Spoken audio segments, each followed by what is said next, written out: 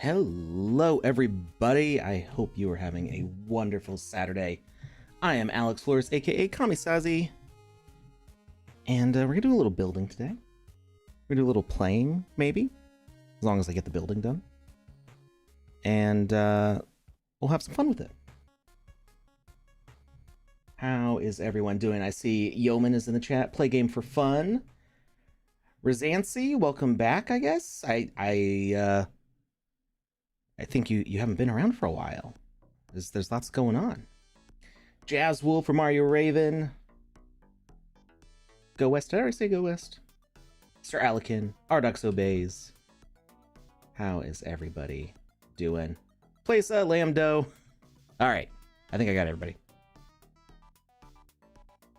And somebody redeemed an oak staff. Where does it say that? I don't see that. I mean, there's a little control panel where I can see everything that everybody redeemed. Where's the button? Let's see.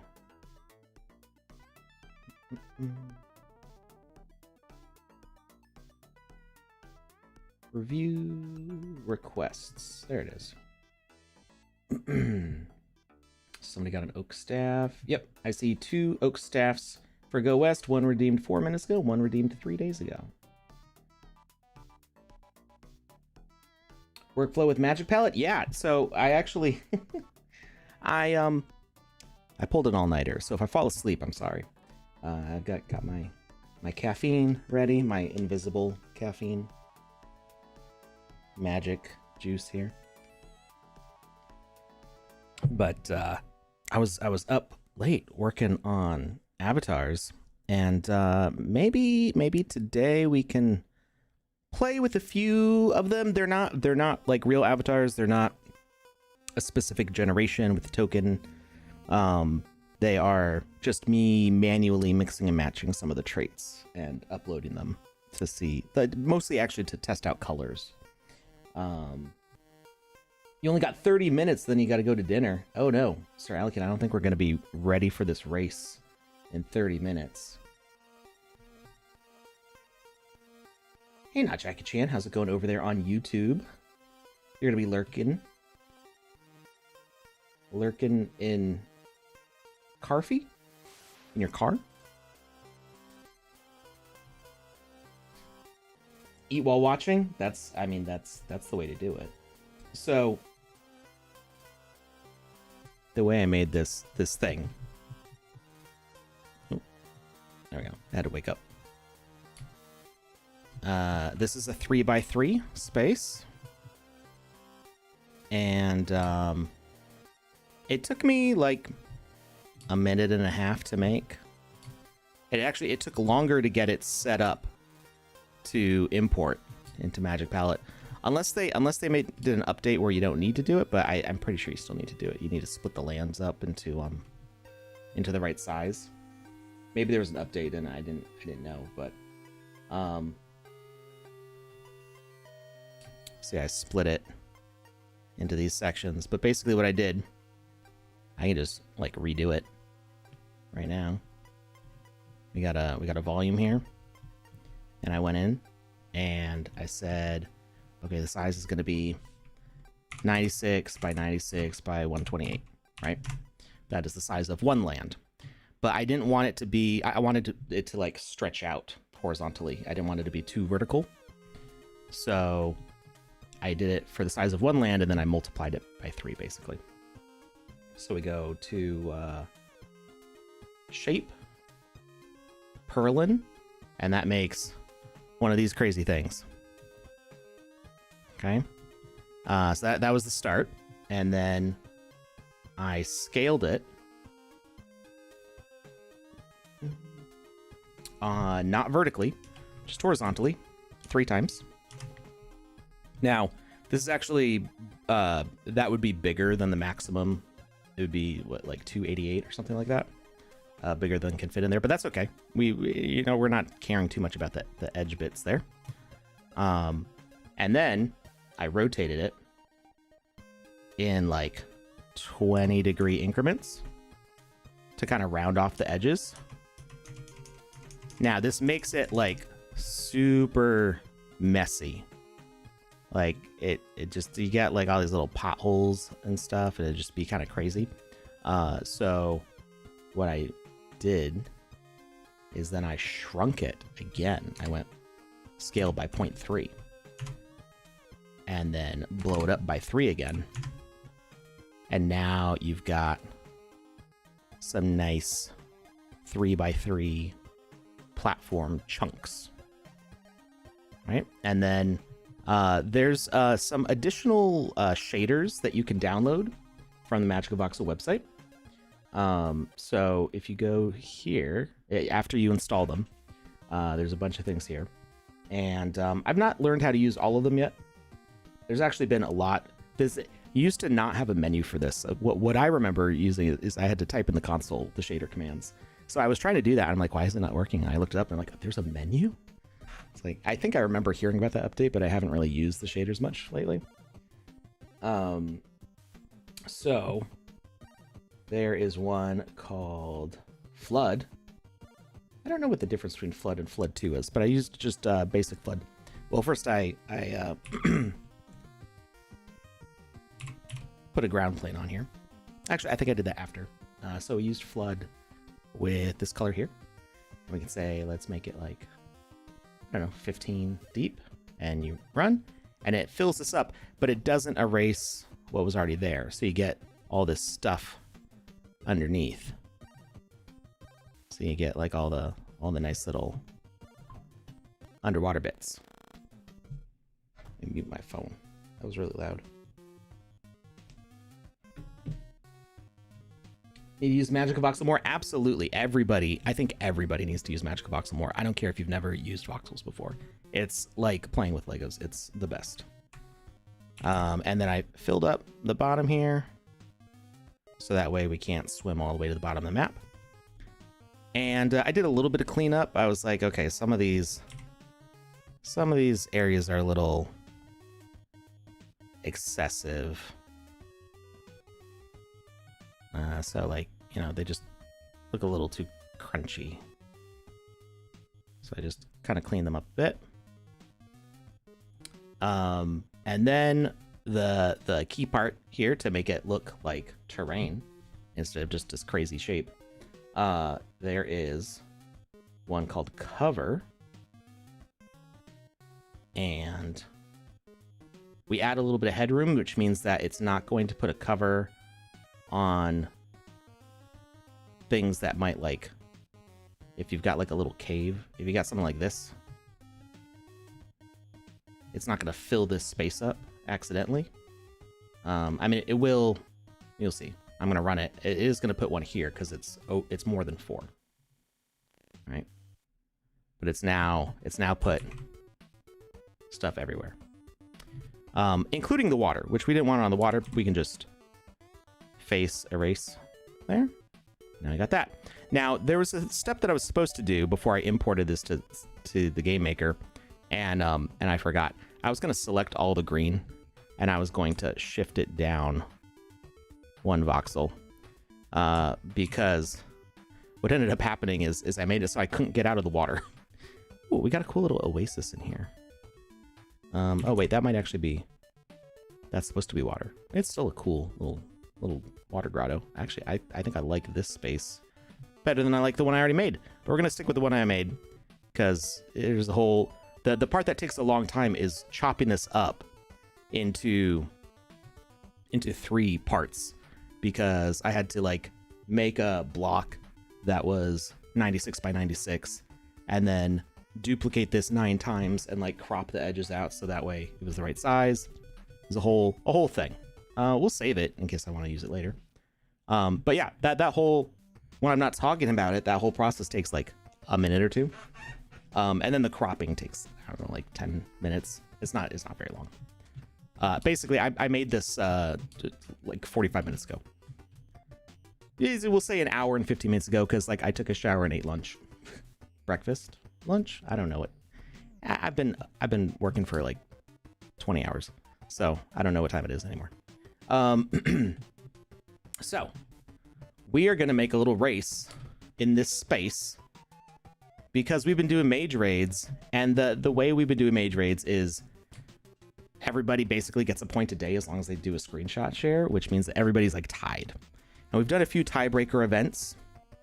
And towards the end of Alpha Season 6 here, I wanted to do, what if we did like a daily leaderboard? What if every day I refreshed a leaderboard and people could run the race? I might even change where the goal is, just to mix it up. Keep things interesting. Keep it spicy. Oh no, I'm turning invisible. Hold on. It's because of all this green on my screen. I've got a very green screen. Is that? It's still green. Hold on a second.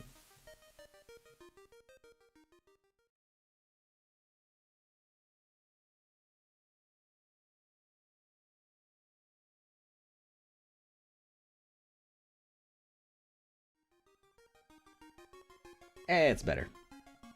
I'm not losing my head like Marty McFly's family. Hey Niketu, how's it going? Sir Alican says, wow. Lambdo says, with Magic Palette, you'll say wow all day long. Yeah, so once I had that file and I saved it and it was all split out, which, did I exit Magic Voxel? I did. Once I split it up into these sections like this, see, they're each a one land chunk. And that you wouldn't want this in here. You'd want just the land. Once that is saved, we'll bring it over to Magic Palette.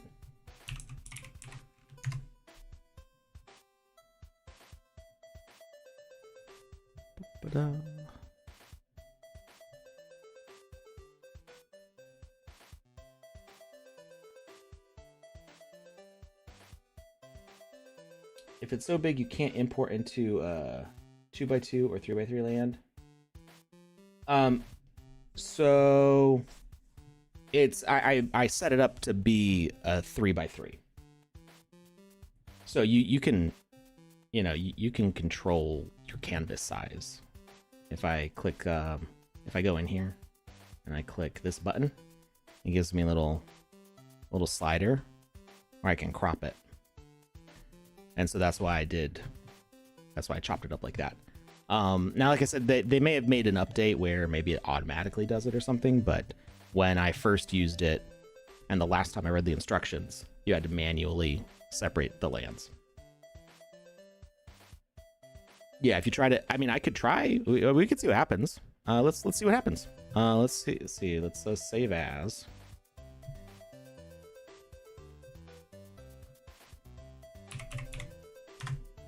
And we're going to delete these. If I don't have to chop it up, then that means I wasted a bunch of time today, but I'd be happy to know that I don't have to chop it up anymore. So this is I saved it as a separate file, so we'll see what happens. We say open, and we get this try file, and I have a feeling it's going to yell at me. Oh my god, does it not? Holy moly. Guacamole. Oh my god. I wasted time, but this makes me so much happier. You don't have to chop it anymore. Now I would still want to chop that because this is now like too small. Well, I guess the things that I would want to add, I could add in the Game Maker very easily. Basically, a 3x3 is larger than the maximum single volume size in Magic Voxel. So it's like the edges are kind of trimmed off. So if I was to just put this on a 3x3 right now, there would be just waterfalls off the edge and empty space. So what you could easily do is just extend the land out, you know, use the tools inside the Game Maker to just extend the land of the water out. And that would be the fastest way to do it. Or in Magic Voxel, you could chop it into quarters instead of into ninths. And yeah, my math is right. And use the quarter sections to get that full land size. But yeah, other cool thing is you can select which blocks you want. So we can be like, oh, let's use the deep sea palette. Oh, no, sorry, that's for the generator. Block inspector, palette builder. This is what I'm looking for. So we can be like, hey, let's make the water look like slime. And let's make this be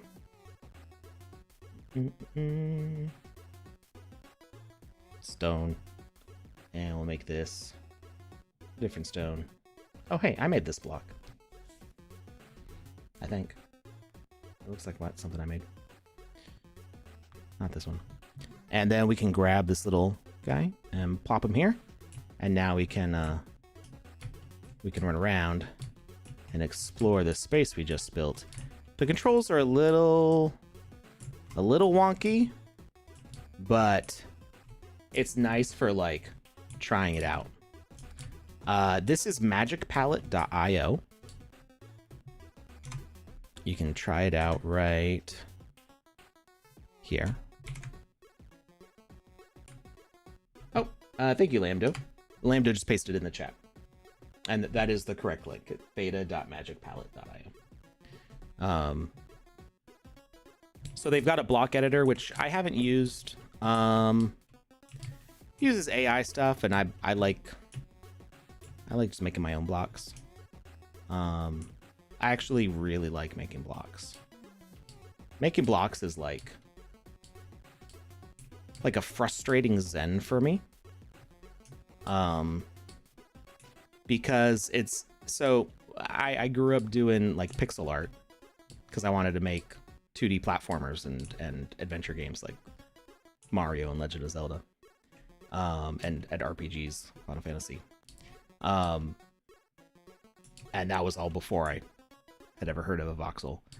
So in making blocks with voxels, like you have to consider wrapping around the edge of the block, because the corner piece is, you can't have like a different color on this side from this side.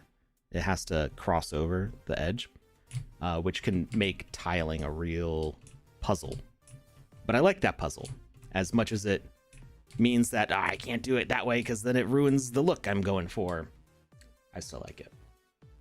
Yeah. And then there is, you can't just directly dump this into the Game Maker, at least not yet. I think they're trying to figure out a way to get that done, but they will do it for you. So if you, gotta free my mouse up. I don't remember where the button is. Oh, I think it's this one, export. Wait, it says the H for Hytopia. It's the tooltip isn't right there. Okay, that's cool. So you can make a Hytopia map. Here we go. Export it. So you put in your email and your username for the sandbox, and then they will upload it for you. I don't know how. I've heard like it's usually like within like a business day. But that probably depends on how busy their team is. And I know that Pepe's family unfortunately had to deal with the house fire and stuff. So I don't know if that's like slowed down things for them. I'm not sure if he does it or somebody else on his team does. So hopefully their living situation's getting sorted out nicely. I'm just glad that everybody was safe. Anyway, great tool. You can see that this can really speed things up, and Magic Voxel is just really fast to work in anyway. And you can copy and paste sections. You can cut and move things around. Like you can do all sorts of stuff.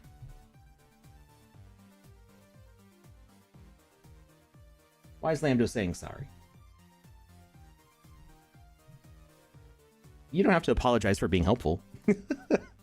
No, thank you for sharing it in the chat. Are there any plans for VoxEdit expanding its capabilities like in Magicka and Palette? I honestly don't know.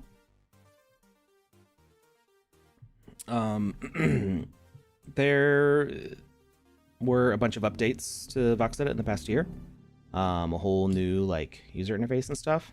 And I don't know what more plans there might be for like modeling and stuff, but there were some interesting and I think useful improvements in the more recent update. I'm kind of okay with VoxEdit being the way it is and Magicka Voxel being the way it is. Like Magicka Voxel can't do the rigged animations that VoxEdit can, and VoxEdit is not as powerful of a modeling tool. And I kind of like them. I know what I'm getting into with each of those tools. And their save files are compatible with each other, so you can like send a Vox file back and forth between them if you need to.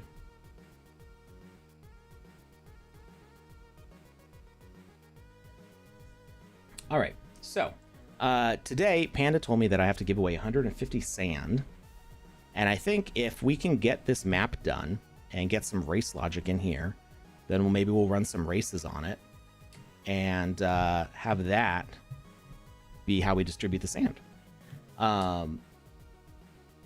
We are also doing a giveaway form though. I already set that up. So we are about to head into an ad break here. I'm going to go ahead and share the giveaway link for Wizzy the Orange's Singed Hat.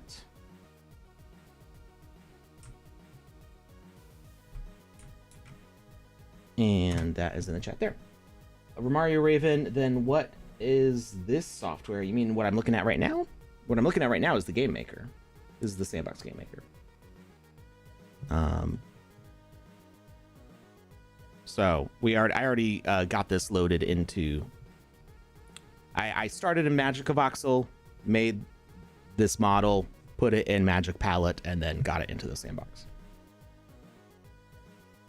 All right, we got this ad break, but we will be right back.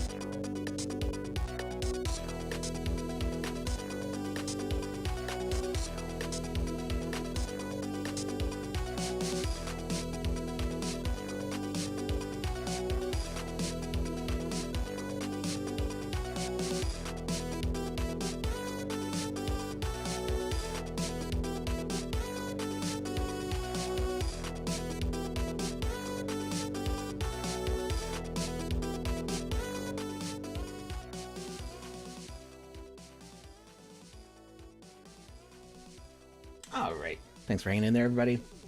Make sure you fill out that giveaway form for Wizzy the Orange's Singed Hat. I just tried Palette, but my computer went crazy. Vox and Magicka are all that's left.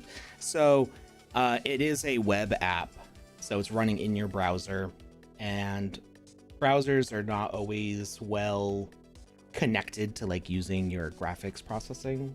If you have a dedicated GPU, sometimes you need to tell it to your browser to use hardware acceleration, and it's web apps just typically are not as efficient as like a dedicated installed software on your computer. I think there is like a convenience of use for having it as a website as opposed to a program that you download, and it lets them make sure that they can always keep their stuff up to date whenever people go to use it. But yeah, typically unless I'm doing something really crazy in VoxEdit, Magic Palette definitely runs slower. But I mean, it's trying to do something pretty advanced in a browser. But yes, it's Magic Palette plus Magic Palette IO, and then to the Sandbox Game Maker. Yep. Why are my game genres locked in Magic Palette? I'm not sure what you're looking at. Let me see. There is a Discord for Sandrush, who makes Magic Palette. So join their Discord. They will. I'm sure they're nice people. I've worked with them for years. I'm sure they'll be happy to help answer any questions that you might have about Magic Palette. As far as genres, maybe you're talking about the different palettes that were on the side. That is specifically for the generator. Hey, the Real Headshot just joined. We're making a parkour map, or a race, I guess I should say. So you're talking about these things. So you can change them here. But if you loaded something in, I don't think it works, because I clicked on one earlier and it didn't do anything. This is specifically for the generator, so you can generate new layouts, and it does like a procedural generation that mixes it up.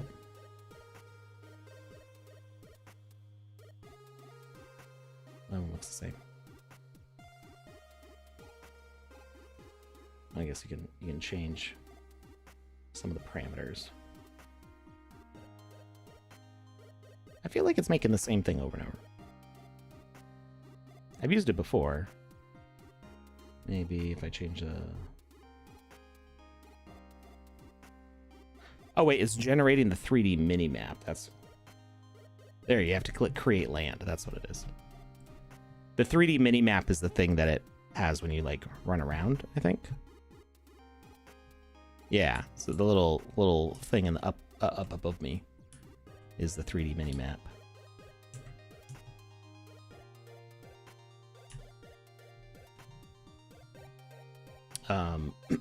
So yeah, I don't know if this is what you meant by the genres. You see 3 locked ones. Oh, these. It's not that they're locked. They're not made yet. Like, I know there's a padlock on it, but it's not. There's no way to unlock them. It just means that they're not actually. They haven't finished developing them yet. They're locked because they haven't come out yet. I'm not sure how soon those are coming. But yeah, they're just. It's not you. It's them. All right. So, first of all, this is like way too bright. Let's get some. Ooh, that might be too orange. I don't know. I kind of want to see what this looks like. Oh, it looks better when you're not in the editor.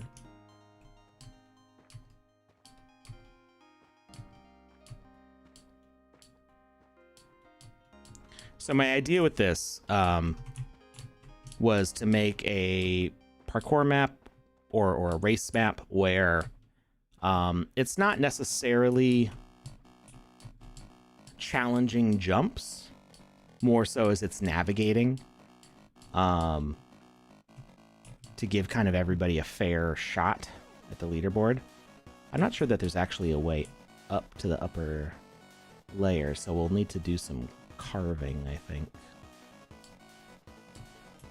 There is this side. Whoop. So we just need to put in some basic race logic and then kind of make sure that there are some path options. Oh, like we could definitely, probably dig out some stairs here. I remember taking a look at this side, and for some reason this guy can't edge climb. I'm not sure what's up with that. So that gap's way too big for that jump, but I think that would I don't actually know if that would go all the way up.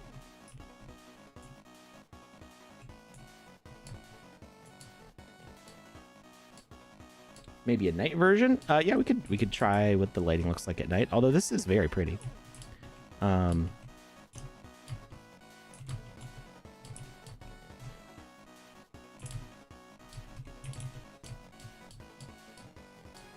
we might be able to get through.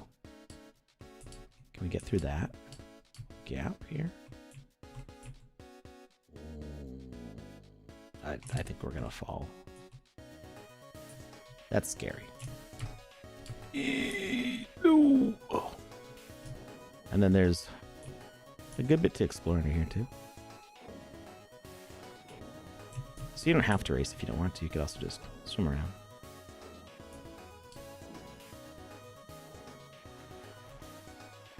All right, enough goofing off. Let's get to work. Hey, last year trier, how's it going? All right, now where did I put that spawn plate? I put it on the beach somewhere. Here it is. All right, so first off, let's see if we can get a player that will edge climb. We're gonna do a custom avatar and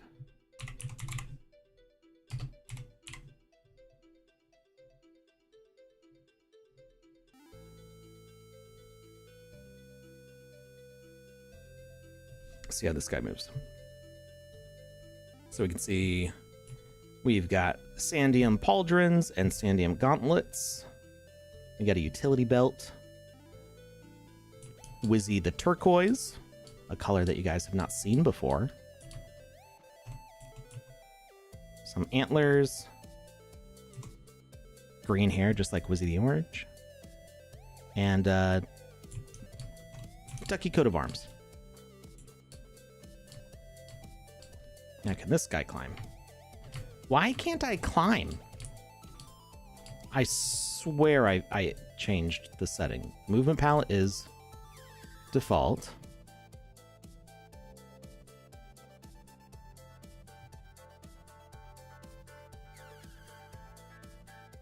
Maybe edge climbing doesn't work in legacy games. So anything that you import from Magic Palette comes in as a legacy. Because that legacy change kind of messed with some things, and anytime you import something, it recognizes it as legacy. So, why can't I climb over the edge though?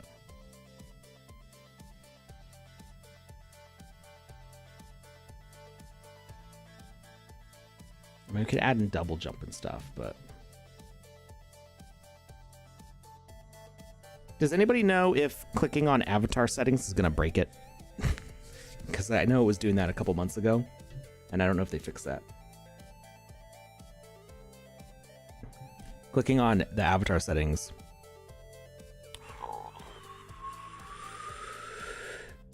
It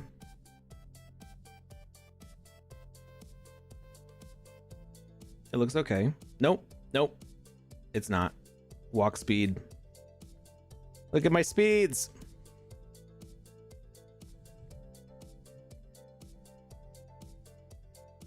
We've now turned it into a running in place simulator.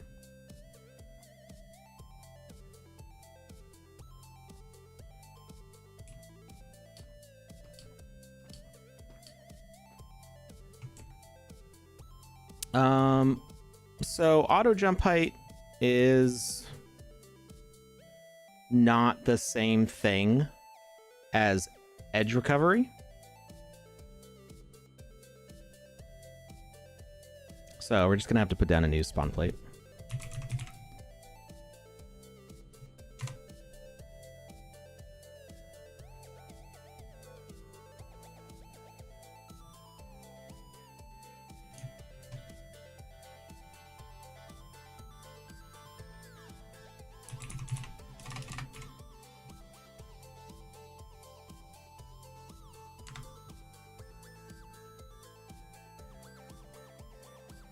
We should be able to move okay now.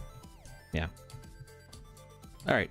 So the the custom avatar control settings still bugged. Just return to the purchased avatar.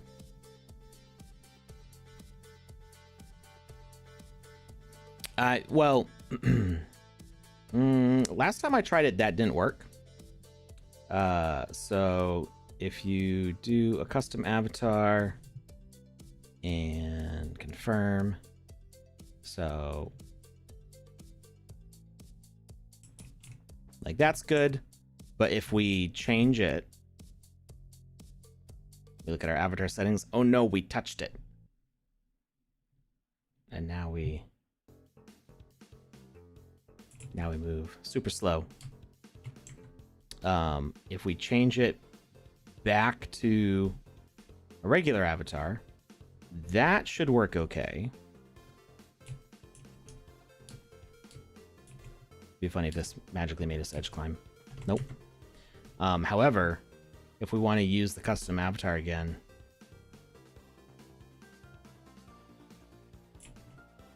we're still slow. Yes, Jessica, that's what I did already. Was delete the spawn point.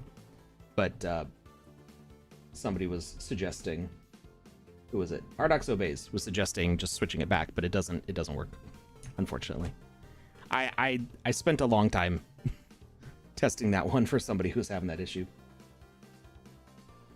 It's like when you try to run in a dream, that's exactly what it feels like.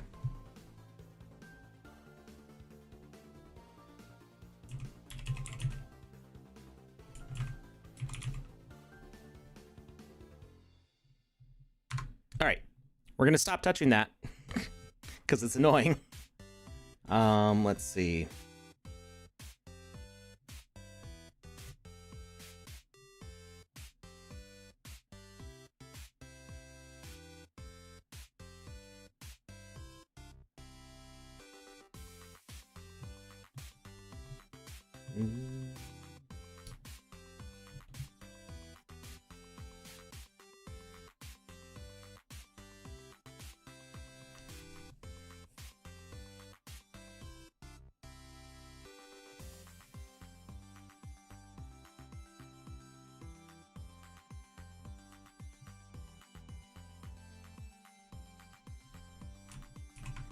So we're gonna have a few options. Can I put them right on top of each other? Will it get mad if I do that?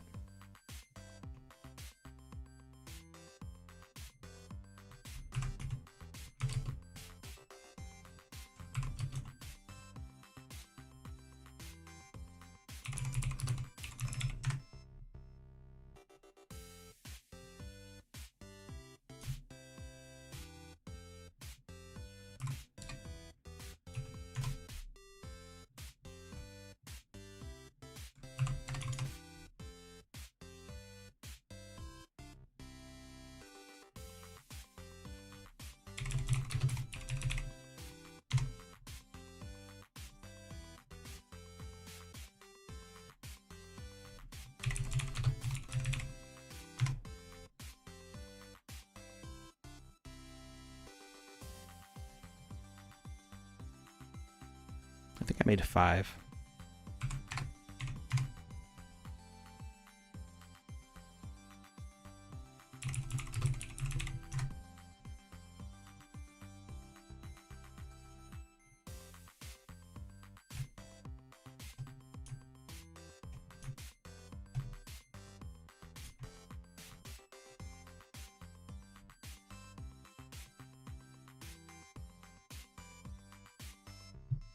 Oh no, it doesn't like that. Do 2 spawn platforms and on random the player go on one of them, dividing the players into opposite teams. So I'm not planning on making a team game because that's just very complicated. Why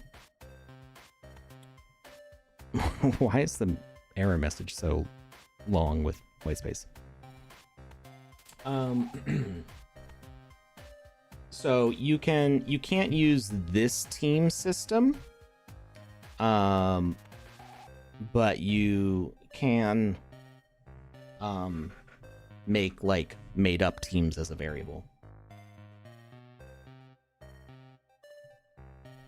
But yeah, I don't plan on doing teams for this one just because it's like a solo race. But we will do some shrinking.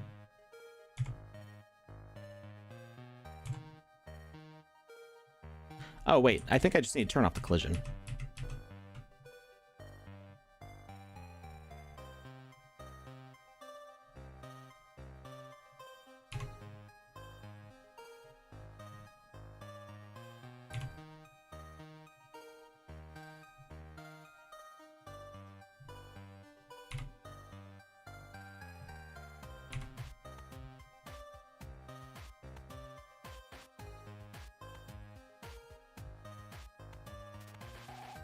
There we go. All right, we've also got Wizzy the White here with his Fu Manchu and some sailor tattoos. He's got a kraken wrapped around one arm with an anchor and a sea serpent and just a rope wrapped around the other arm. He's sporting some green boots. Can't really tell because of the orange all around. That's okay. And who else we got? Now, this is one that I really wanted to test the color on.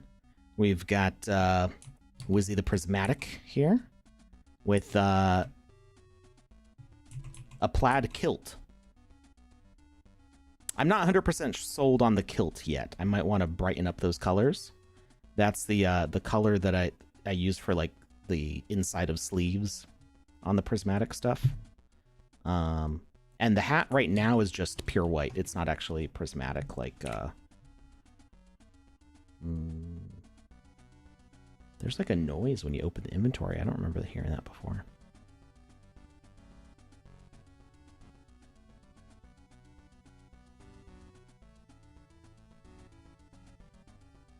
Where's the prismatic hat? Ooh. There it is. Whoop. There it is. You can see there's subtly there's color on it. Right now the hat's just white because I haven't finished texturing. And then you can definitely see it like in the shade and underwater.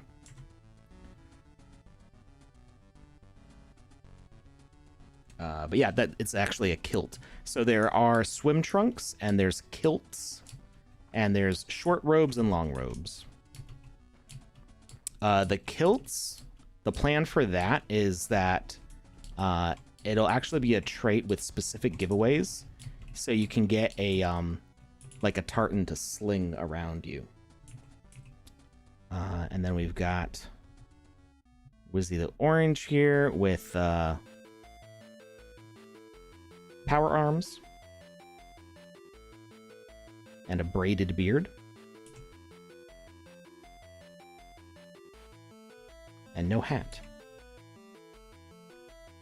So he can put on any hat he wants.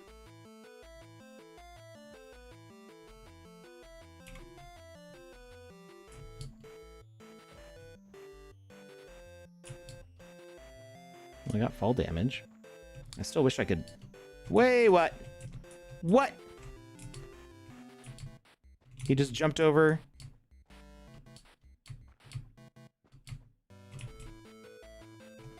So he can jump clear over 2 blocks, but he can't edge climb. And how come he can jump? Does this hat have power? I don't...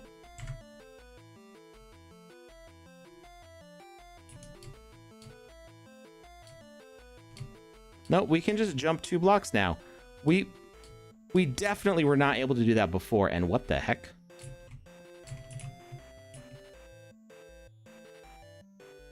Where do you come from? Leaving stuff behind? There's a hat in the water here.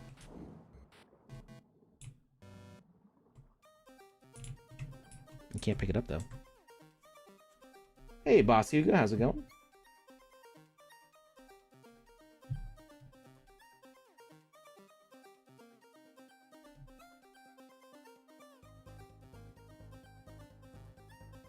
But Jazzwolf, I wasn't able to jump 2 blocks just 5 minutes ago. Alright, we got Wizzy the Red. who is a bit corrupted here. Oh yeah, I'm gonna need to work on that red glow. It's too abrupt of a transition there. And he's got an alchemy belt. And an alchemy emblem on his back.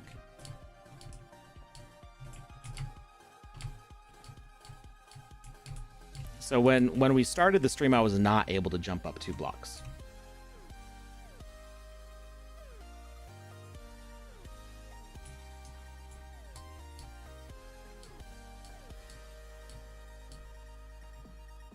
You know, I think last time I was working on the Game Maker, it was still having the leftover item bug. I feel like I remember seeing that on stream. But yeah, no, at the beginning of the stream, I definitely was not able to jump up over 2 blocks. And before the stream, because it was getting very frustrating. That's why we were talking about the avatar settings in the first place.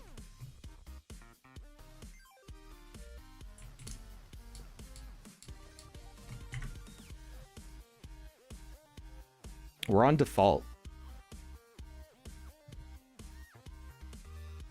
You guys think I didn't check all this already?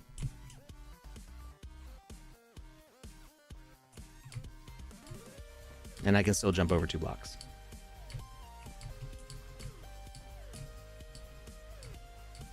Tell me something I don't know. So, yeah, I know. I don't know why I wasn't able to jump 2 blocks, and now I am. I don't know what changed. The only thing I changed was the collision of the spawn plate.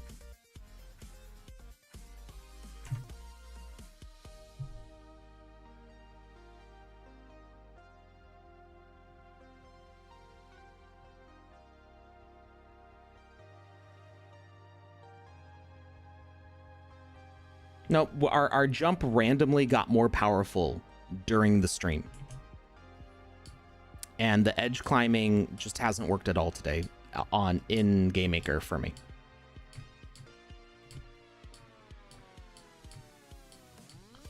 I feel by the end of the stream, we're going to be able to jump 3 blocks. It's just going to keep on slowly getting higher and higher of a jump. All right. So we've got our guys that spawn in. I think what I would like to do, you know, if people are using matchmaking, they're going to come in at roughly the same time. But I guess we want to fence them in. So we should have some sort of barrier.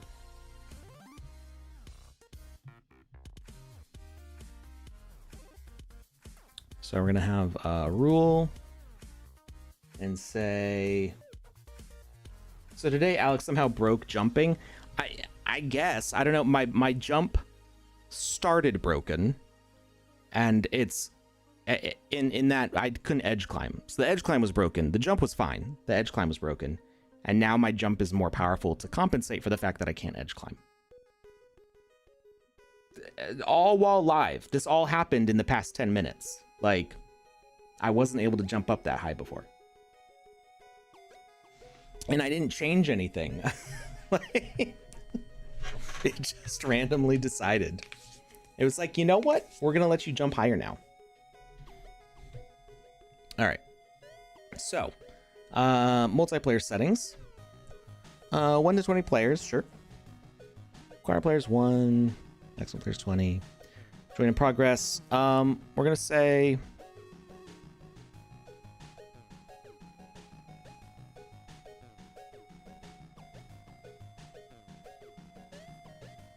irritates you when things are remaining when you're testing equipment. Yeah. If you save and come back, does the stuff clear? Because I know, like a year or 2 ago, there was a time where sometimes people would have an object that was stuck in the experience and there was like no way to get rid of it. So they would like build stuff around it to hide it. But that was a long time ago.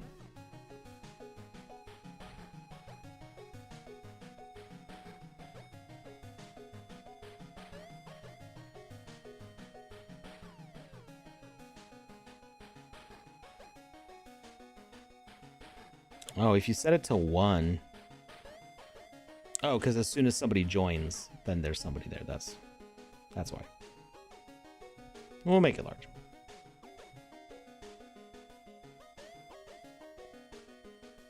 Wait. Is this new? The player tag visibility, is that new?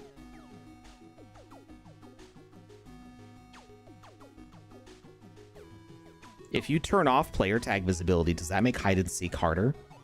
Because they can't see your name if you're like hiding in something? I don't remember this setting being here when 0.12 came out. Cause I wrote the changelog. Panda will hate it. That sounds like a good reason to add it.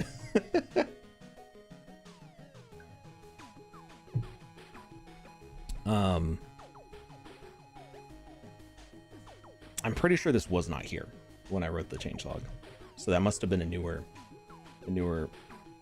smaller version update. I wonder what else I don't know about.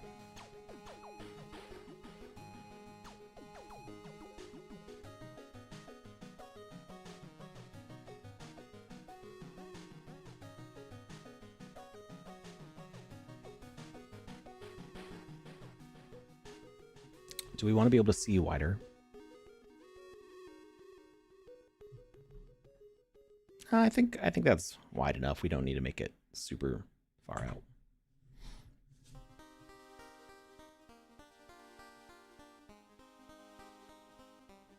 All right, so let's start putting some logic in. When the player joins,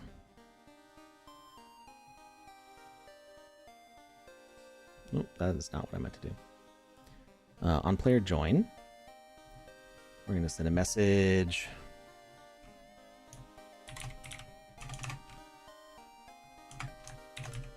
Game start.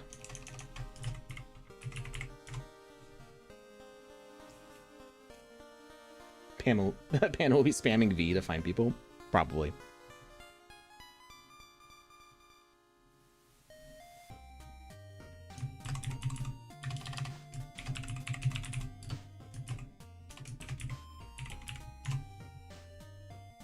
All right, and then we're going to have a variable for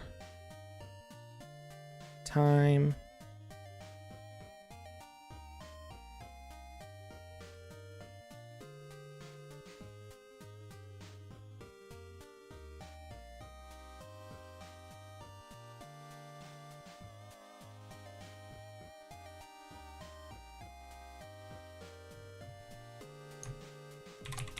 Countdown.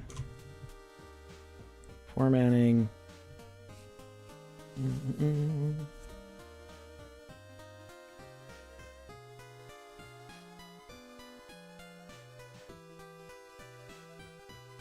All right, and then we're going to start a timer with countdown, and we'll say give it 30 seconds at the start of the match. Let everybody load in, put on speed equipment if they want it.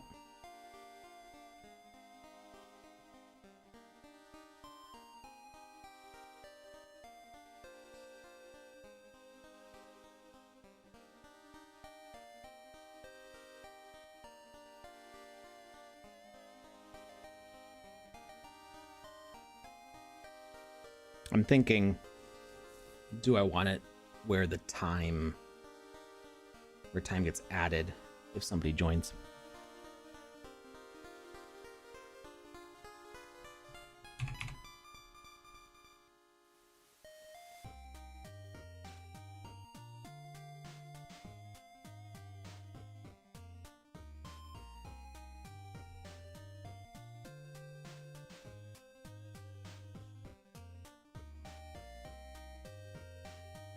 often add a function that V doesn't do what she needs.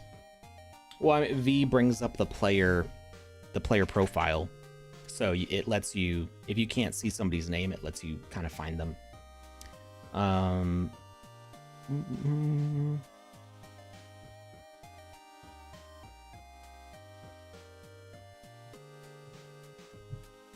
I don't remember if this will change.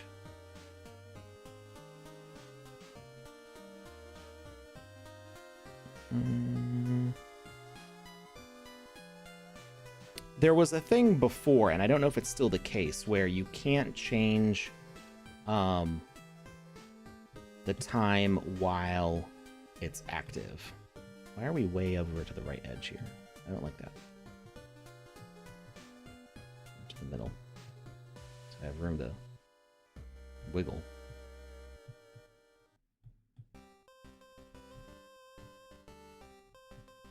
There we go. I don't feel like crammed into the corner.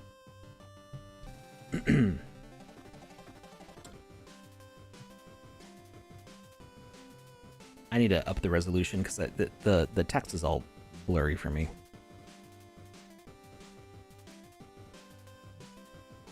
I turned it down for running around, but I'm like squinting at the text. Doesn't help that my eyes are tired.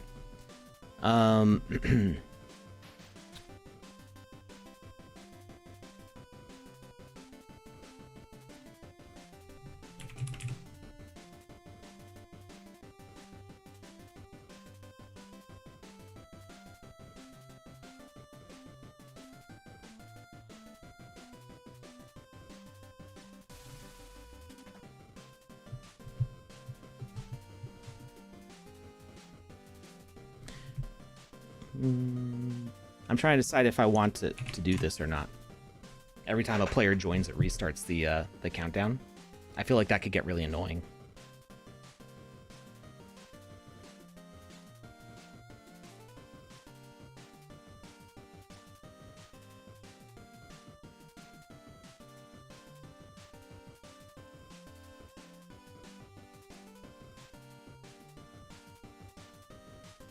All right, and then we need a HUD.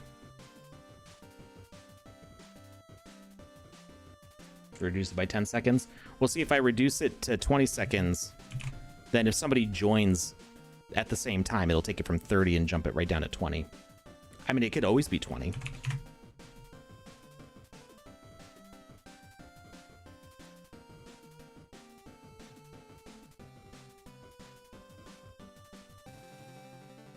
All right, let's see.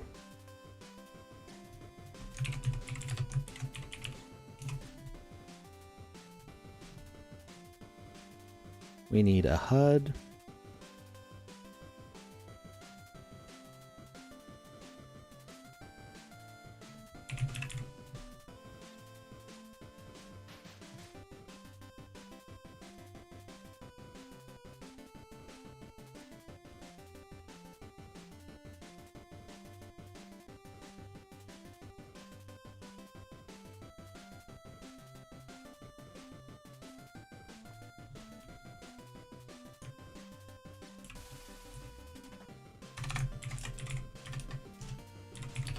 Race starts in...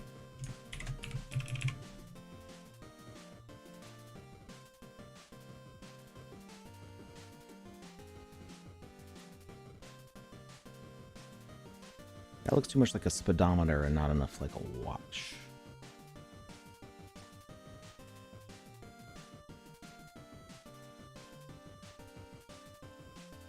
Ah, there we go.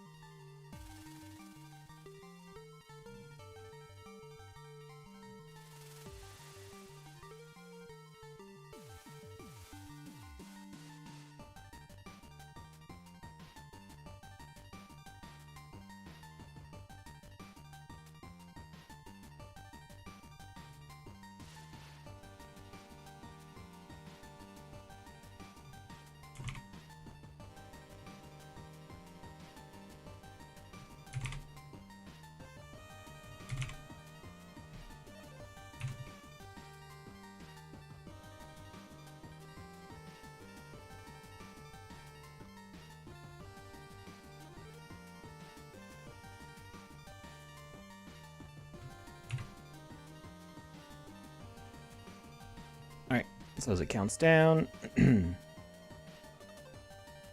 yellow, green, it means go. You know, actually, I think should have it just at 0. Will it actually change to 0?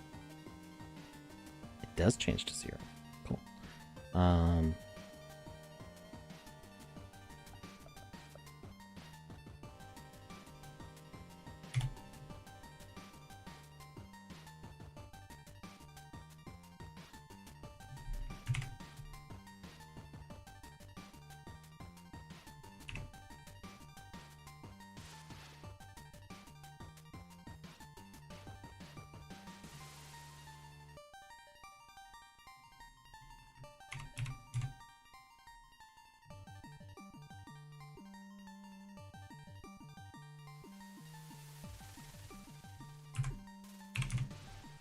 There we go. Power off. Bye, Ardox. Maybe add 10 seconds to let the player walk to a specific place. If all need to be elsewhere, then spawn at the point. So we're spawning like in a start pen. Have a good one, Ardox. So it's not you're not going to be wandering a lot at this very start. We're kind of all in a confined space, and then the gates come up, and then everybody can run.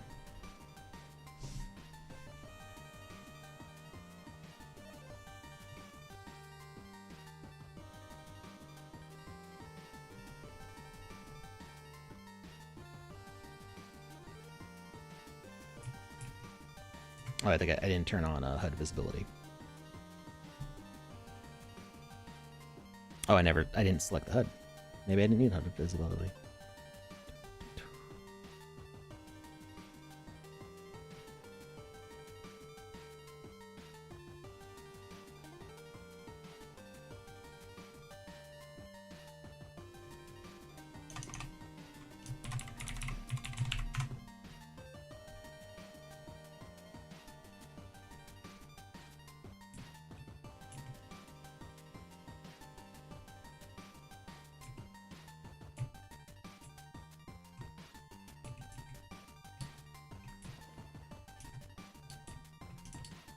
I feel like there was a way to make it like animate and shake the number before. It would like pulse.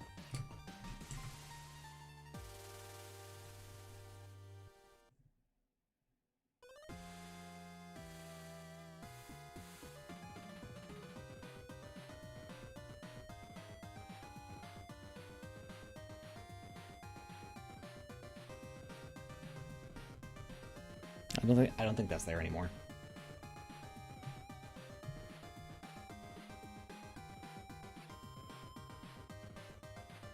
All right, so the countdown's working. Let's see. Let's get.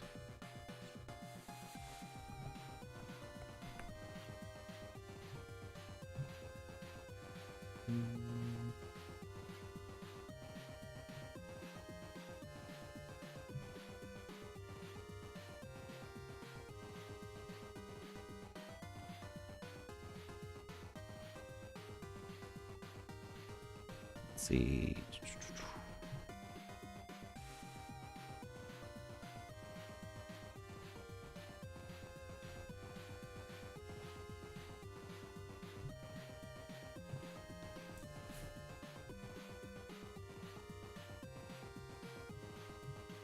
Oh, I don't know why I'm doing that. We need a message to send. Race start.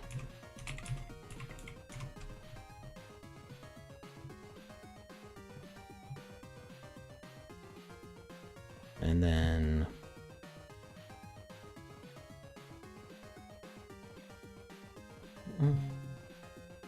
race start's gonna be what? Freeze us all to run.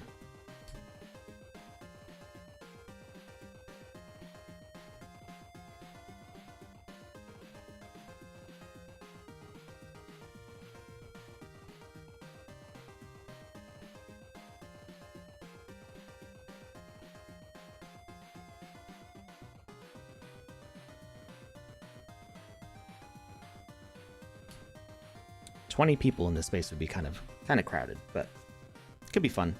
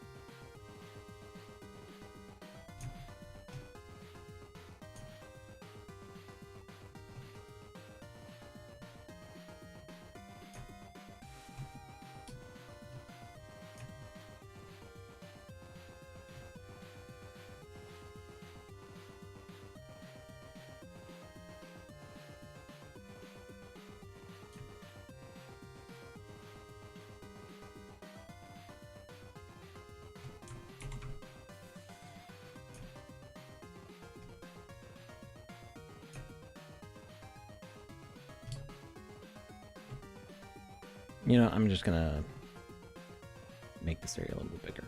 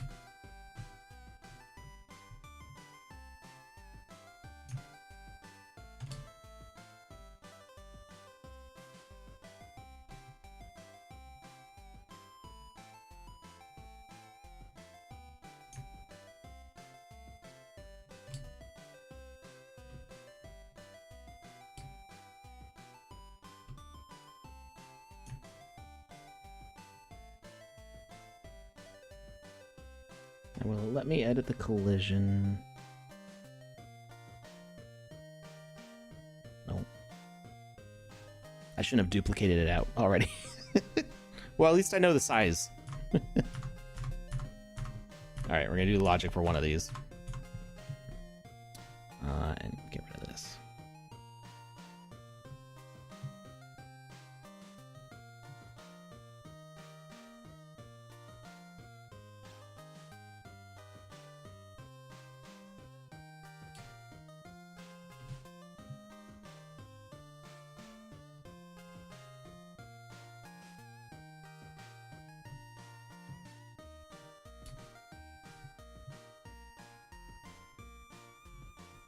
All right, so we need this to have a taller collision.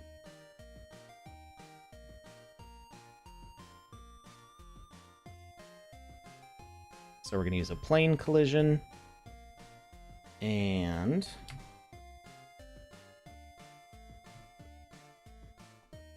we're going to scale it up.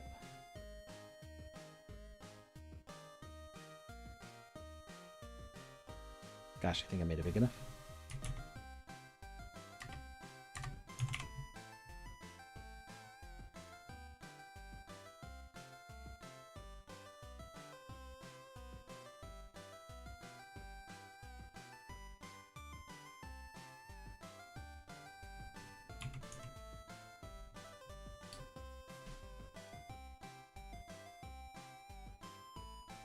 All right, and then we need this to be destroyed when the timer goes off. So we're gonna add a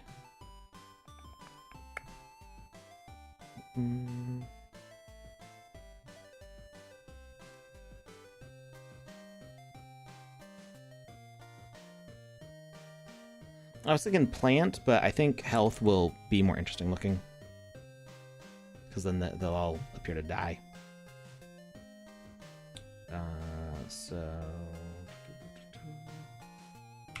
0 death delay, instant kill. Is going to be race start. No health bar, immune to attacks. Message sent on death.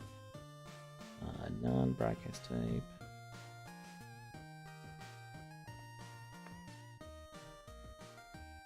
Okay.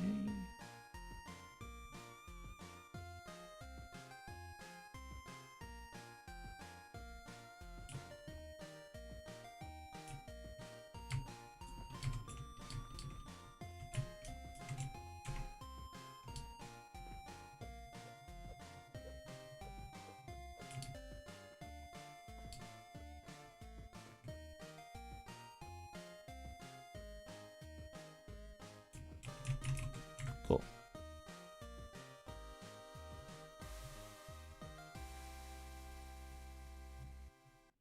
I feel like there should be a little bit of sound to that.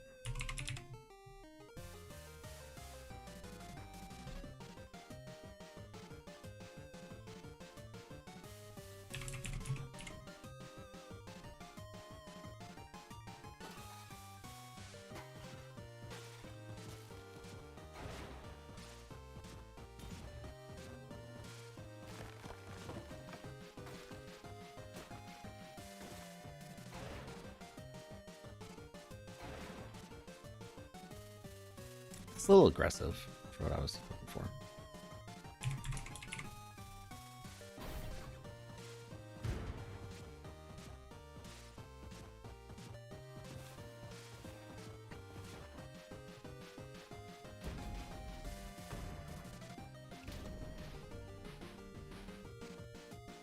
Too much reverb.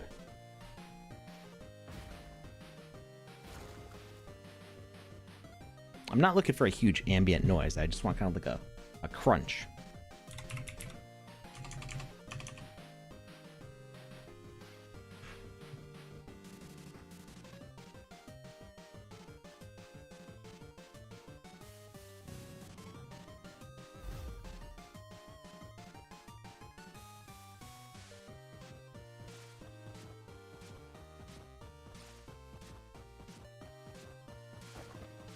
This is more what I was looking for.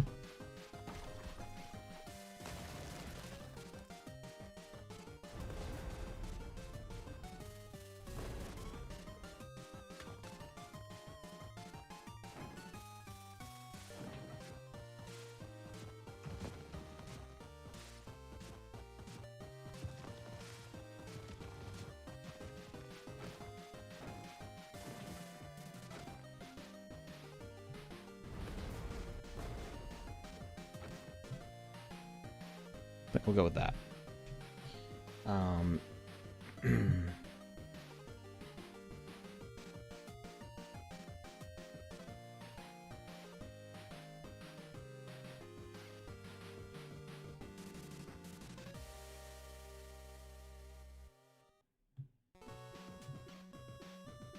And we'll not make it 3D sound, and we'll just leave it on this particular copy. Actually, you know what? I don't even want to put it on the fence because the sound might disappear before we need to use it. So let's go with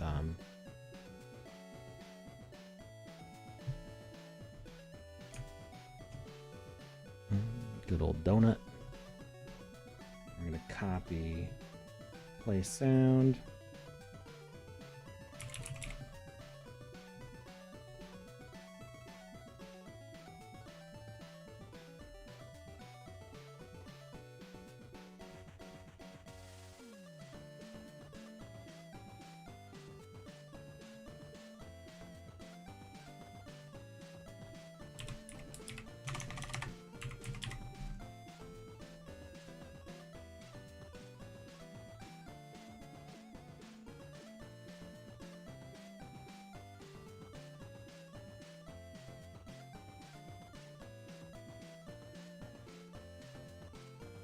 All right, and then we'll wait for this sound to be done. So send clear counter. And that's gonna get rid of our old HUD.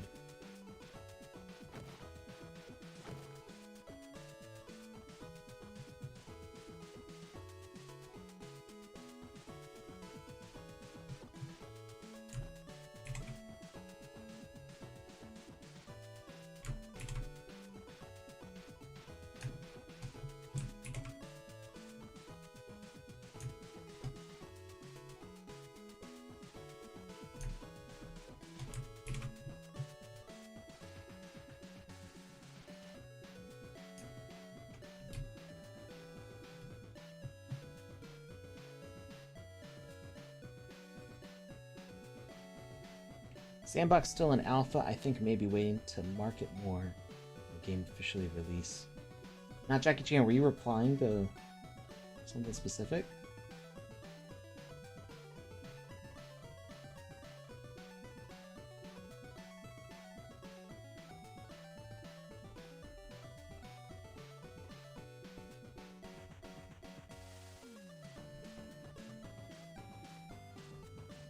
Oh, I didn't even see the other comment from YouTube.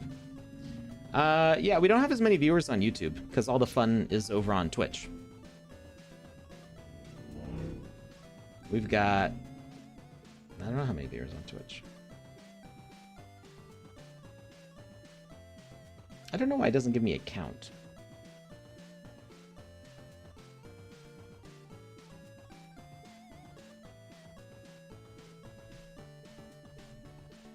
Jazzwolf, how many people we got watching on Twitch right now? Because that might actually trigger something.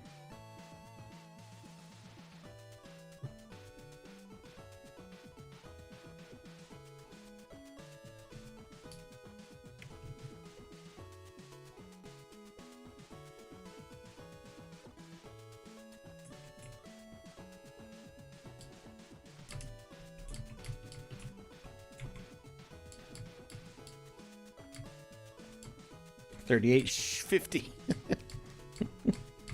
Yeah, I think if it's 50 or more, Panda said that something should happen. Ooh. Okay, and I forgot to have that change the HUD.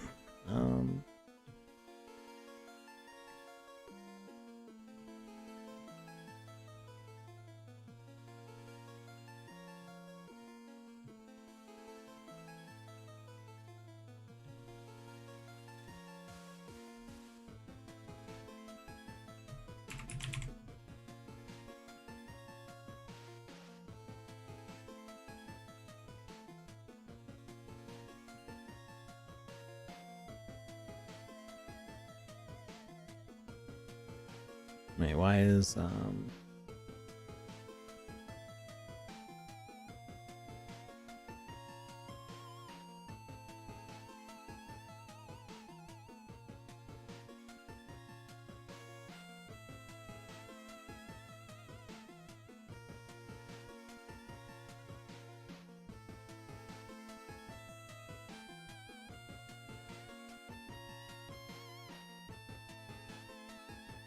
I feel like I'm missing something here.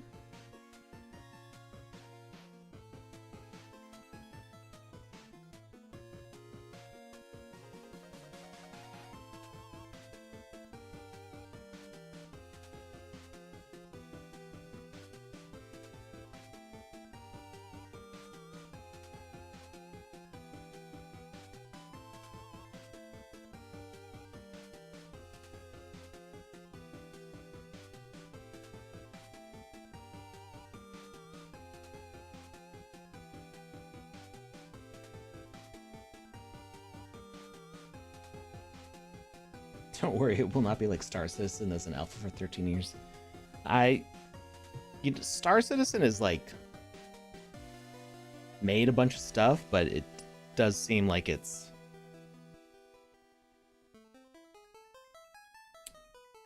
I don't know. Star Atlas seems like more productive, I think.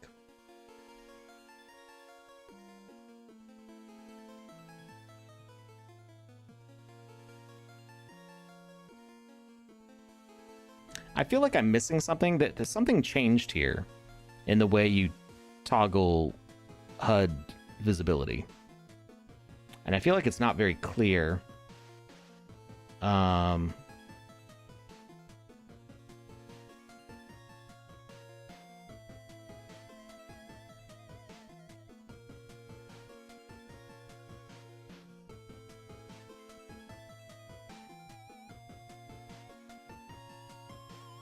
Can I just switch the visibility?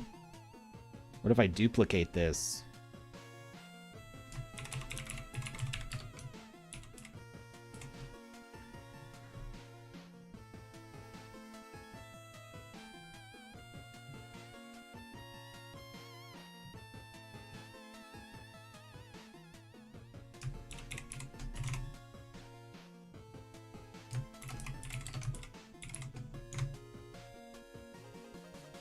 All right, we got an ad starting, but I'm gonna keep working through it. Let's see.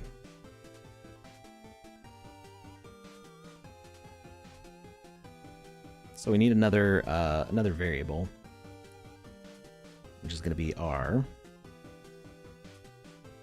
actual race time.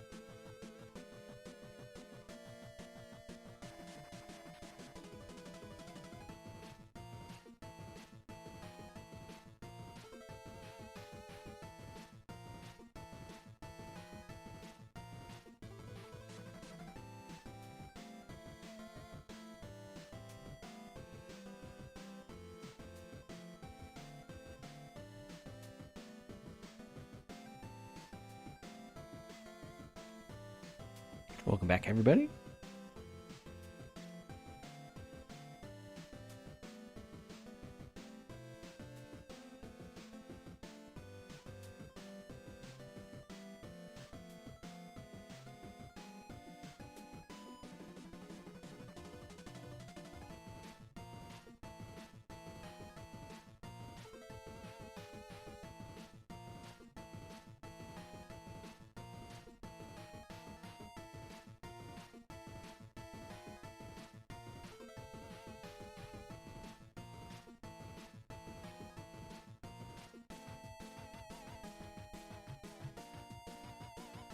All right, so that should, I think, switch it to the race HUD. There used to be a whole thing with toggling visibility, and now I think you just use that. Decide which HUD you want. And we need to have the actual race time start. So let's do stopwatch.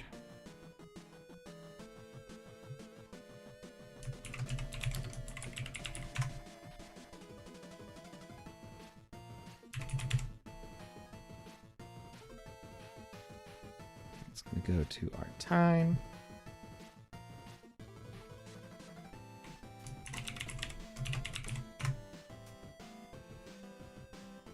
We're going to drop these variables down to 5 seconds, just so that way I don't have to wait so long for it.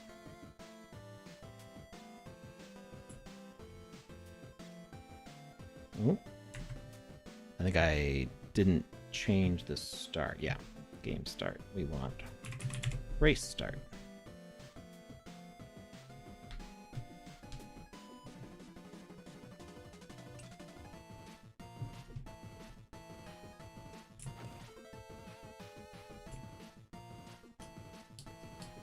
Great. Okay, that all worked exactly the way I wanted it to. Oh, whoa! Ah. I was about to say, Jazzwolf, we can't jump up 2 blocks anymore, but then it did it.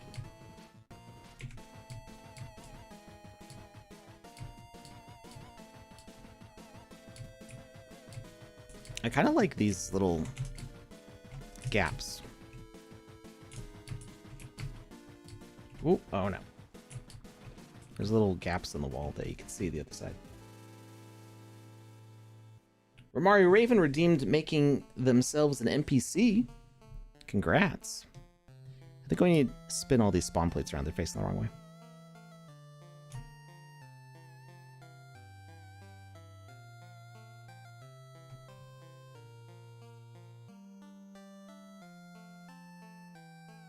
Yay, now we can see.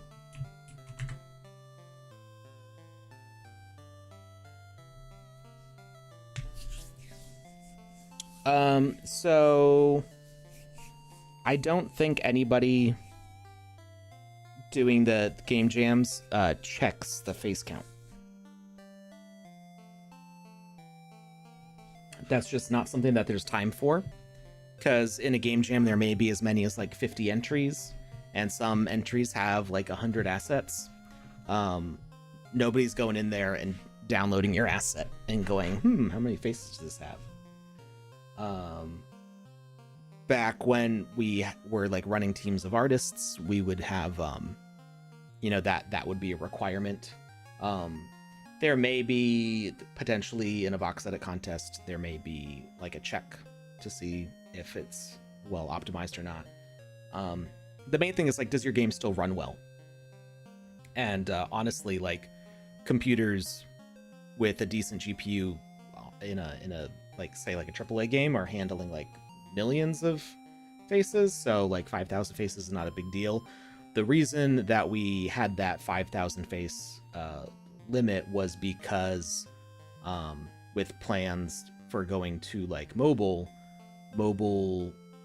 graphics processing can't handle as much going on as a desktop. Typically, it depends on your phone, depends on your computer.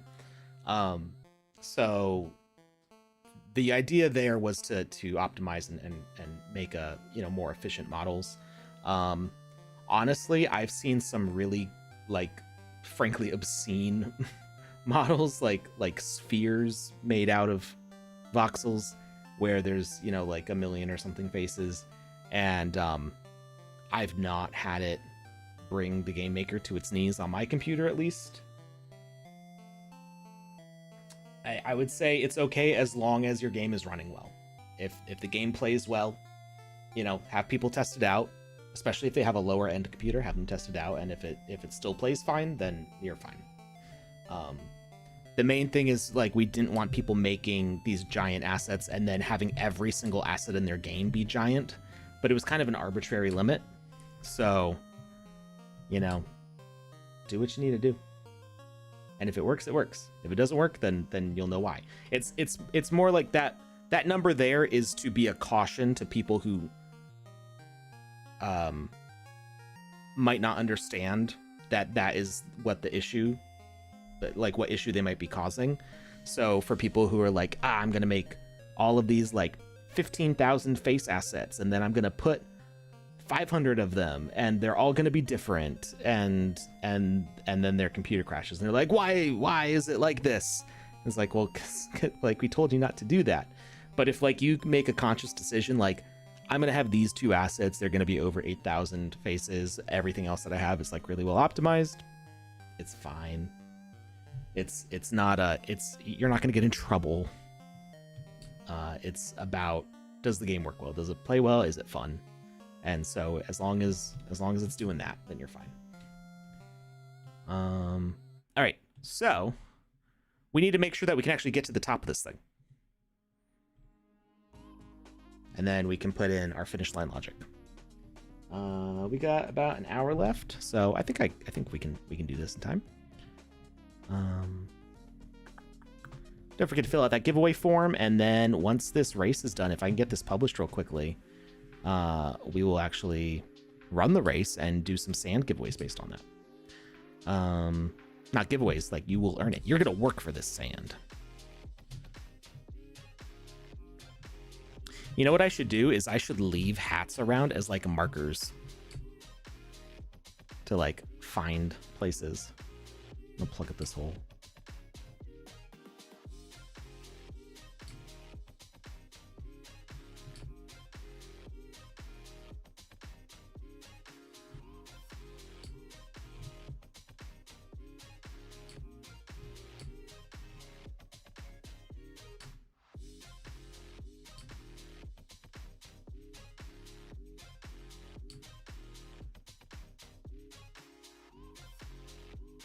Hey, ADJ, how's it going?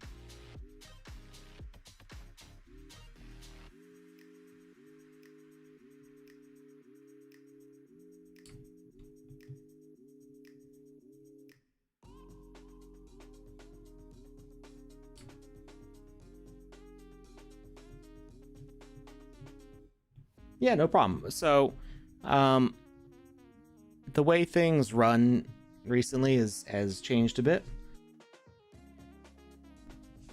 My company used to actually run the game jams, like all of them. Not all of them, most of them. Run the game jams, and my staff would be the ones doing the judging, along with some Sandbox staff as judges as well. And now it's mostly Sandbox staff plus me. And I know that I'm not checking the assets, and I don't think anybody, if anybody had an interest in checking the assets, it would have been me. I don't think any of the other judges are going to be looking at it. It's just not it's not practical. All right, so we want some sort of way to clear this gap. Is there a hole here, or is that just, that's just the underside?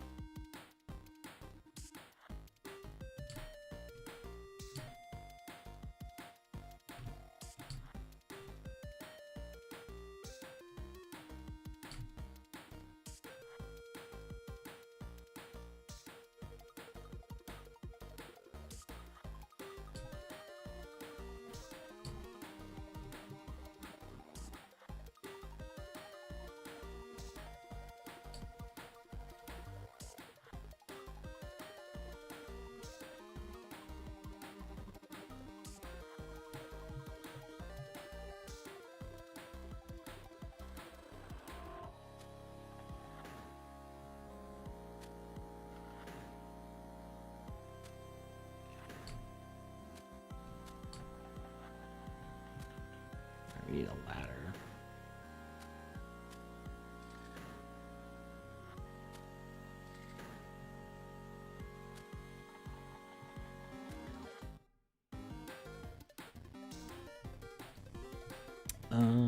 This is a block collection.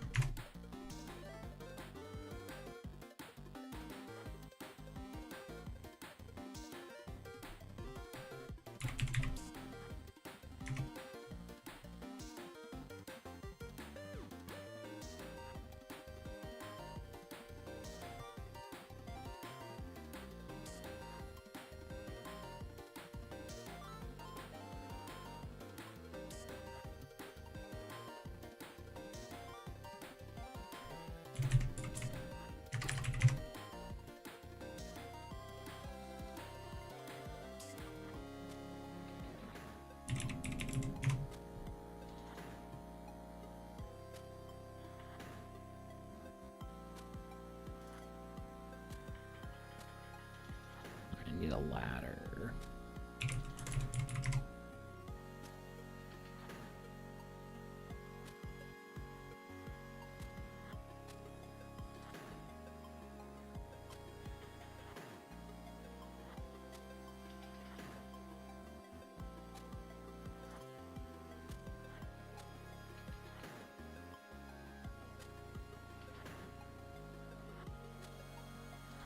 Is the distribution late?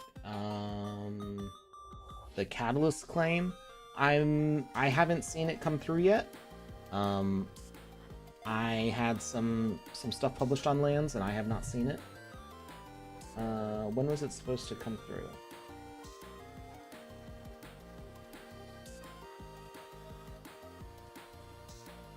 Snapshot is October 17th.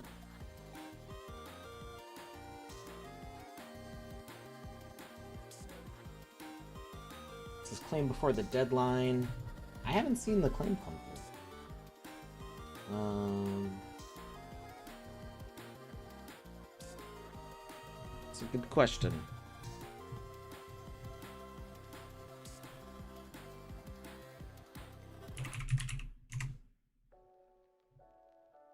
I don't know if that claim was on the event reward distribution notion.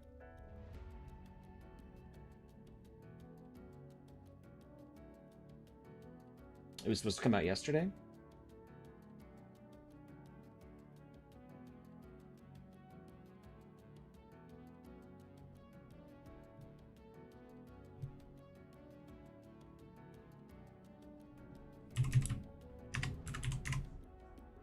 I have not seen it yet, but then again, I didn't look at my claims page today. It says I don't have any claims available, so I'm guessing that it was probably delayed. It's Saturday now, so I wouldn't imagine it would be up before Monday.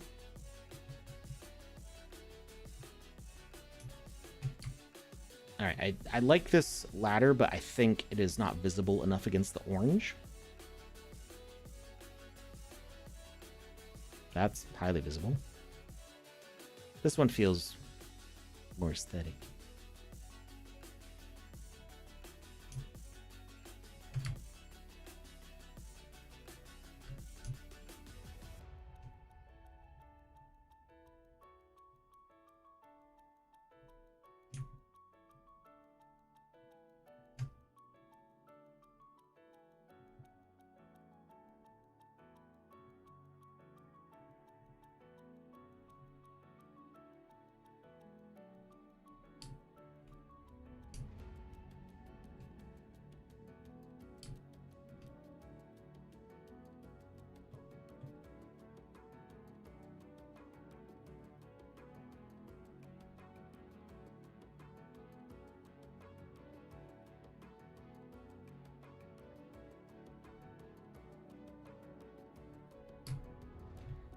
I'm gonna delete one of these fences so I can just run.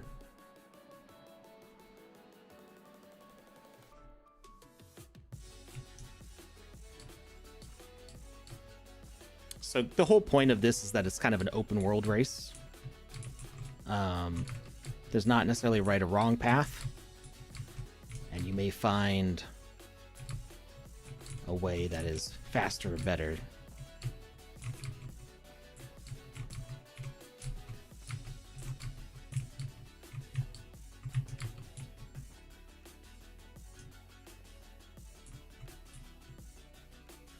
Now, can I actually get to the top from here?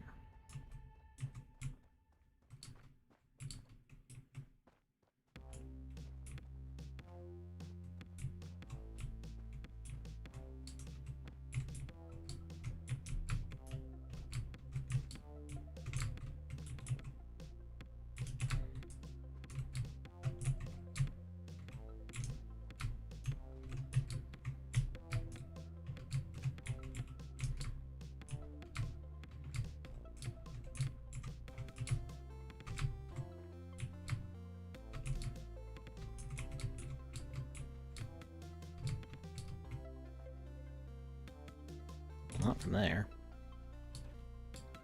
Oh.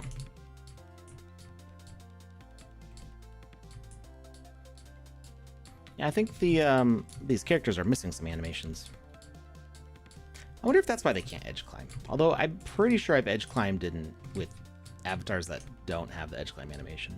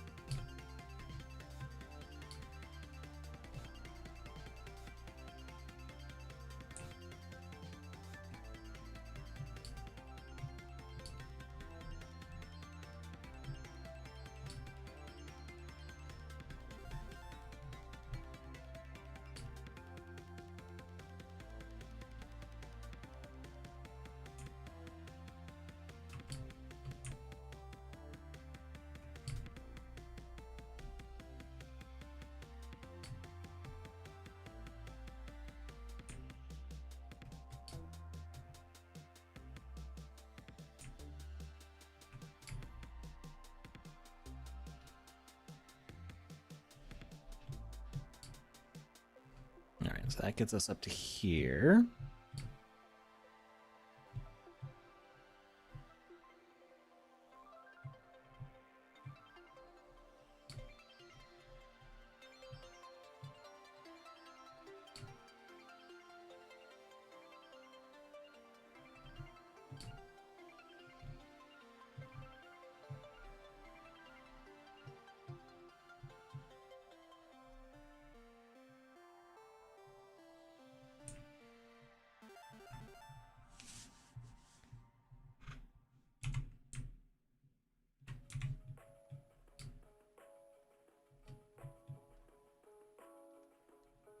Hey, Red Lily Rose, how's it going?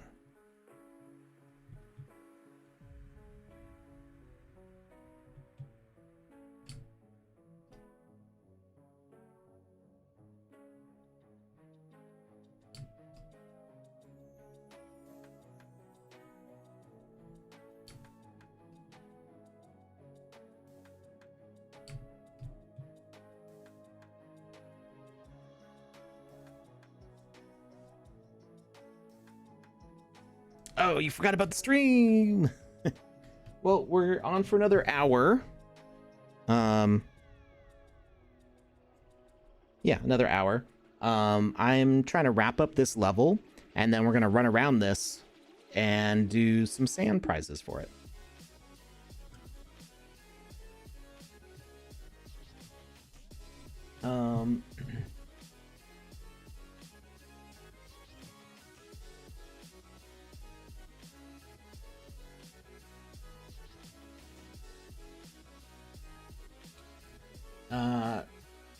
Ike Man.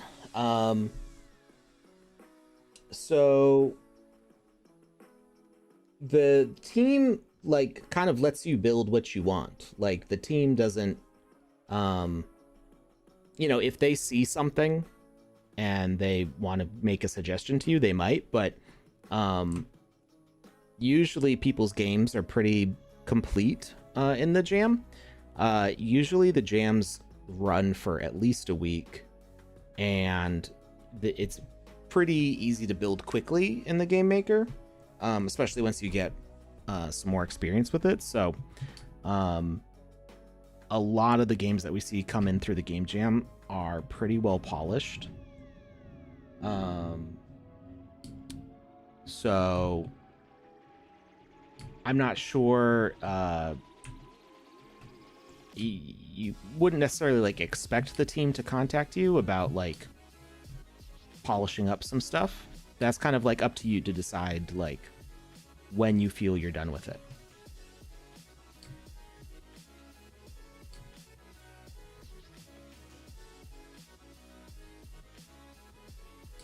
Hey, Metaverse Street Journal, how's it going? I'm doing okay.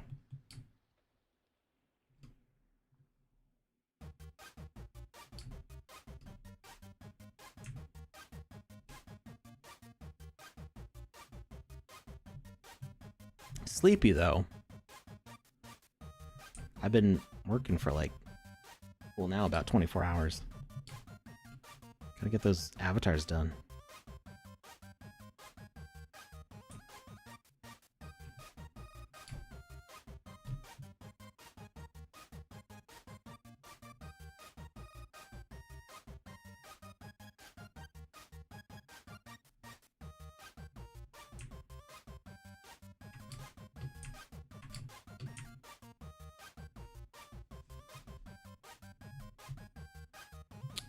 All right, so we got this path going up along here.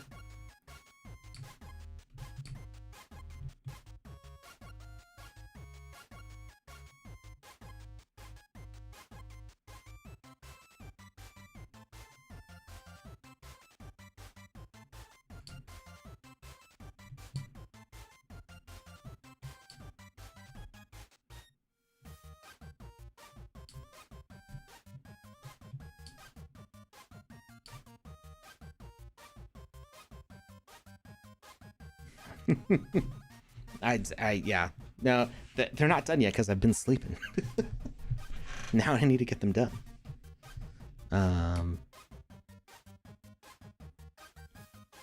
Yeah, it's a lot of like copy and paste because I have so many. Well, we've got 12 different colors, 4 different outfit shapes, and then all the nodes on the body for each of those. And so it just ends up being like a lot of like repeated models with just different color variations.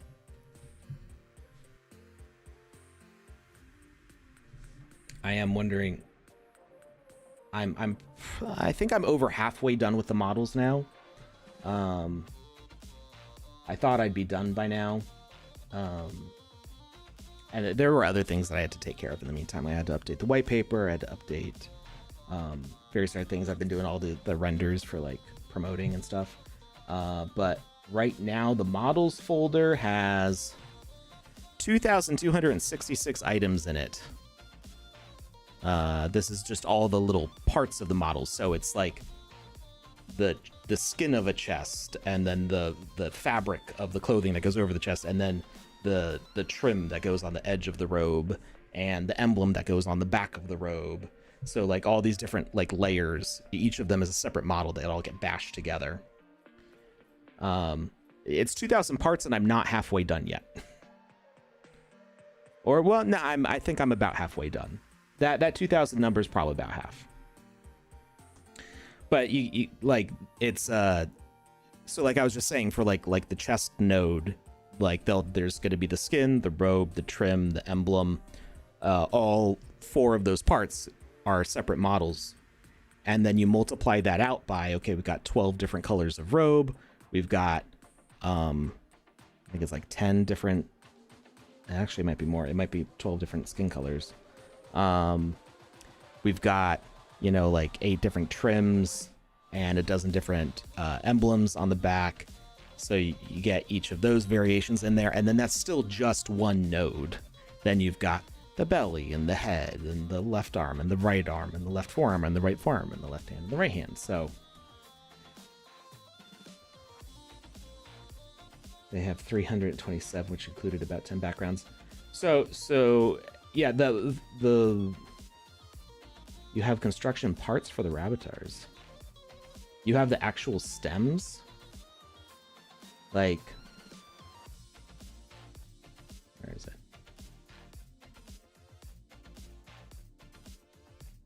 How'd you get those? Oh, the rendered stems. How did they get the... Oh, for the rabbitars. I was thinking rabbids when you said that. And I was like, why would they give you those? So, and why would they have them? Like if we open up, it's kind of hard to see because it's so tiny. So like this is the alchemist belt. That's one piece, but it goes on the hips. These are the antlers. It's one piece that goes on the head for the hat. These are eyeballs. These are eyebrows. Other eyebrows. The eyebrows are typically part of the hair model, but there are a couple variations where they're bald, but they still have eyebrows. And then a whole bunch of these are empty because the way it bashes the models together. You might say like, okay, a boot would be both the shin and the foot. But then if we're doing a sandal, it's just the foot. But because of the way it's set up to mix and match things, you still have the shin as part of the sandal. There's just nothing in it. So I have to like erase parts from the template for those.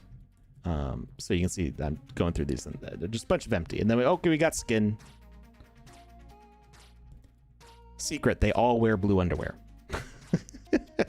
There's not actually, there's no combination where this actually shows up. It's just the color that was there.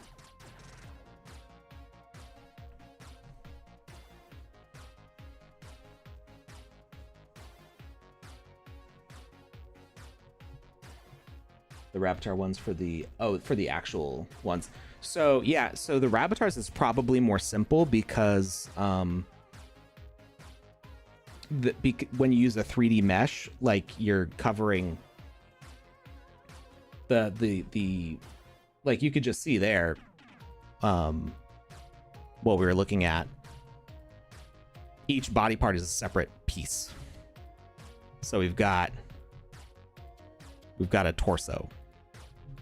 We've got a belly. We've got a head. No eyeballs, no hair, no eyebrows, no beard, nothing. Because then it gets the other parts slapped onto it.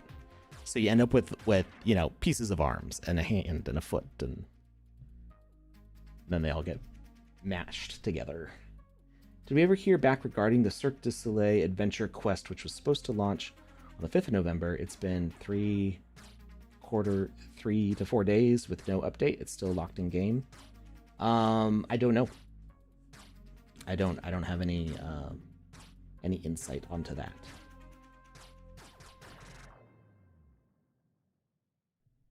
I announced it on a previous stream, and some of you may have not been here, or the announcement may have flown under the radar, but I'm not full-time staff anymore, so I actually don't have access to a lot of that sort of information anymore.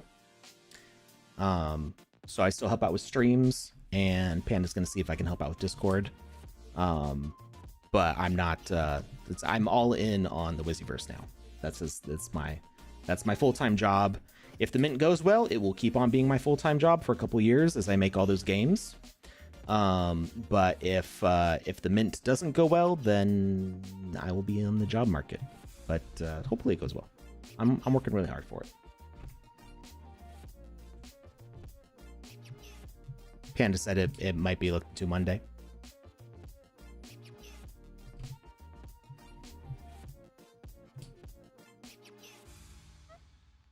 All right, I think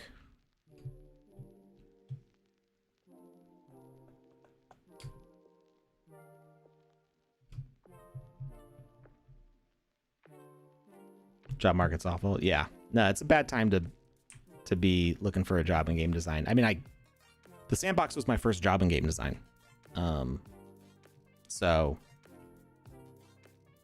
you know, I may need to look not in game design, but you know, I'll do what I need to support my family.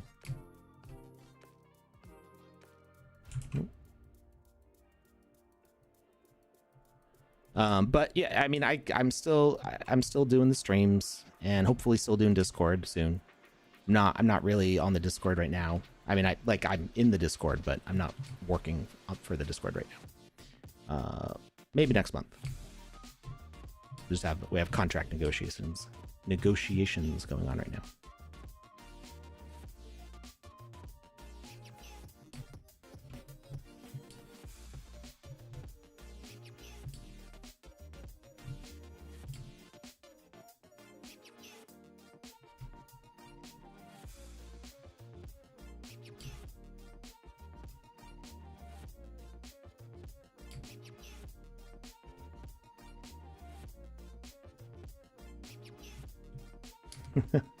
I appreciate it. I think like there's definitely you know, people who know what I contribute. So I'm not really worried about that. It's a matter of figuring out like what the rules are.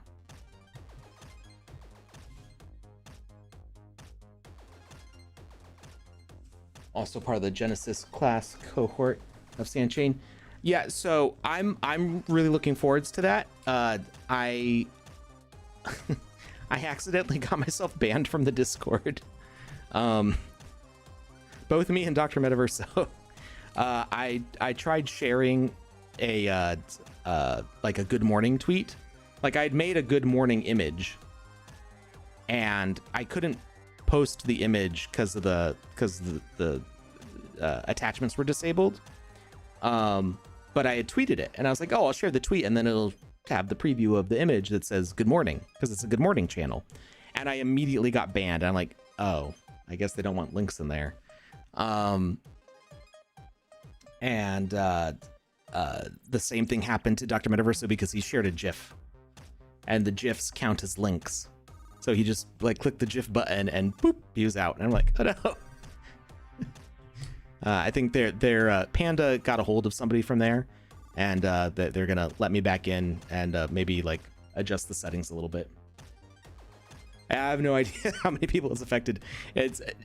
My main mode of communication is is in reaction gifs, so it hurts to not be able to use them. All right, I think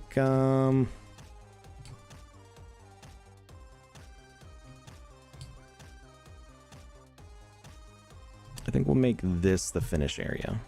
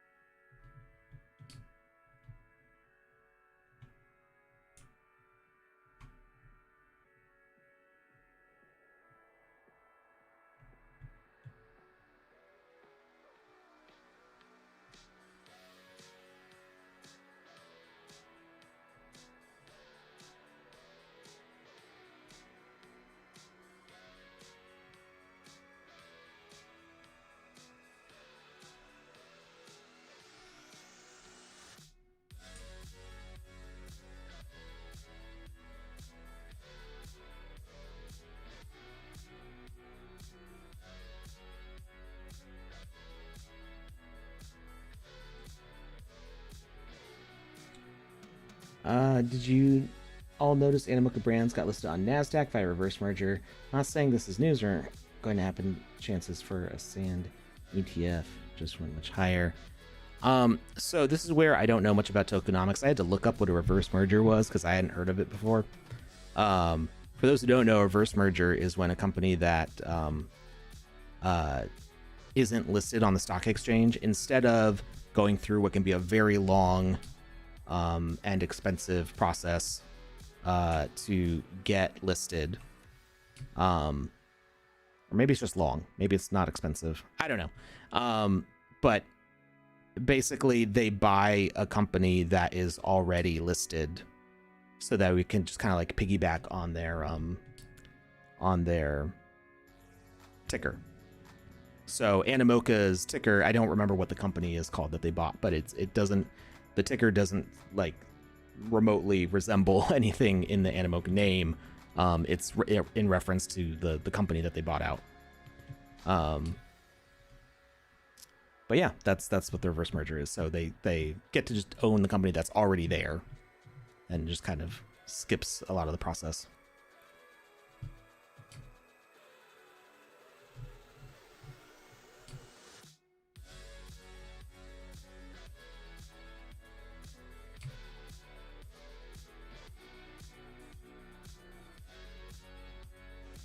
Not expensive, but a lot of paperwork. But I think the key thing is that it's also a lot less time. At least that's what I took away from what I read.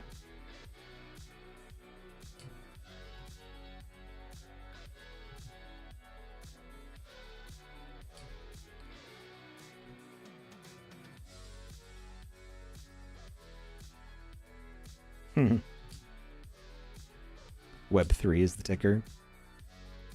That'd be like when Facebook became Meta and then made everything in the metaverse blow up.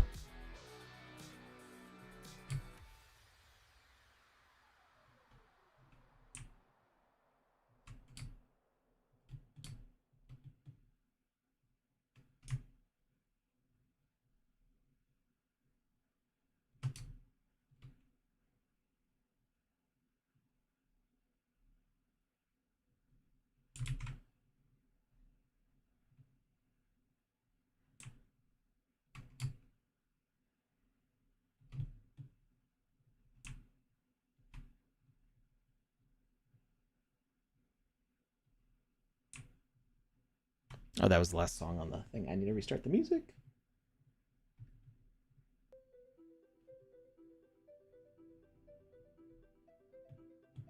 Kernet group. Oh, that's right. It's Kerr. Because then I was thinking of pirates. Ah, yes, scurvy Kerr.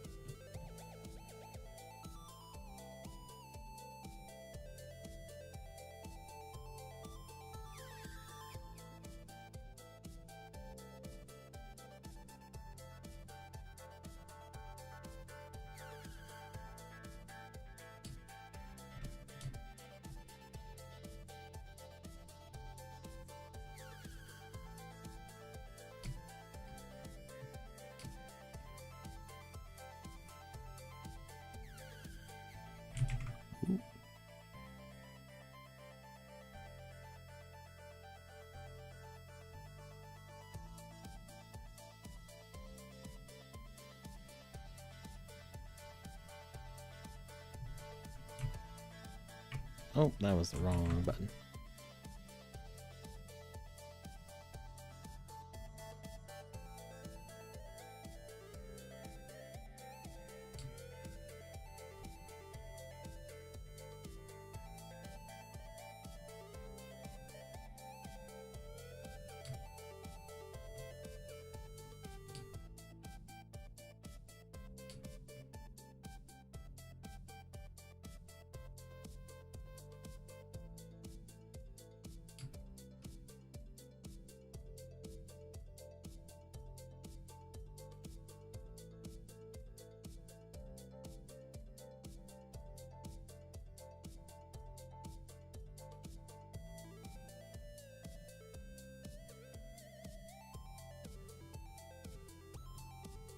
Hey, Byverson, how's it going?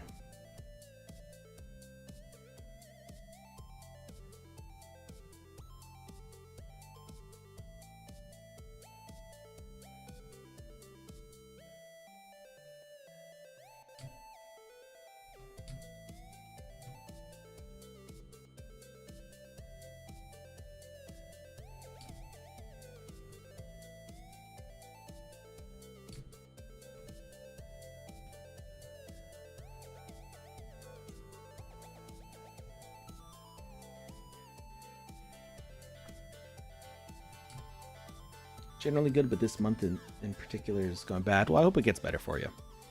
It's a rough month for me too. Lot going on, but doing the best we can.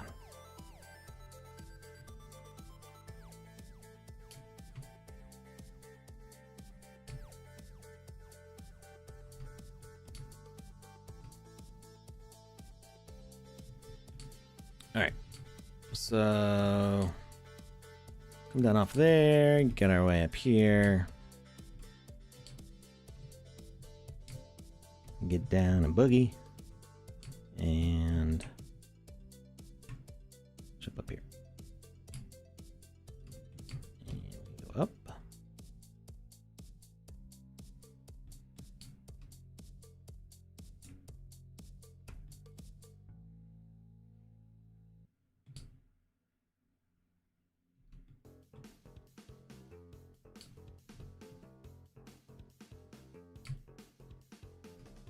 All right, so that's one path. Let's make sure at least one other path is complete here. Let's find out where we can split it. So we had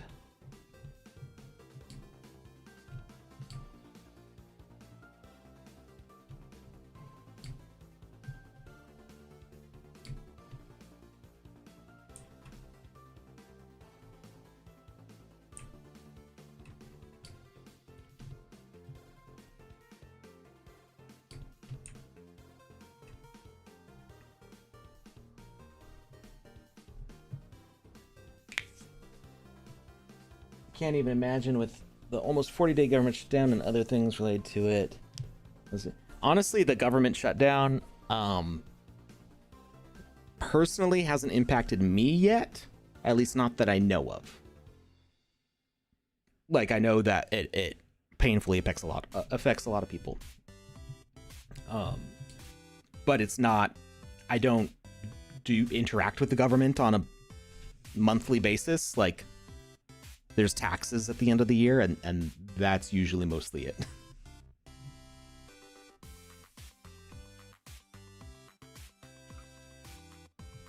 Things that not be fixed, but life goes on. Yeah. So yeah, I'm hoping that situation with the government here in the U.S. is resolved quickly. There are a lot of people in need,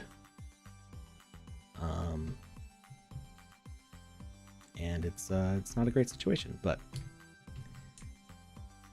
fortunately, that specific aspect of it has not particularly been an issue for me. At least not yet.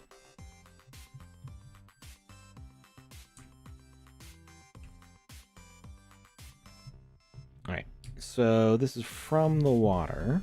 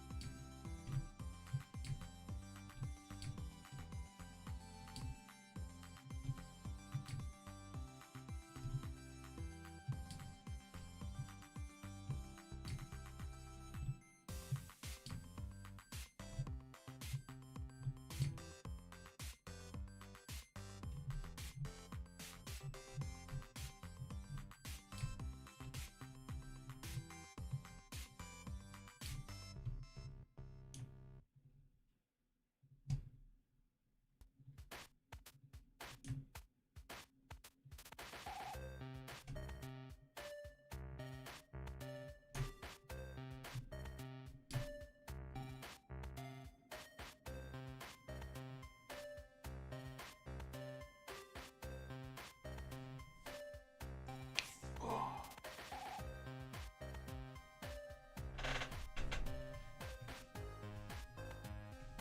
30 minutes. I might go a little bit long, just because I want to get this done. Running out of time. We still need to do the leaderboard logic.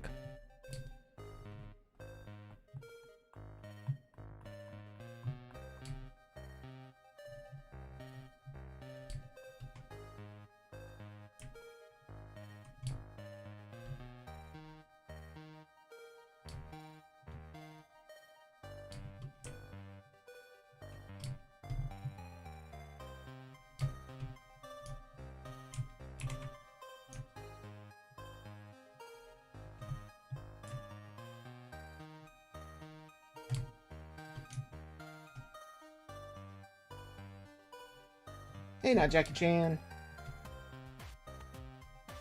You back?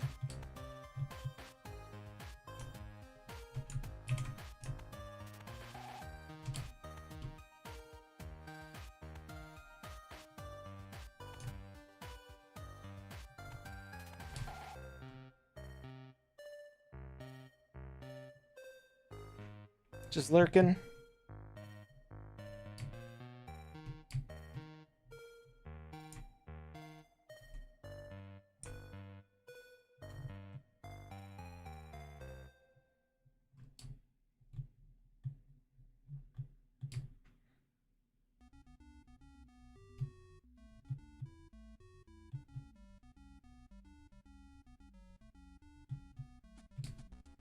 Alright, that gets us onto this plane here.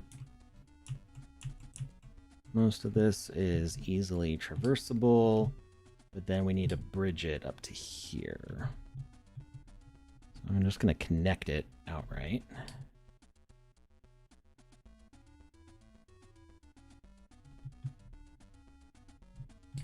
Other blocks keep getting in my way.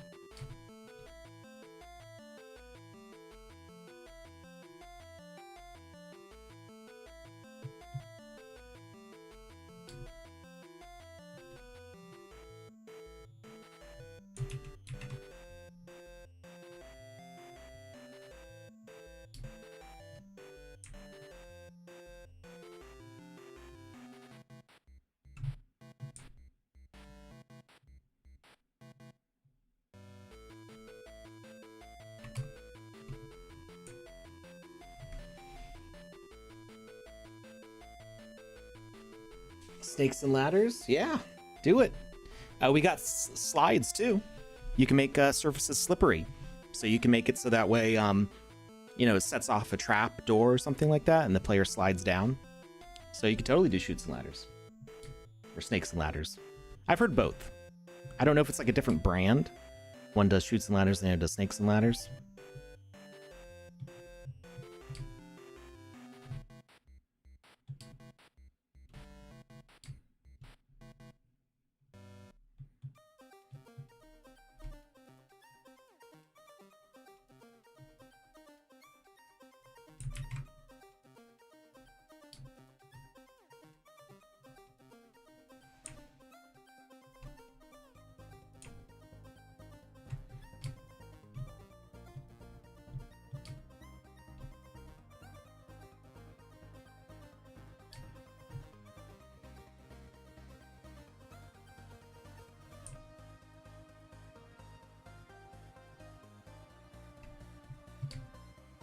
All right, that gets us up there, and then they can join paths there. All right, we got 2 confirmed good pathways. Well, okay, not confirmed. I haven't tried them yet. Let's try them.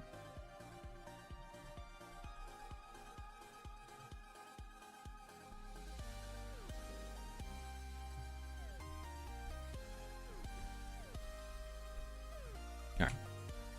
So, one path, we go this way.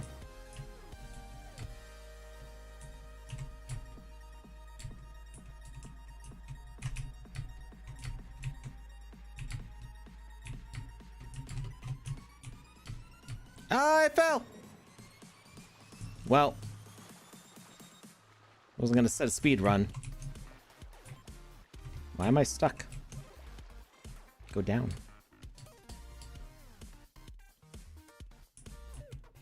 Oh, I'm on the wrong side.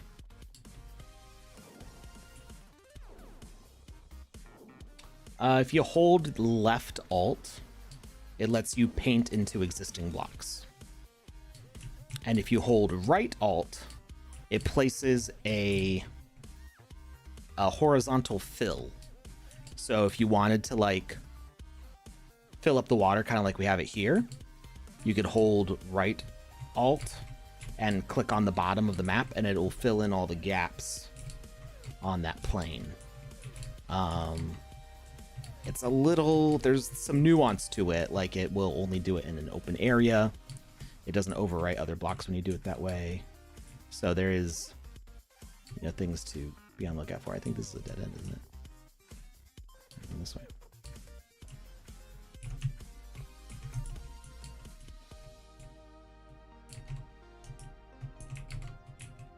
So I think this first version of the game might be like boost free, or I may scatter some boosts here and there.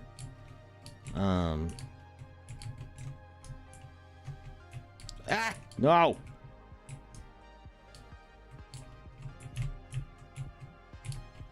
There you go. I'm like rushing it too much.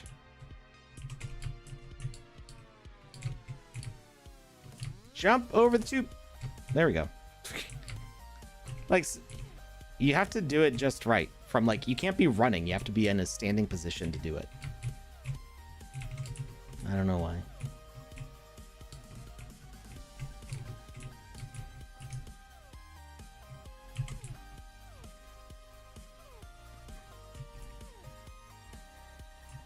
Or almost home free.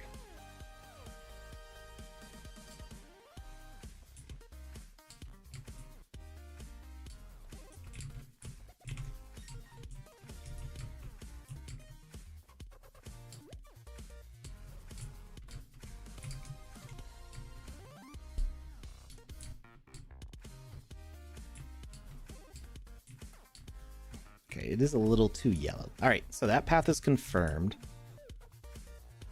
Somebody had suggested maybe doing it a night one. I think that could be a good idea.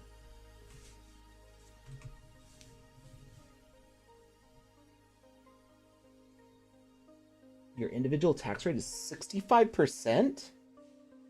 What?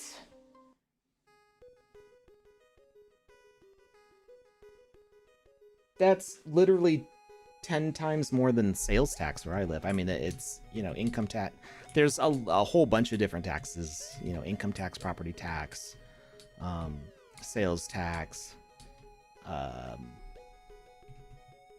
capital gains tax, stuff like that. But 65%. That's a lot.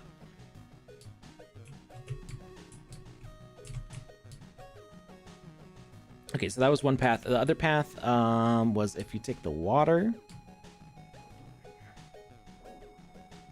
tax in the air you breathe. Sounds like it.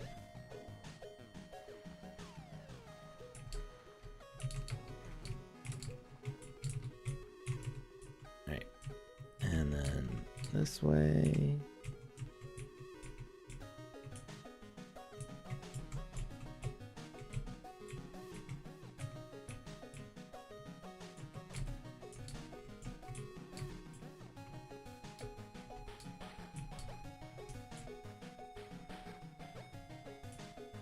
There's the ladder. This way.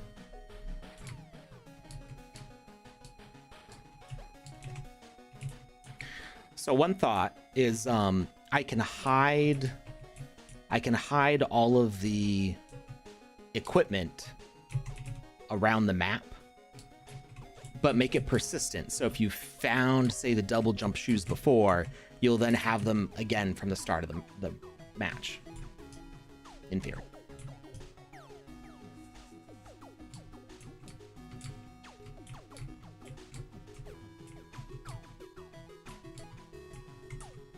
Ooh, ooh, oh, oh. Almost jumped right off the edge. Ah, what did I do? The lack of edge recovery is messing me up. Okay, you know what I'm gonna do? I'm gonna put a jetpack down there just so I don't have to re-climb up everything. Good grief. Where's the starting spot? There it is.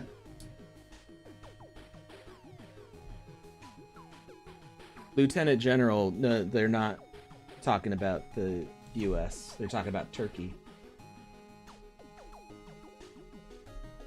Will there be any APIs released to speed up work of the Game Maker, for example, with Magic Ballad for America? You don't receive the model land in Game Maker immediately because they have to transform it. So they don't transform it; they upload it. So that is like it's a staff feature that prevents people from stealing your games. So I don't know. I don't know if they're gonna open that up for people. There is like API features that were being worked on, but like I said, I don't have the inside scoop on that, being not staff anymore, so I don't actually see like what's going on behind the scenes for it.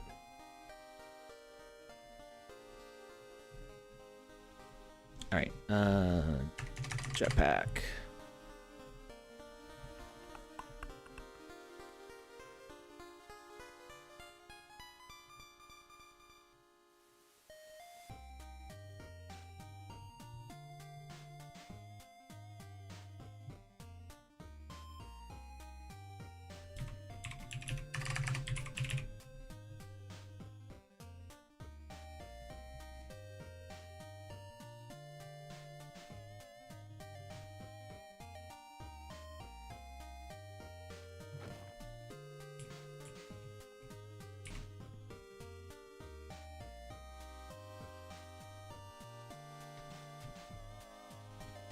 To give away for an unused off season 6 premium pass. Nice.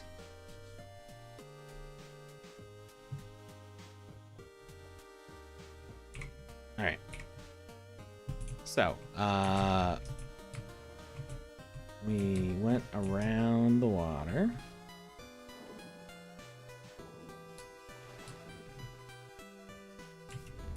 Went up.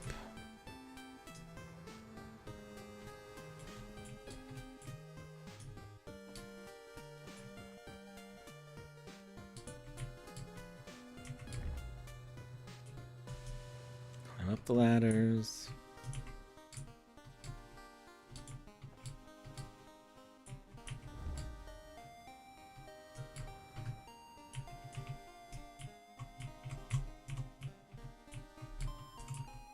Ooh, fell off the edge. All right, and now I'm back. I know that we can get to the finish line from here. So, 2 paths confirmed to be fully working. At least there's probably a ton of different ways you could get around. Let's duplicate this. All right, now we need our finish line, which we put it here.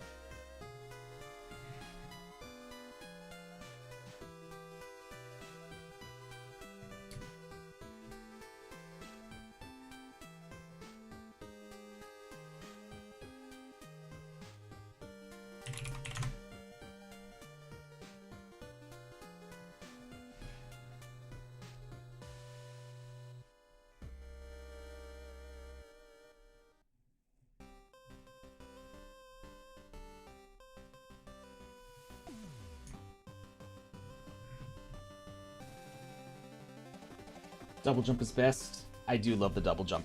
I love the double jump, especially now that they have made it so you can chain double jump into other things.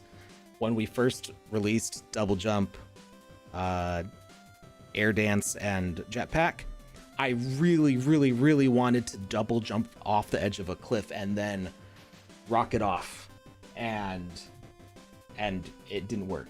You had to be standing on the ground for the jetpack to turn on, and it was so frustrating. I so wanted to be able to jump off the edge of a cliff and then ignite, and finally that got added. So, yay!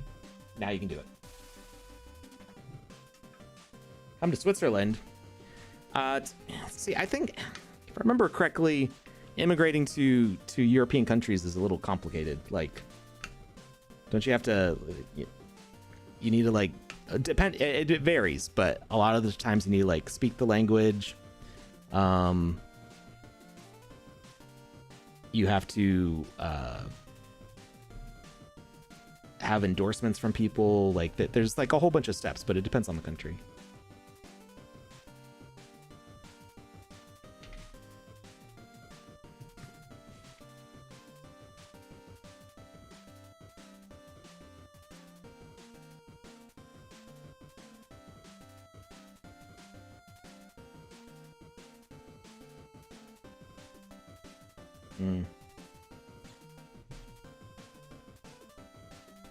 Hey there, Cham.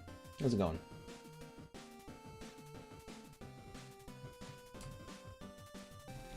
I do not think the climate of Dubai would agree with me.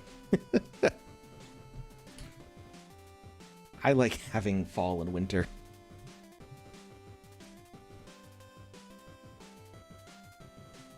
You don't go outside in Dubai.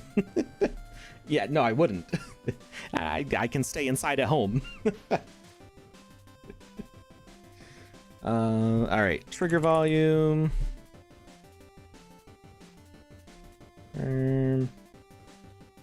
Okay, enter message.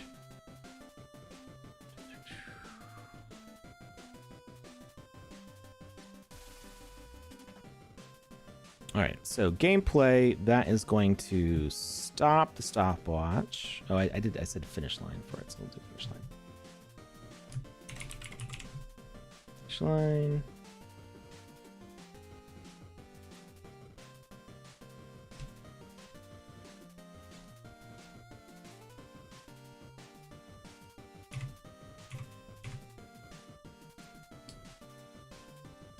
Okay.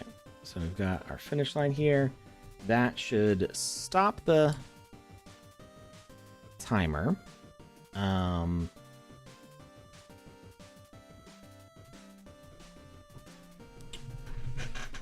Let's see.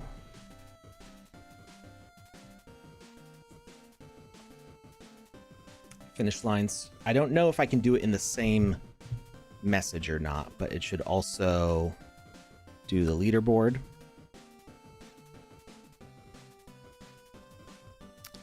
Ranking.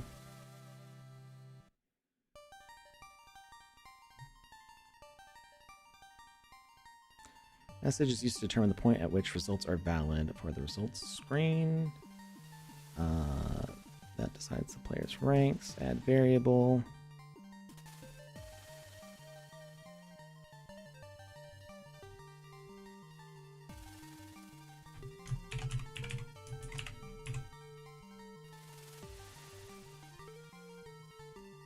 So just time.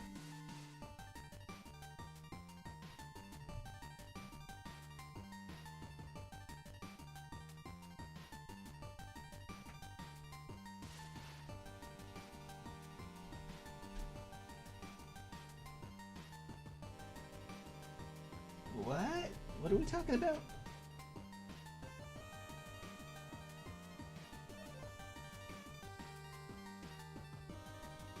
Visa is 50,000 euros. What?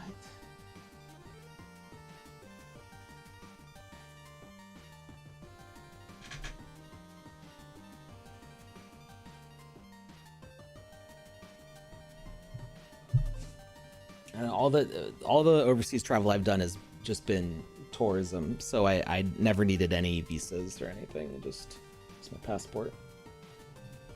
Belize is nice. I spent a day there.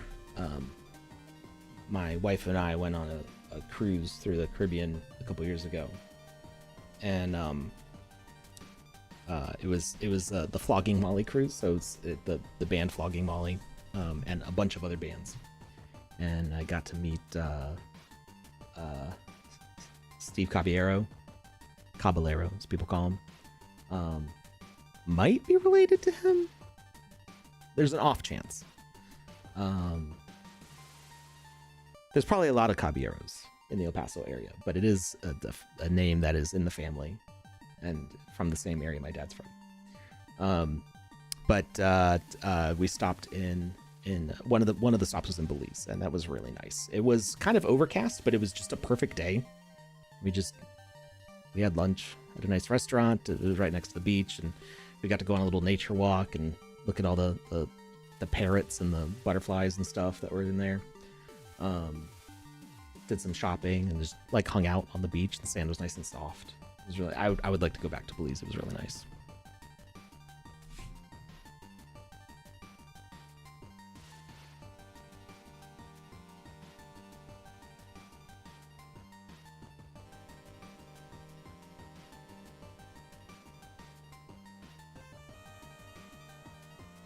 They assume if you're from the USA, you'll go home again. I don't know. I mean, most of the places that I've been to outside the US, I'm like, I could stay here.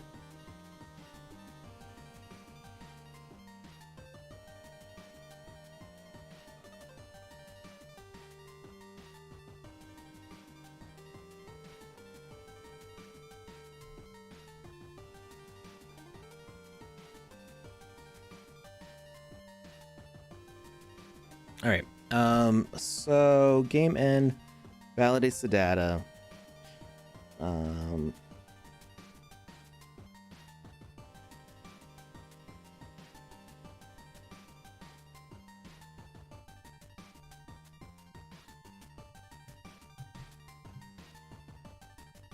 Start, finish line.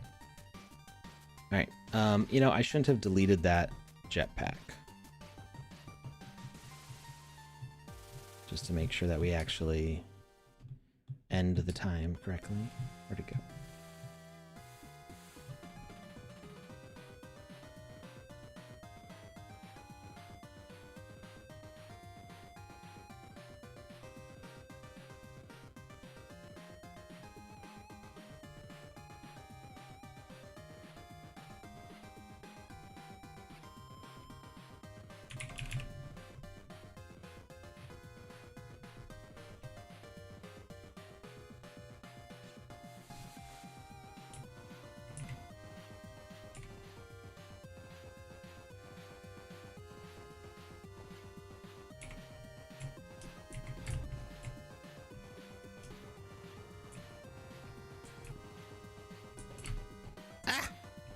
No, I almost had a spot.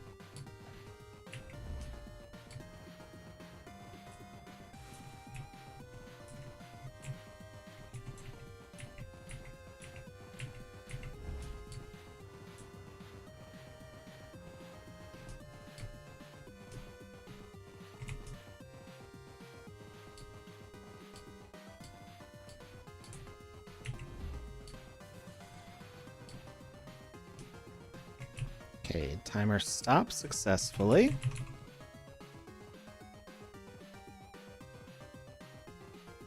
All right, so when the first person crosses the finish line, it should start a timer going off.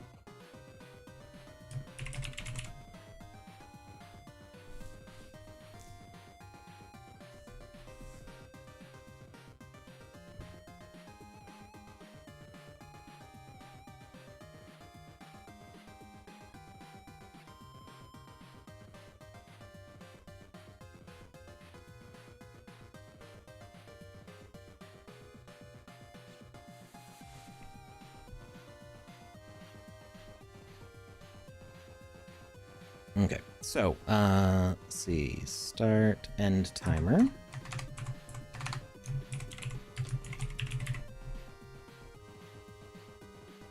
Value of countdown.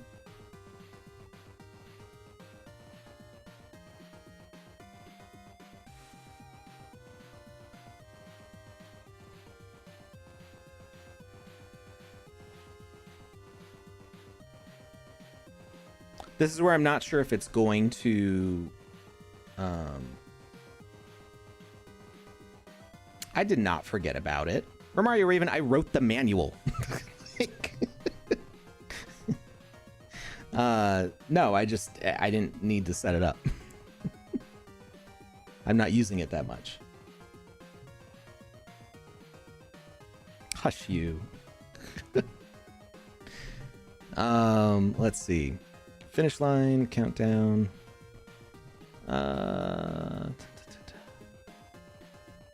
This is where I'm not sure if everybody crossing the finish line is going to make this timer go up or not.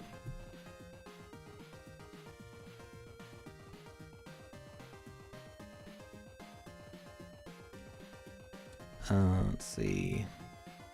So we'll say you get 30 seconds at the end of the match. Message to stop the rule. None. Message to send is going to be game end.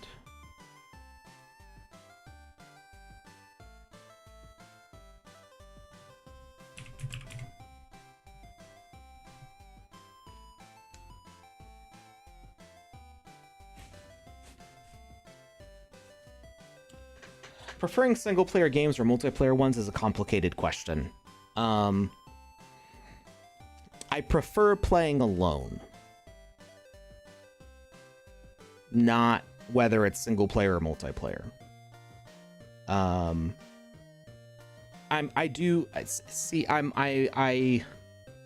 am sociable, but I'm slightly introverted in that, like, I need me time.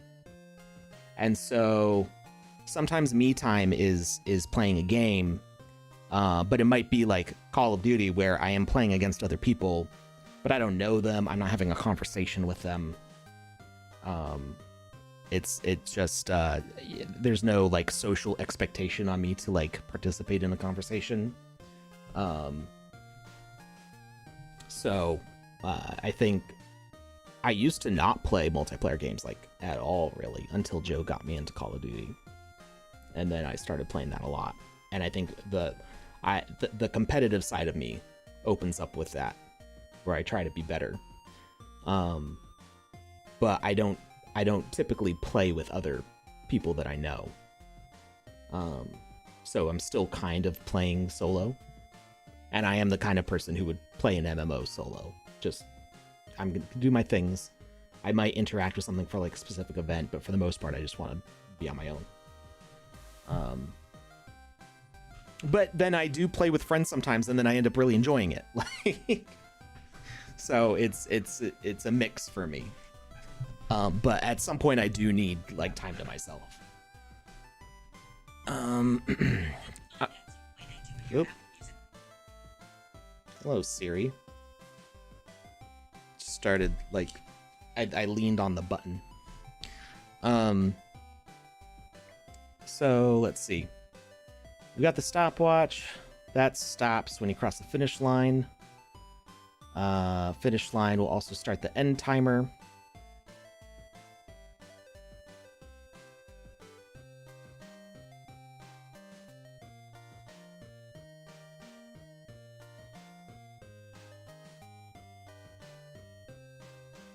Oh, wait.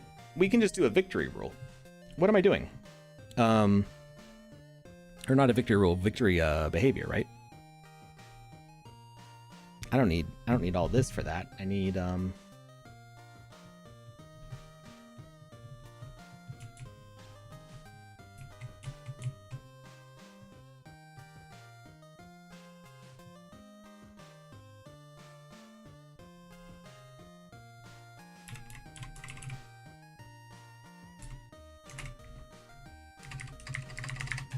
Is it a component?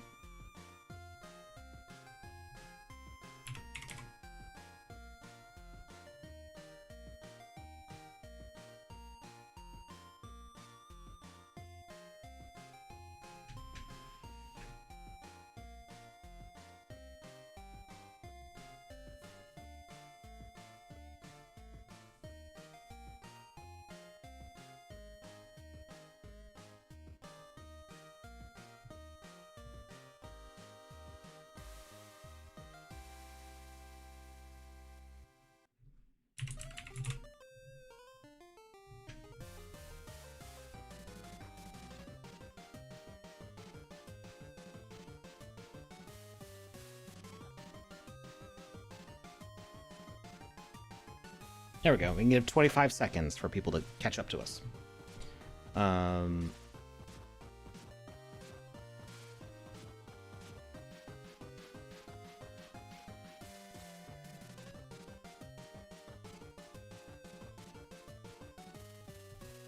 Victory type individual. So it should still end the timer for everybody else, but it's only going to give victory to the first person through. And then our rules, let's see, there should be a finish line, countdown. We'll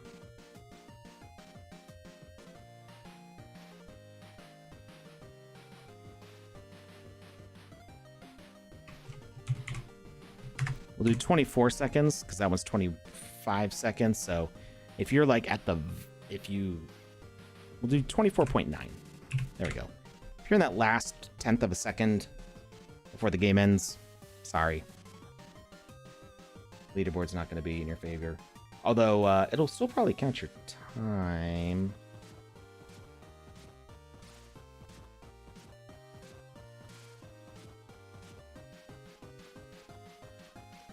You know, I don't know.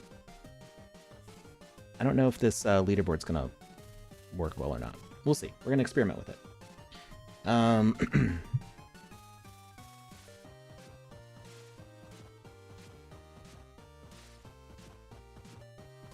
Finish line, countdown, and then sends game end, which should gather up ranking here.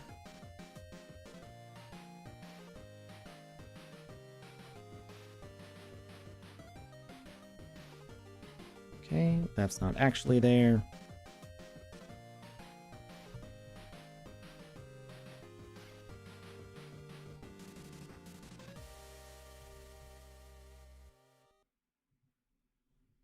And we need some ambience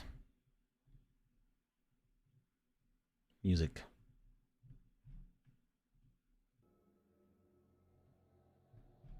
Too spooky.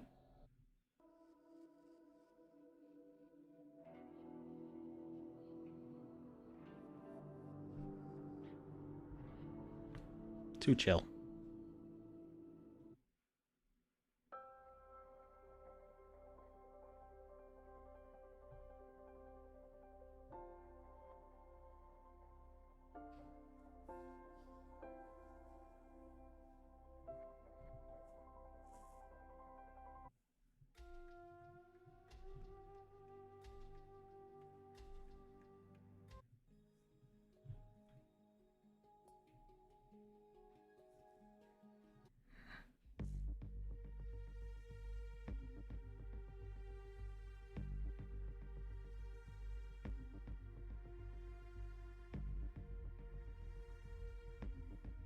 Temple Trails.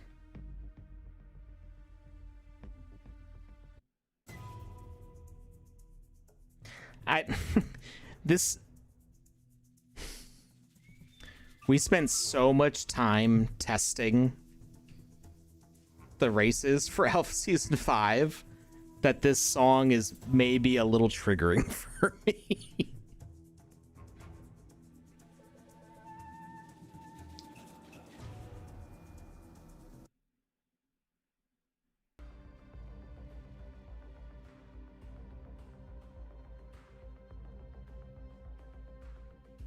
Gravity.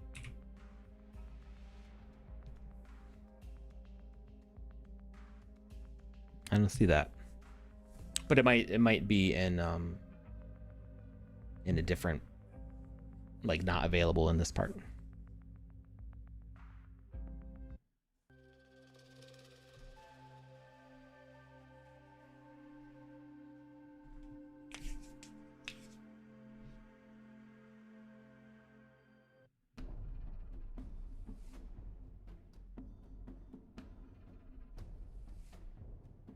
This could work.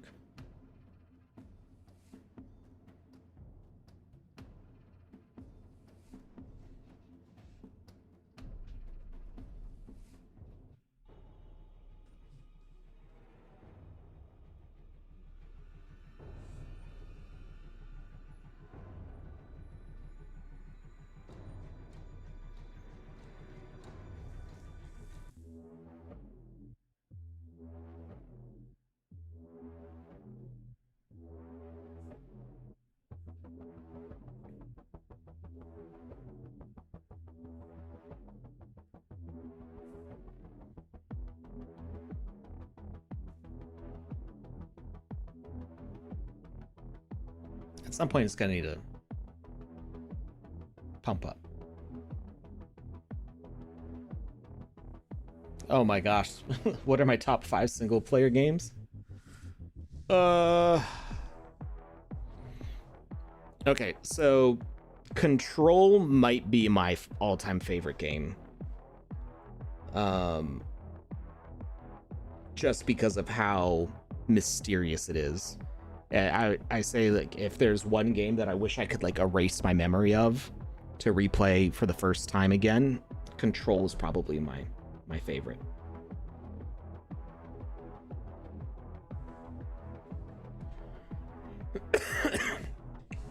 Avenged Sevenfold. This one is like, it's intense, but it takes a long time to get going.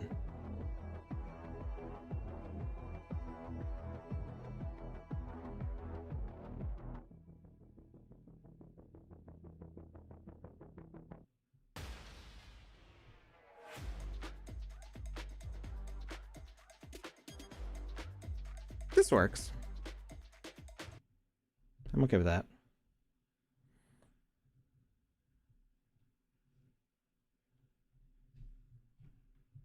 Oh, I kind of like night. It's less blindingly yellow.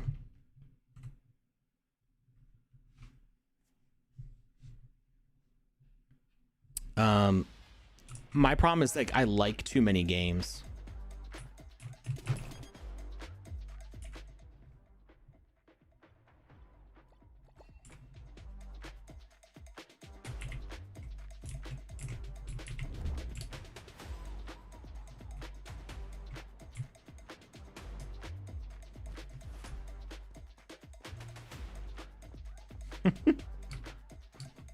I believed you. I didn't I wasn't ready to change it yet.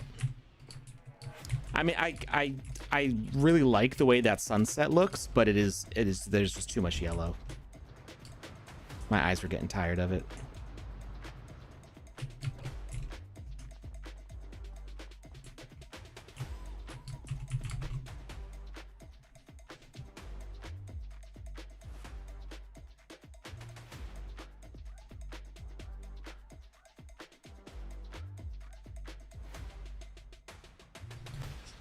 Doesn't let us wander around after we win. Oh.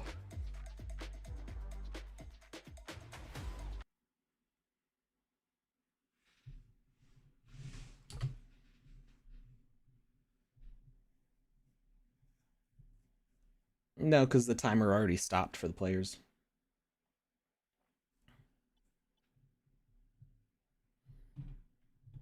It's 25 seconds for the other players to catch up. Uh-oh. What happened? There we go. It like wasn't letting me move. Okay, so I think that's all good. I need to get rid of the jetpack.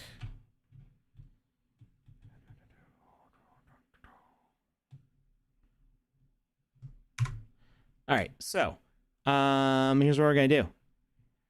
This is kind of a long race, so we're gonna give away 25 sand prizes to the first place winners as I run through rounds of it. It might not work the first time we try it. I mean, I can, observe. I can look and be like, oh, hey, like I see you made it to the top. Maybe. But the victory screen should at least work. It should at least say who the winner was.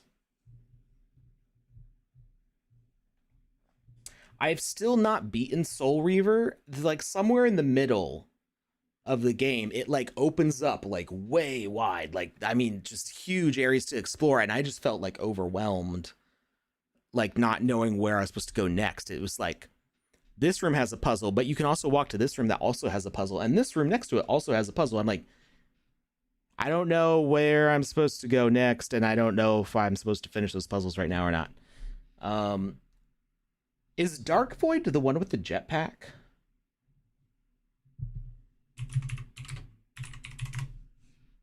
It is the one. I feel like I was so excited for Dark Void, and then it ended kind of weird, right? It ended like really abruptly. I did play Dark Void forever ago.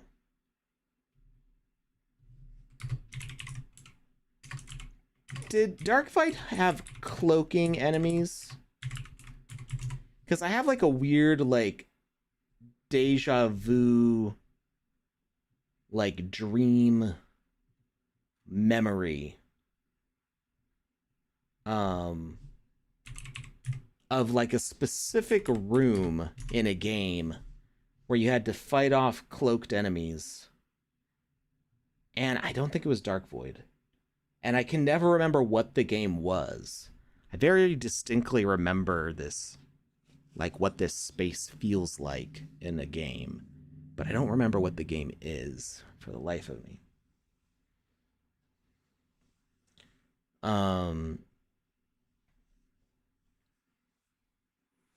But yeah, I like way too many games to like list a real top 5, but I think Control had everything that I was looking for in it. As far as like the mystery, like just how eerie the game is, that was so gripping for me. And then I love Teardown also, just because it's fun.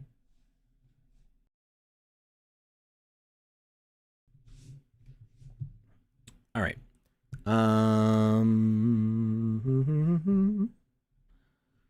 So we got that. It should be mostly set. Maybe can I get a view of it with the flag?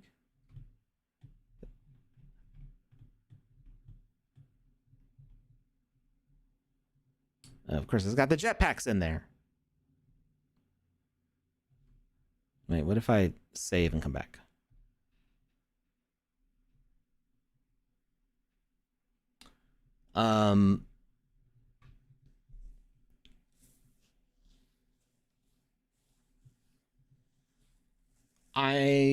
I really loved Quake 3 Arena in college.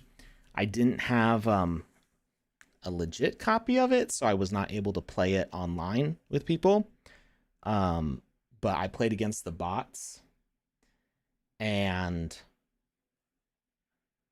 I would go into a match with the maximum number of bots all at nightmare level and try to see like if I could actually win, because at that point they're just like pinpointing to you. They're merciless and have like zero latency reaction time. I did actually beat, I don't know if it was like to 25 kills or 50 kills, or I don't remember what it was, or frags. But I did eventually beat all like a full lobby of nightmare bots, and that was intense with a trackpad, mind you. I didn't have a mouse back then. I was on a laptop with a trackpad, and I played with the trackpad. That was quite an accomplishment for me.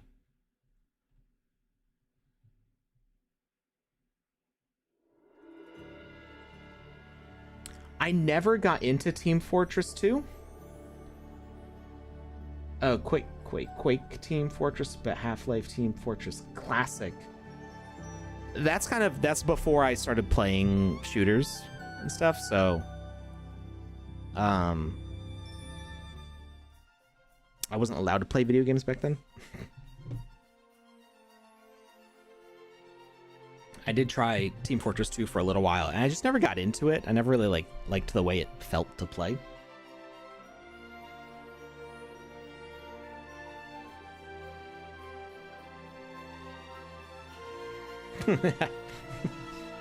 Yes, I do know how important John Carmack is to... Good grief, this is loud. I do know how important John Carmack is to everything. All right, there we go.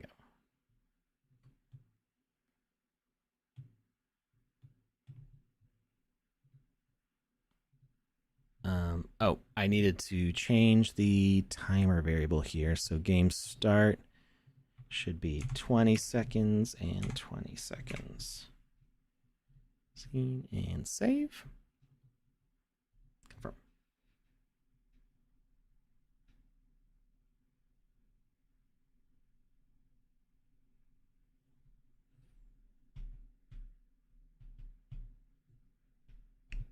But I do have a lot of games now. I like when I was in college and after I graduated college, I basically dumped all of my disposable income into Steam sales. So I have no shortage of games to catch up on. Let's see. Let's get this live on here.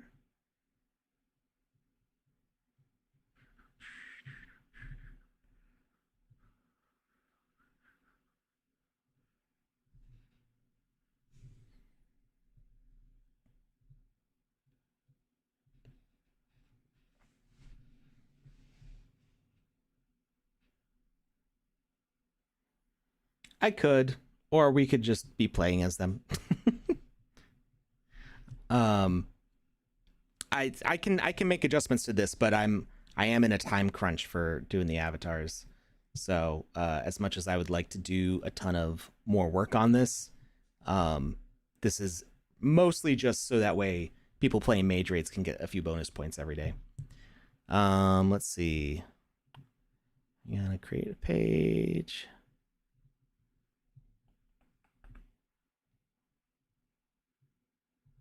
Well, that's not what I meant to do.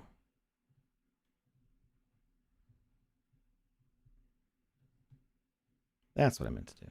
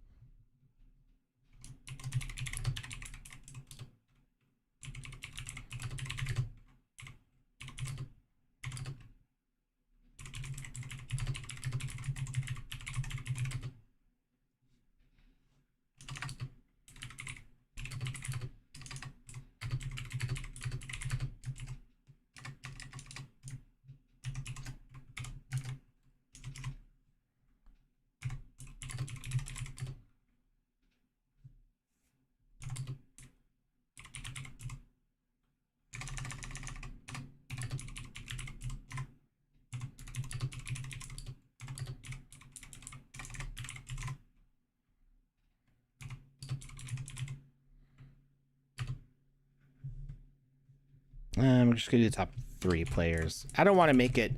I feel like to make it make sense, the first place player needs to be incrementally higher than the other positions. And if I do 5, then that means whoever gets in first place is rocketing ahead with 5 points. And I don't want to make it too excessive there.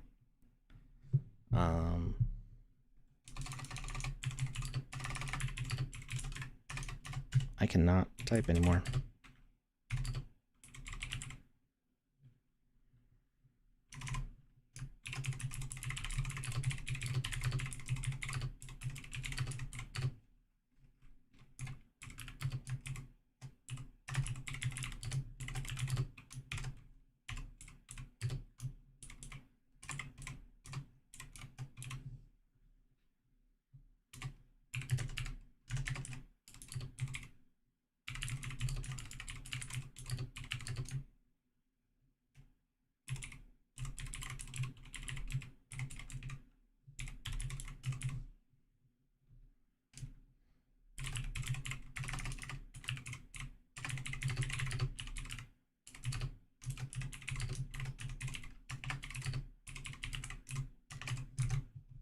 All right, I need a map logo.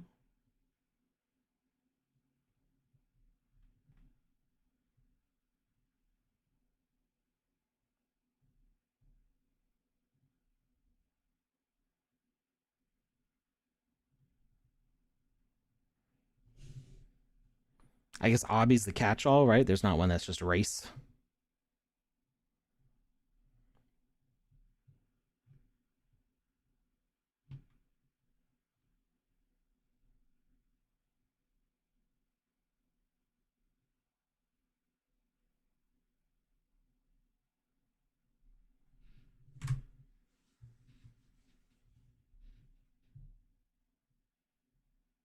Did I miss something?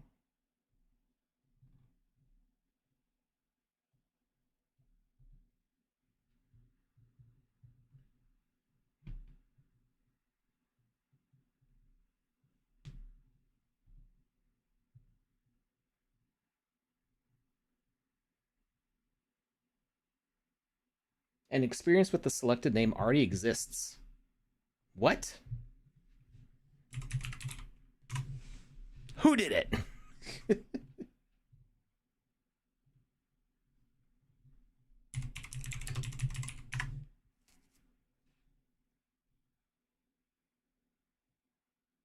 No, there's not. I put Wizzy Dash and there's not. There's Mocha Dash, Color Dash, Newbie Dash.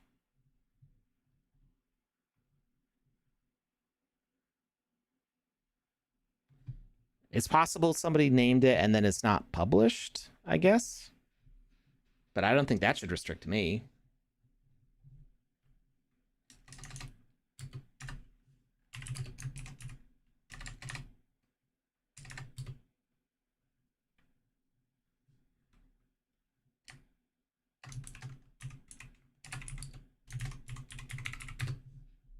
Mage Ascent, that's what we'll call it.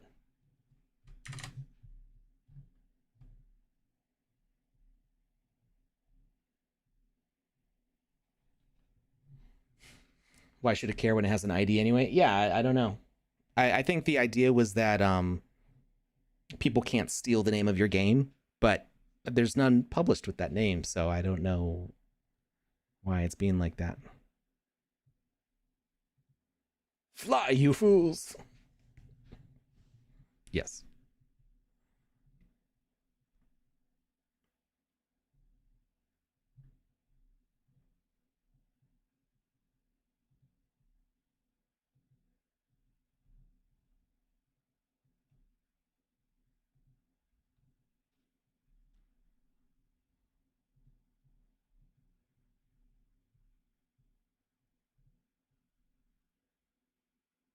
Should all be available.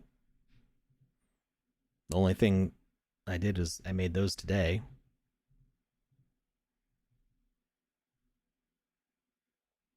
Oh, did I already use...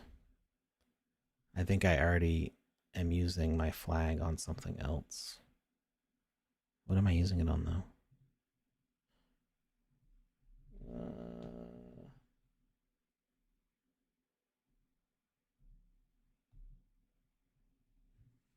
Okay, yeah, I can turn that off. All right, launch. And view page. All right, I'm going to share the link in the chat. I am not promising that it's going to work, but we're going to try it.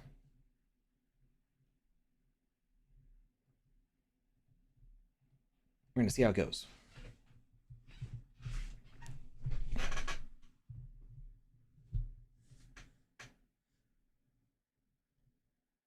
No, the flag I did use it. It's in the other race game that I made that's still just hanging out there.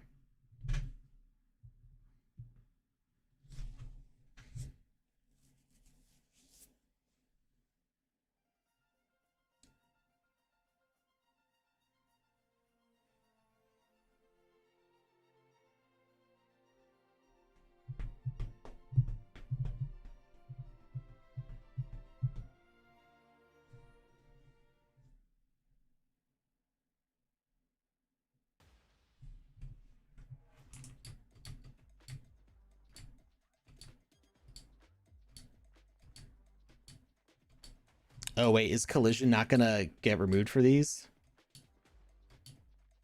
I think I used synchronized. I don't know, we'll see. I'm not liking the hover right now.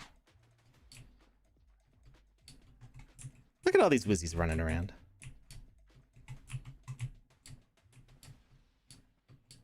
Yay, it worked. Okay, cool.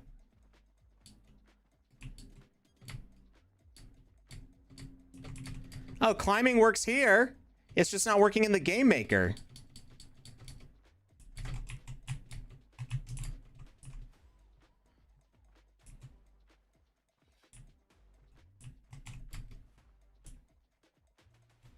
So if I win, I get the 25 sand, right?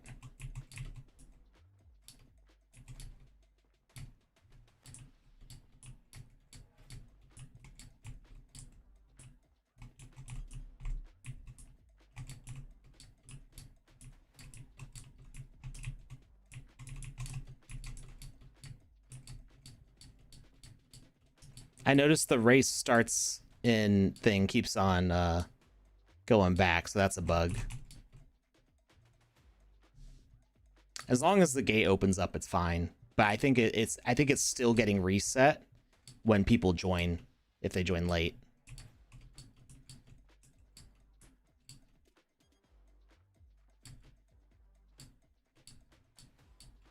And we don't have a timer on our HUD. So Joe won. Oh, it said I got victory, except it's supposed to be individual victory, so I should have already lost.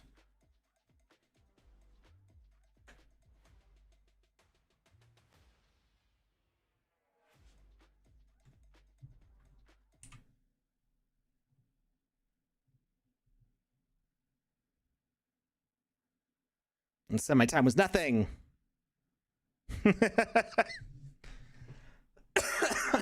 So that didn't work. All right. So except I saw Joe Crip cross the finish line first. So let's back out of that. Let me write it down.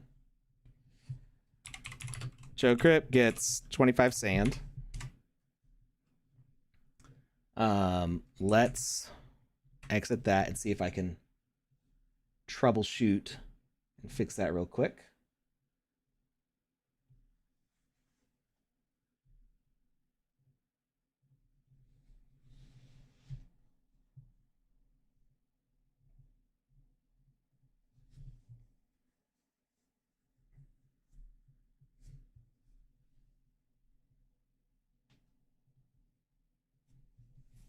Or Mario Raven, you to win you had to cross the finish line.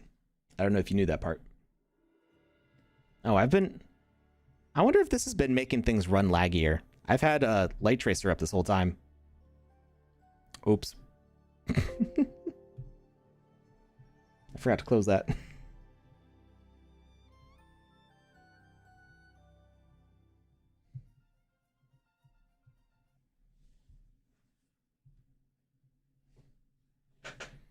Billa said you first because we all had no time.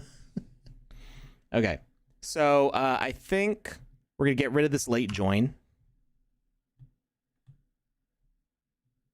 and make it 30 seconds at the start. I think that's more than enough. Sends race start. So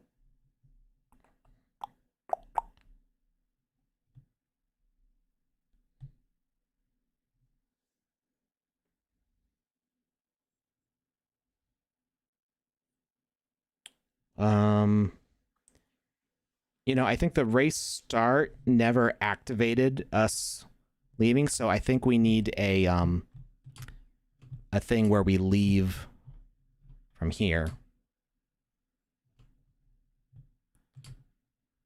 So if we leave this area, we're gonna need to put, I don't know. I can just duplicate the spawn plate. Duplicate.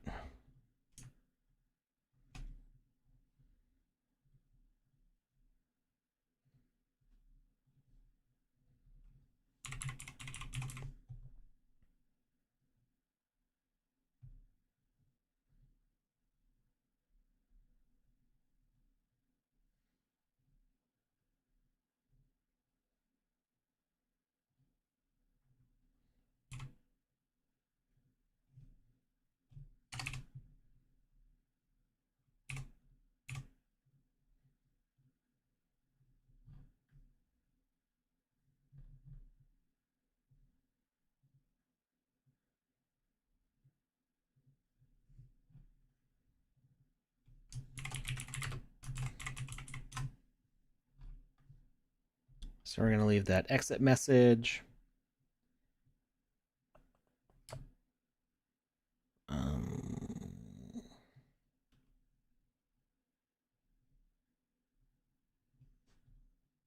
gameplay, race HUD. I'm gonna use exit and exit. And then when we get to the finish line, that is supposed to trigger the victory. I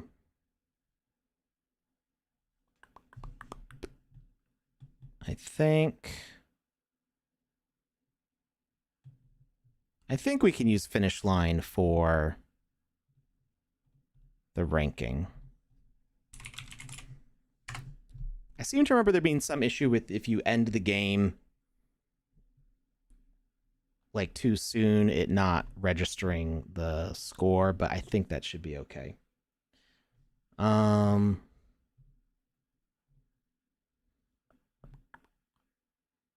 Okay.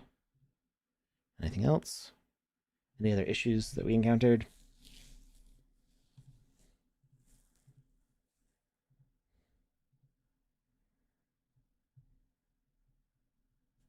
All right, let's just make... Oh, wait, I wanted to make sure that we're using the right multiplayer versus single player. So this is a health with sync. This is play sound local. That's fine, I heard it. All of you heard the gate grumble, right?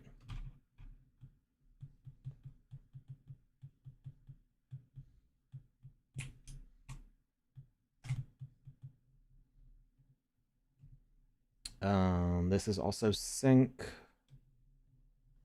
So yeah, I'm pretty sure everything that needed to be sync was. We don't have a lot of logic going on here, so we're gonna publish.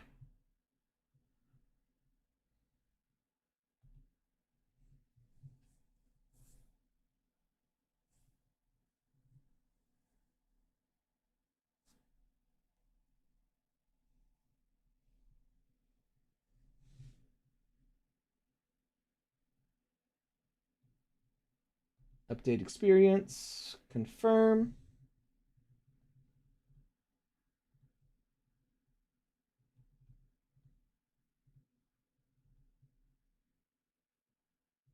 Hey, Birdsey, you want to join in a race with us?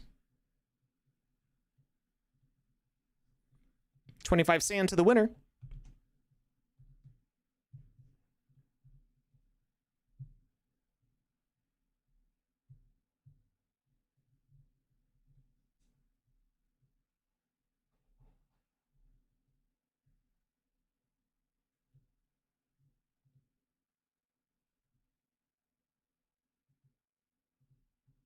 And of course, it was Joe Crip who won. He's the one who wanted me to do this. I just realized that.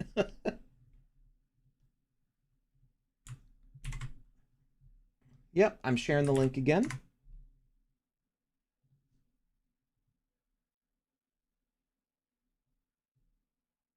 Do a twist to give 25 sand to last place.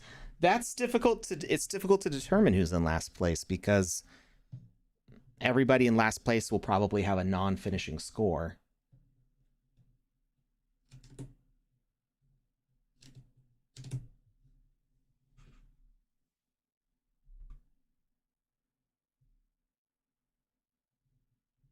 Someone connect the wrong wallet and start KYC. Is it easier or impossible to change the wallet?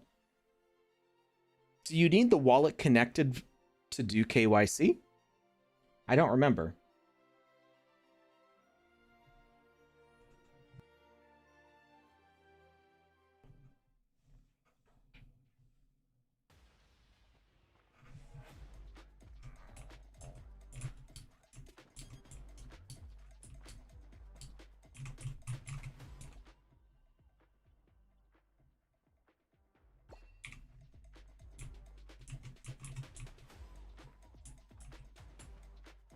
Wait. Is the timer still going to 30 when people join? It looks like we don't even... The extra logic I had for that, it doesn't look like we even needed it. Because it looks like it just does that automatically. We've got 17 people in here. Wow. Look at all you joining. No, people keep joining. Did somebody else join? It still says 17. 1, 2. Oh, I see 18. 19. And it went back up. We've got one more slot left. It's getting awfully close. I'll probably put in a thing to make it so that way you can't maybe like a player counter. If the number of players goes over a certain amount, it'll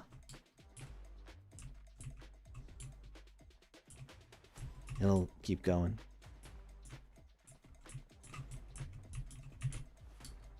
All right, nobody join. Nobody do it.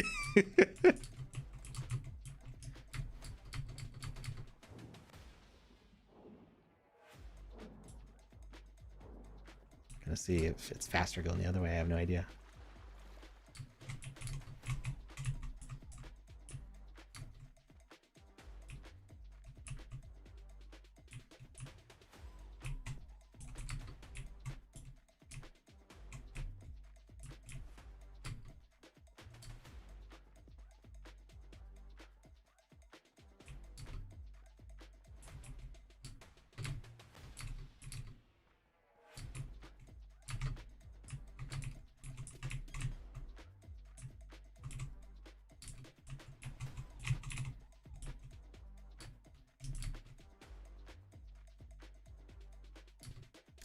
I don't think this way's faster. Oh, I just saw somebody fall through that gap. That was actually pretty funny. I feel like I need more of those around. So that way we can see what happens. Okay, this way was definitely not faster.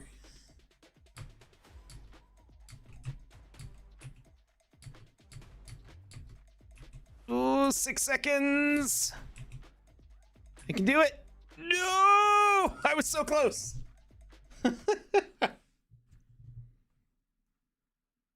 Some paths to see which way? No, play game for fun. That takes away the whole point.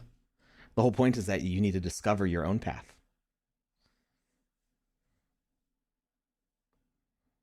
Okay, so Bert Z, play game for fun, Marcus Umbra.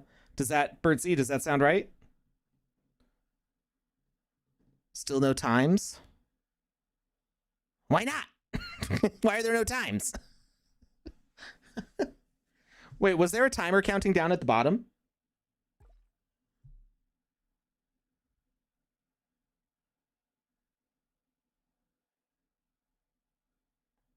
You were wandering around?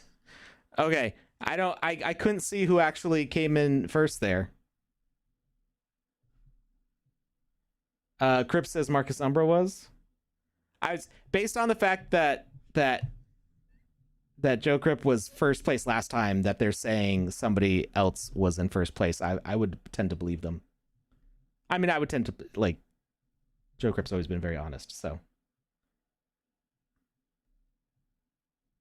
Marcus Umbra, what do you mean why I'm the first?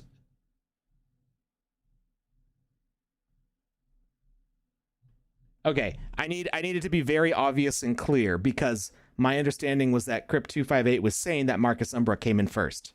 Is that accurate? I need, like, yes in the chat. Exactly. Okay. Marcus Umbra, are you okay with being in first?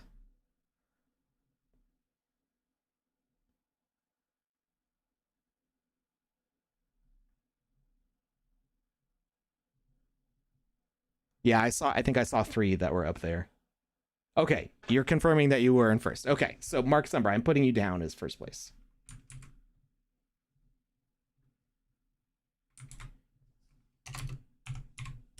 Okay, we got 3 more bundles of 25 sand to give away. Let's see if I can figure out what was wrong this time.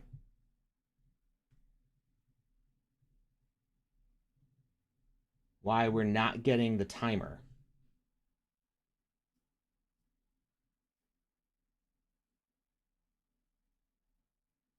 Was anybody looking closely enough? Did you see if the timer was counting on the screen?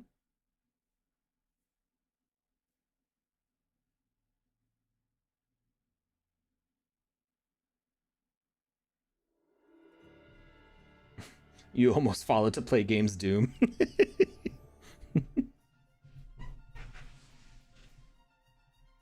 All right, we got an ad break starting in a minute here. But I'm going to see if I can figure out why the leaderboard aspect is not working in this leaderboard game. Let's see. So, we cross the finish line here.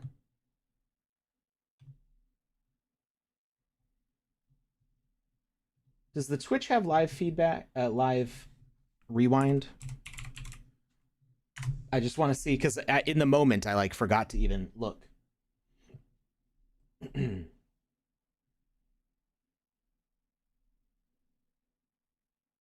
Pinky toes barely clenched on the ridge.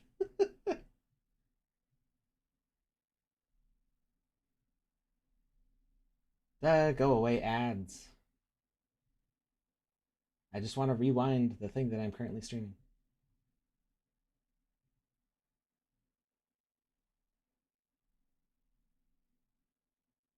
If you haven't made the timer visible to everyone, it will only be visible to you. Well, it should be activated by the act of you leaving the entrance. At least that's what I tried to make it triggered by. All right, let me see. Can I rewind? I can't rewind the live video. Maybe, are any of you still running in it right now?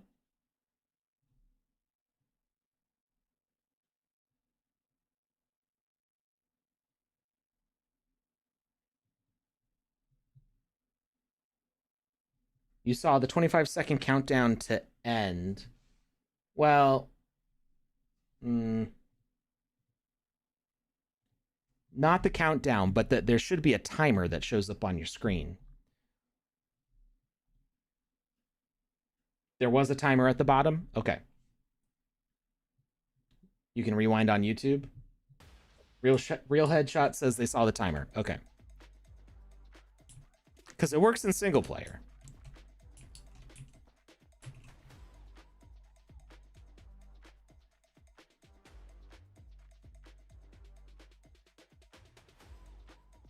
There was a time on the bottom in the middle of the screen. Okay. That's good. Okay. So, yeah, that's what we're expecting.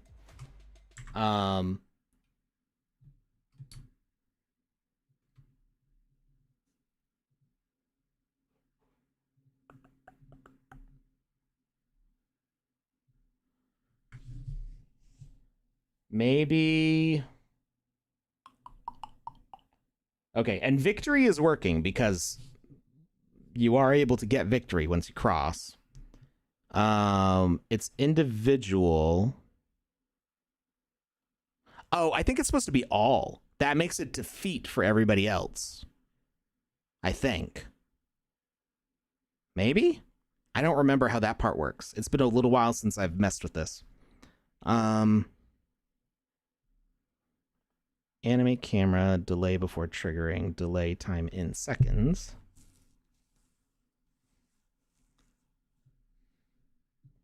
So finish line. We know the finish line is working to trigger the victory.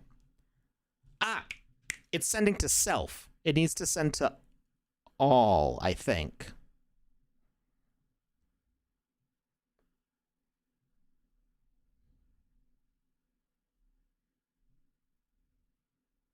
Because it's sending to self, meaning it's doing the victory. It wasn't sending to the leaderboard. That's why.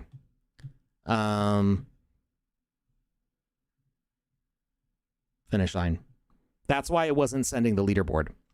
That should be it. So the thing that I'm not sure about is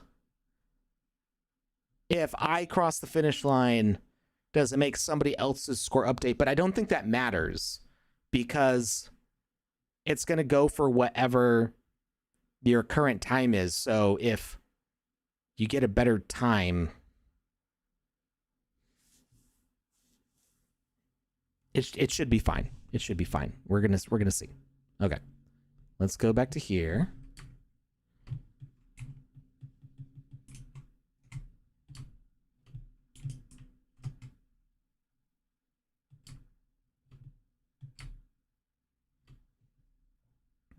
Okay, we're gonna save. That send to self was like the main bug. Oh wait, I wanted to fix people coming in. Making that happen over and over. So gameplay. Actually, yeah, no, let's just make this 10 seconds. That way it's not going up to 30 every single time. Or let's do 15 seconds so it's not too short. 15 seconds, and we need to change the HUD so that way the countdown race starts in 15.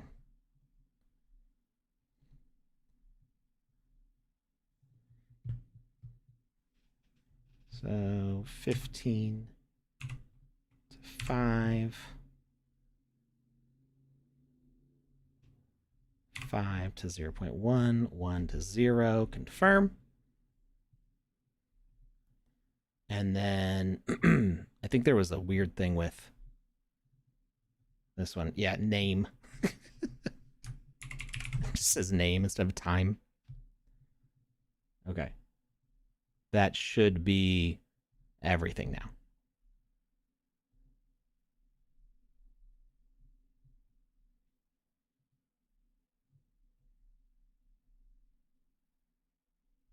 Thank you, Mario Raven. I think we're good now. I think we figured out the quirks. Now we got to see if it actually works.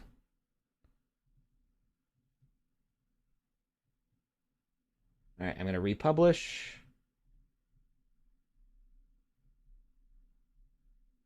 Update experience, confirm.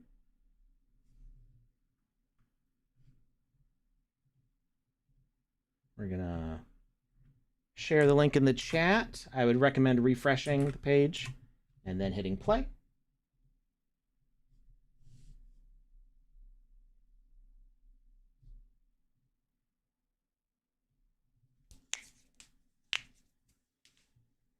We still spent more time editing the terrain and goofing off than actually like making the logic of the game. The logic itself is pretty simple. There's like what, 6 rules in there, something like that.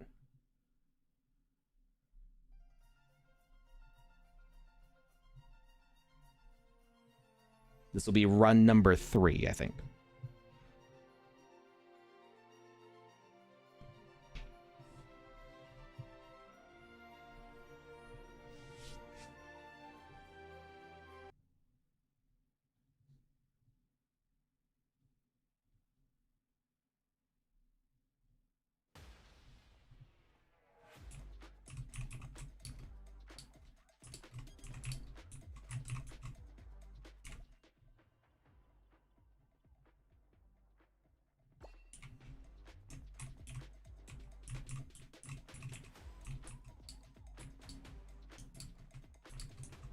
Yeah, I'm okay with the 15 seconds. I think that works well. It could be 10, but I mean, we all get loaded up in here.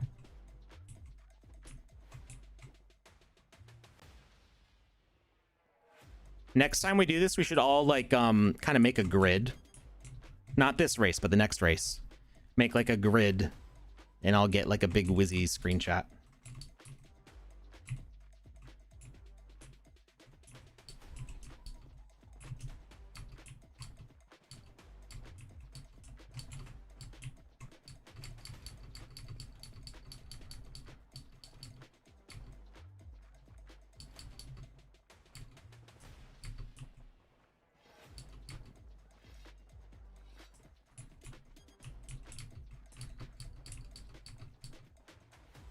Yeoman taking the lead. Oh, I got a little stuck there.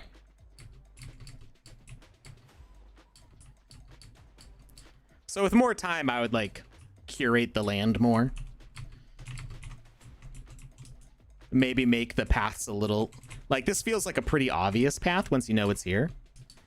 But there could probably be faster paths that are not quite so easy to see.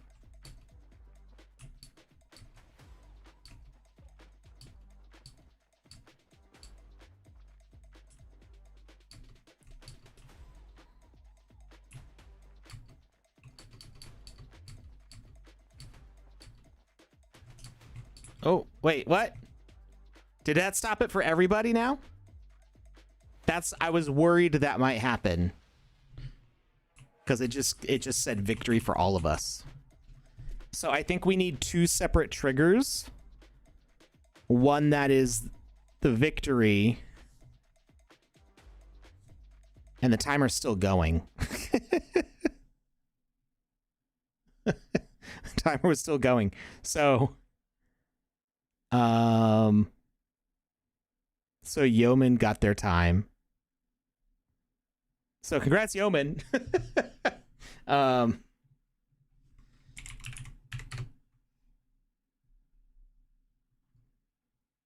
Okay. I think I know what to do for this.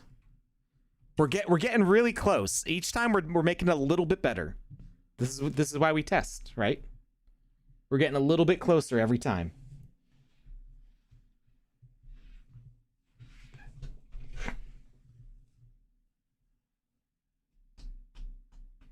I should just delete part of one of those bridges this time so it messes everybody up.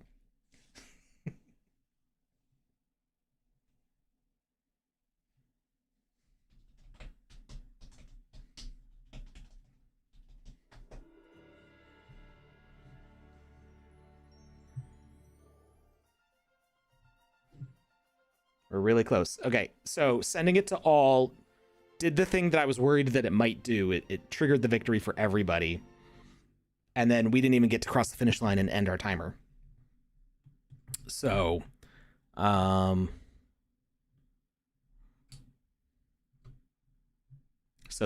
the victory needs to not go to all.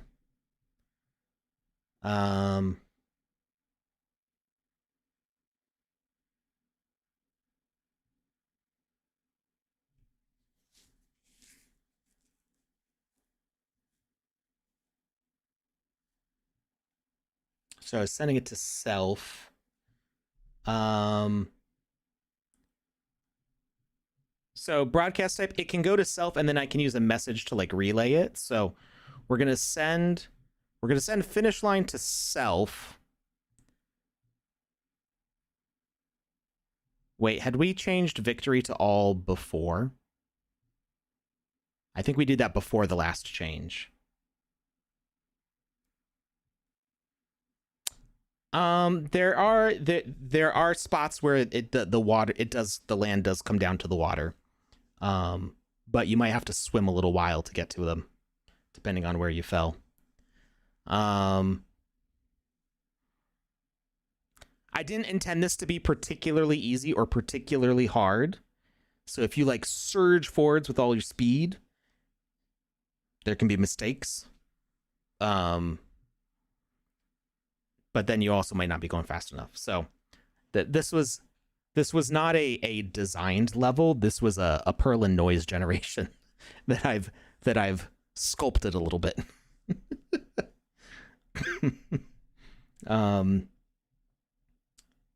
Let's see. All right. So finish line sends to self. Because I need to send it to rules and to the victory at the same time. So that gets finish line, and then the message broadcaster is also going to get finish line sent to the rules.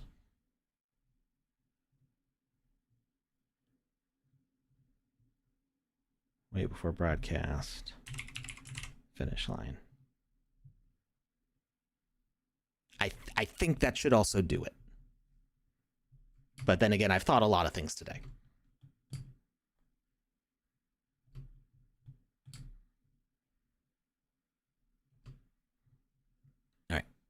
to save.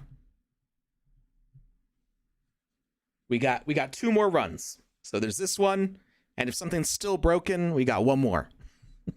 And we'll do the last one anyway, but we'll see how this goes. All right, let's update.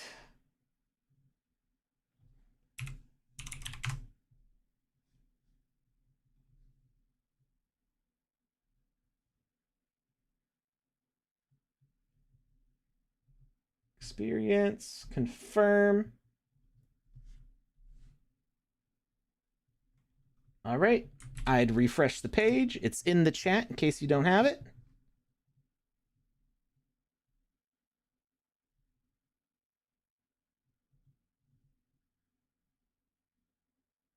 Oh, remember, let's all line up for a screenshot while we're doing this.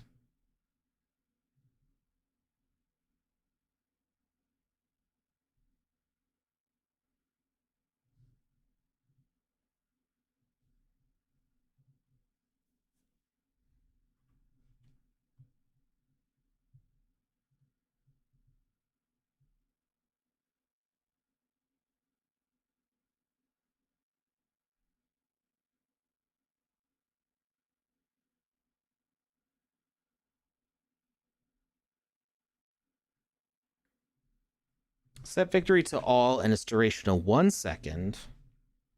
I'll read what you wrote in a minute, Biverson. All right, let's all get lined up here. Do I have like a nice weapon I can? Where's my crystal staffs? You know, I'll use this.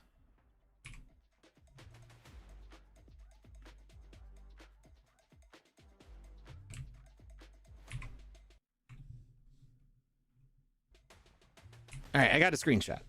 It wasn't the prettiest screenshot, but it'll do.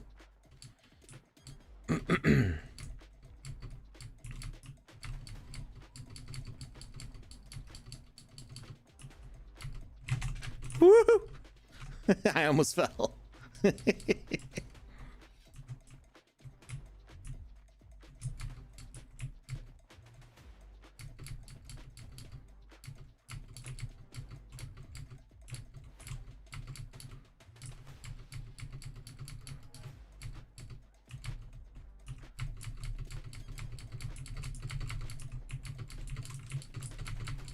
You just got to keep spamming jump.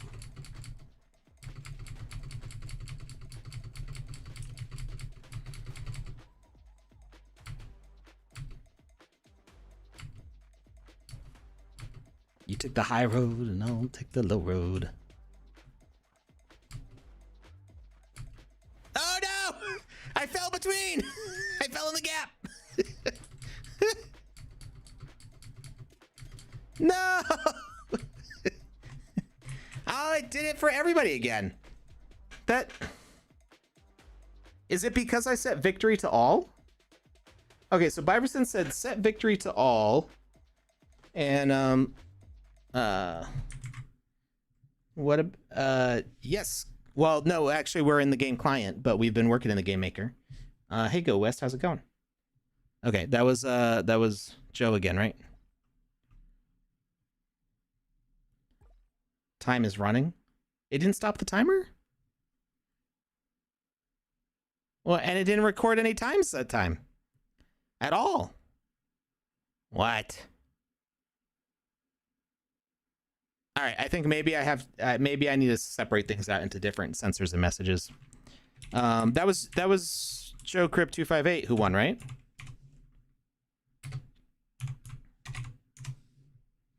Okay. Biverson said set the victory to all and its duration to 1 second. Place the trigger at the finish line and have it trigger a timer on the back end. Have the timer trigger the victory trigger after 15 seconds. This way, even if someone finishes the race, times of everyone who reaches the finish line within 15 seconds will be recorded on a leaderboard. If you want to record everyone's time, add an asset spawner, make it a trigger volume that covers the entire map. The trigger volume should pause everyone's time. send a message to the leaderboard, place a timer control on the back end, trigger the asset spawner during the last 2 seconds, 50-second countdown. Yeah. I was kind of feeling like I was going to need to do something like that, but I didn't want to. I was being lazy. We're already an hour past the end of the stream time. But, okay.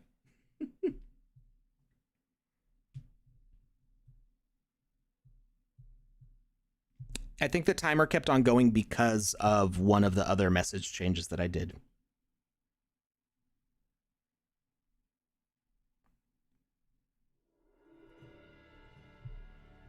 All right, this is our last try. Got to get it working. We're so close.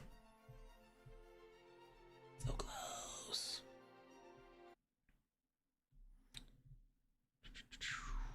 All right. So, let's set up that backend timer.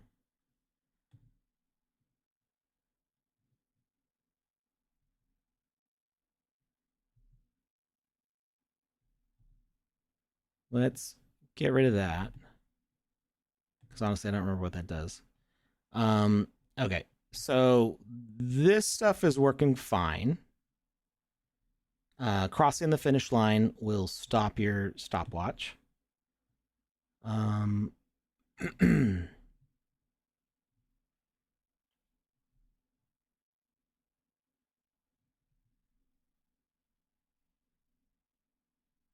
Does it need to be a spawned asset, or can it just be can it just be a thing that triggers? Does it have to be a spawned object? What about some arrows showing the right direction? You just got to follow everybody else. There is no right direction. It's an open map. It's like you get put on a hill and like find your way to the top fastest. Yeah, that's the whole point was to find the right route. That's why I did it that way. Was like I wasn't trying to make a linear parkour.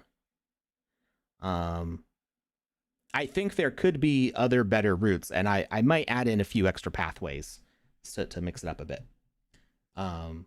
This I'm gonna leave this map up as long as I can get the leaderboard working. I'm gonna leave this map up for all the rest of Alpha Season 6 to do daily leaderboard snapshots. It's the leaderboard's gonna be reset daily, so that way you reach the wrong final top. Oh no. Well, see, what I was thinking is like if you get to various summits and maybe there's like a jetpack or a glider that would help you get to like the correct endpoint. I would like to do more with this, but I'm running out of time. Or I'm out of time technically. Okay, so we got instance begin. That's all fine. The HUD's working fine. The race timer's working fine. So when somebody crosses the line,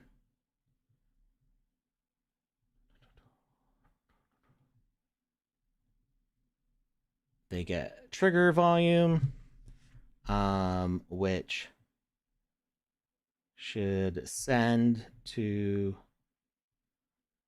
the rules, finish line, deactivate component after first. So how about I do only once and have it be first finish.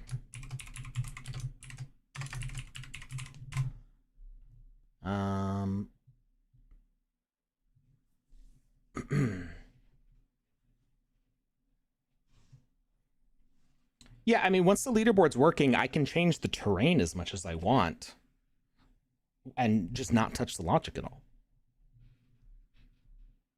The form is still open. We're going to do it right at the end of the show.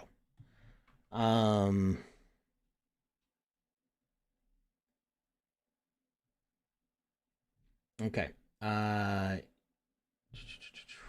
Iverson, you said make it victory for all, right? It's duration 1 second.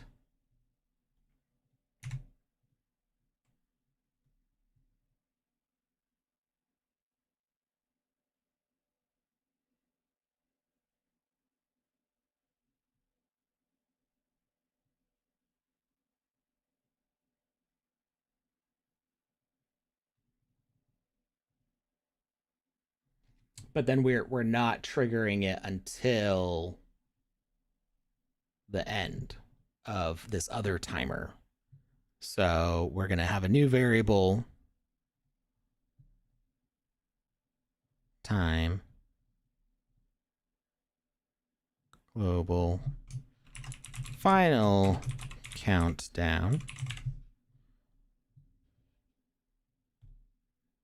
create, and when we get start timer, end countdown. So it's going to get that first finish. And it's going to start the final countdown. I kind of want to give people more time at the end because a lot of people are not making it to the end. I think the most people I've seen at the finish line has been 3. So let's give it a full 30 seconds. So that way I have more leaderboard data. It's going to be 30 seconds. No stopping it.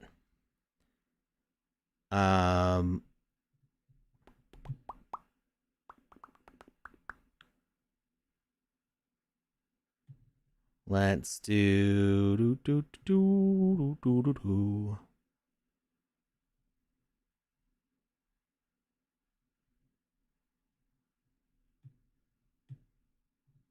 Let's do replace. Let's add a variable for the player name.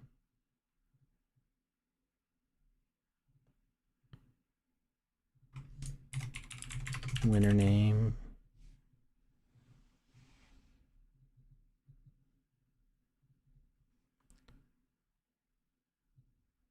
Store player name. On first finish. To winner name.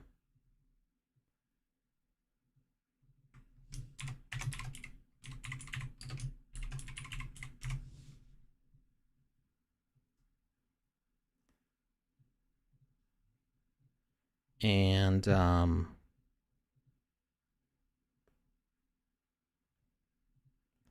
let's add in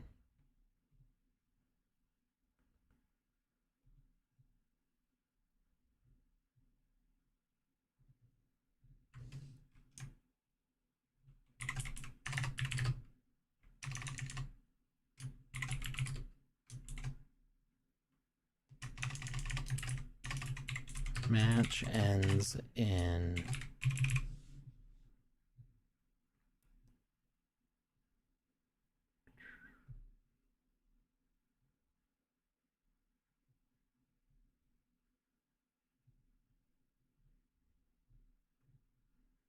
final countdown.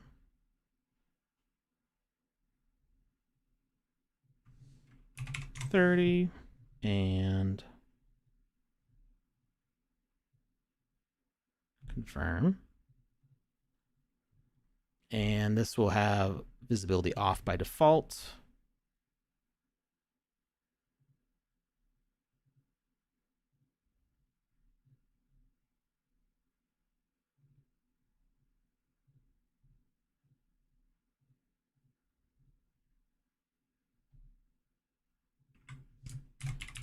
Winner selected. And we're going to add in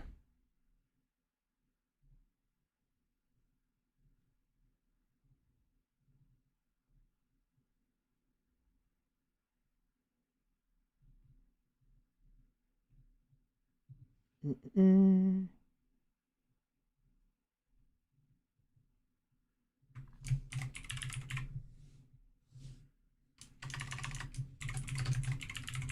winner is, and it's going to go to winner name. Confirm.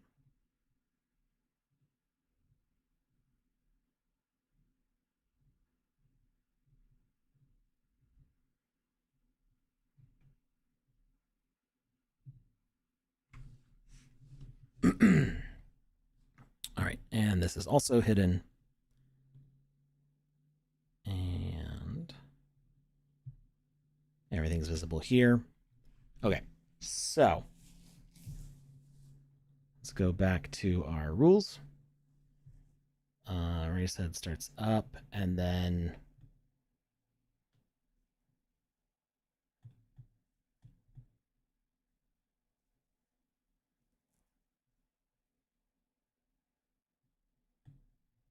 finish first starts the global countdown. First finish starts the global countdown.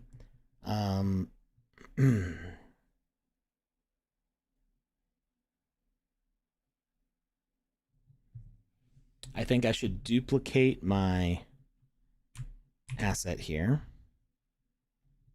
And that will also send the finish line, but not the victory. Detection type, avatar box, finish line, broadcast to rules.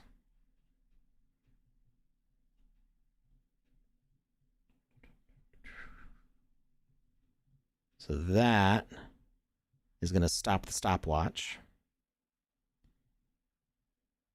for each person as they cross the finish line, and will activate no.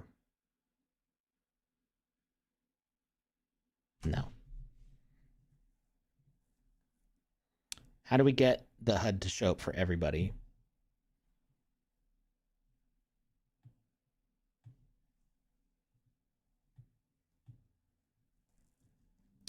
So if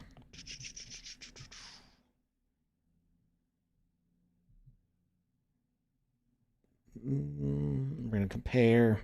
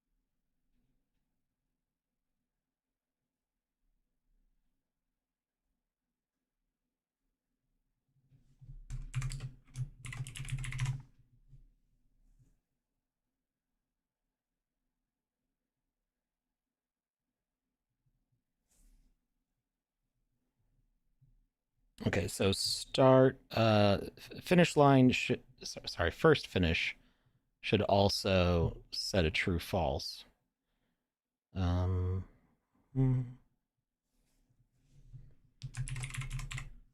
First finish, true false, global.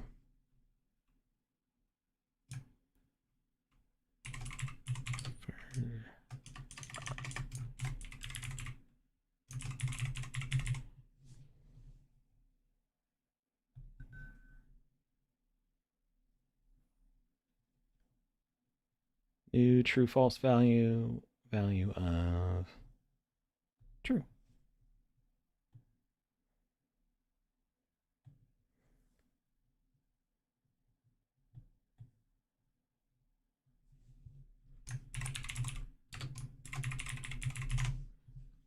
And then we're going to sense that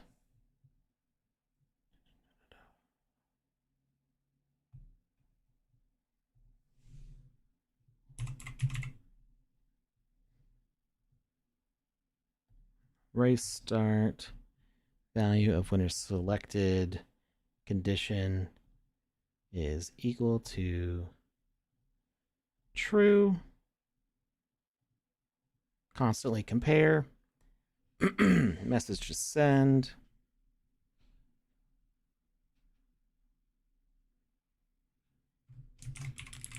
Winner selected. And then winner selected is going to activate our HUD. right? Is it race? Race start is what is sent when players leave, right? Why do I keep on going out here when I can just do it from?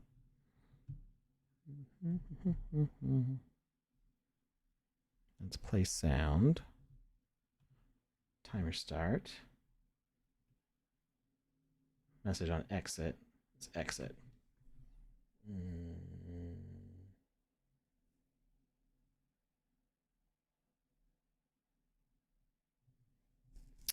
What was exit going to? I don't remember now.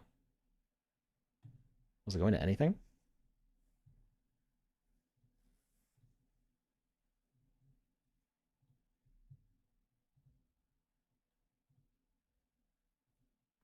This is the one sending exit. Oh, the race HUDs. Okay.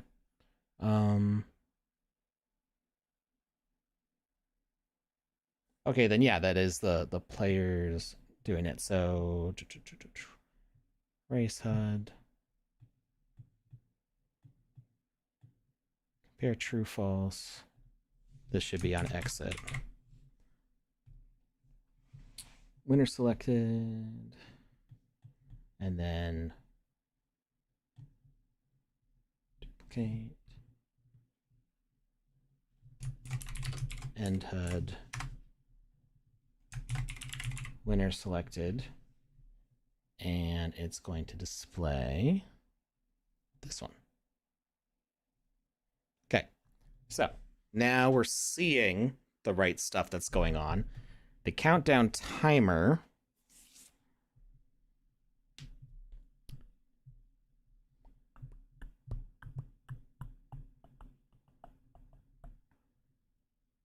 needs to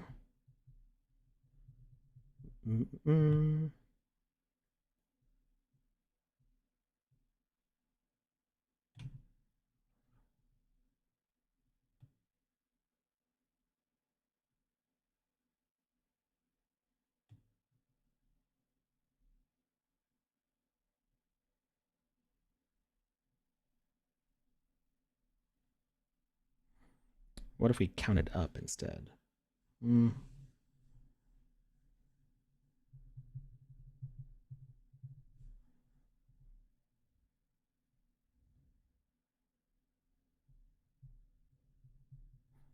I think is no time stored in the variable? It's not a 0, it's a null, right?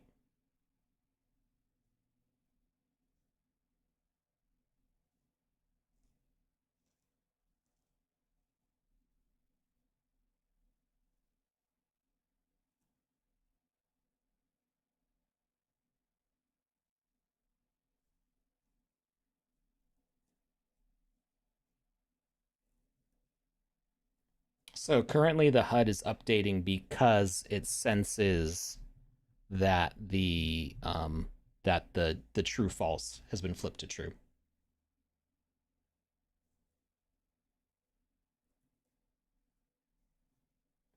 The countdown timer trigger is a one-time only message. Is that per player or is that for no matter how many? I'm using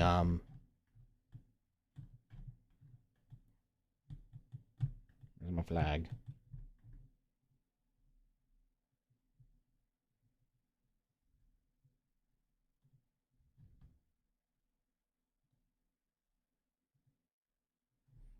We're using the only once. But I don't know if that does it for every player or just for that player.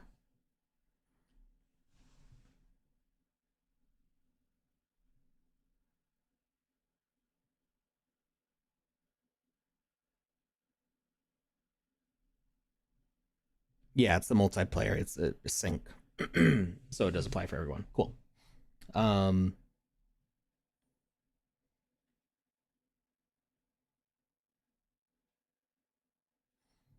okay with people who don't cross the finish line not getting their time on the board. That's why we have it. Why we have 30 seconds on the clock. Because it will allow more time. Because I think with the victory, it was only like 15 seconds, right? Oh, 25. Maybe we make it a whole minute.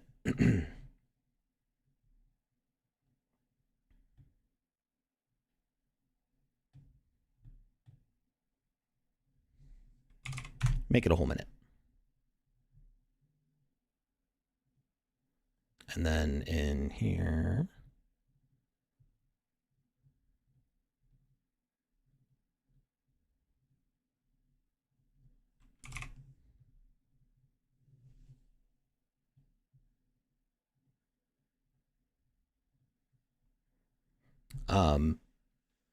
because if you didn't cross the finish line, then you didn't have a time. You did not place, right?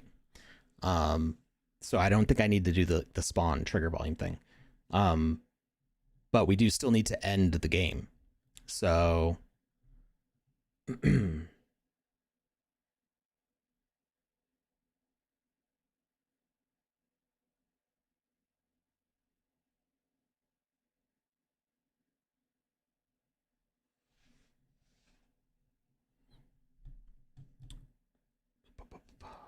HUD updating. This down here.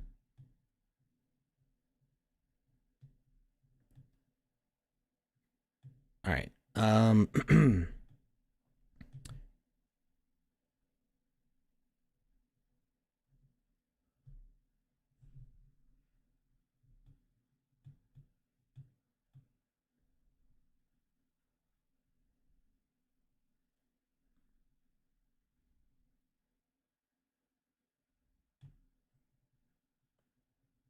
That should end their time. Okay. Are we correctly doing the finish line? Enter message finish line. Sends to rules. Okay. So that should stop their timer. And then we need the actual trigger at the end. So end countdown timer. We need to sense.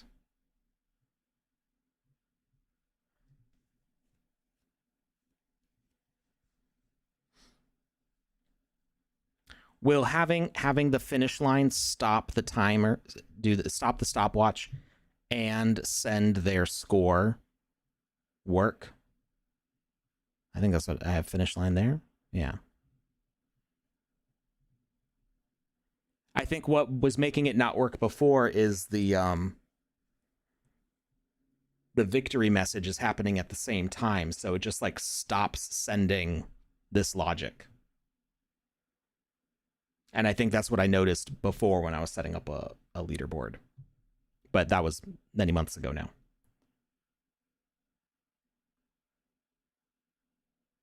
Countdown timer, send finish line message to victory trigger. Well, okay, so finish line just stops the timer.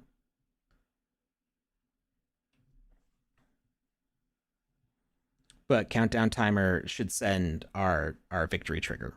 So right now I don't think we have a victory trigger, right? So we can just write victory, right?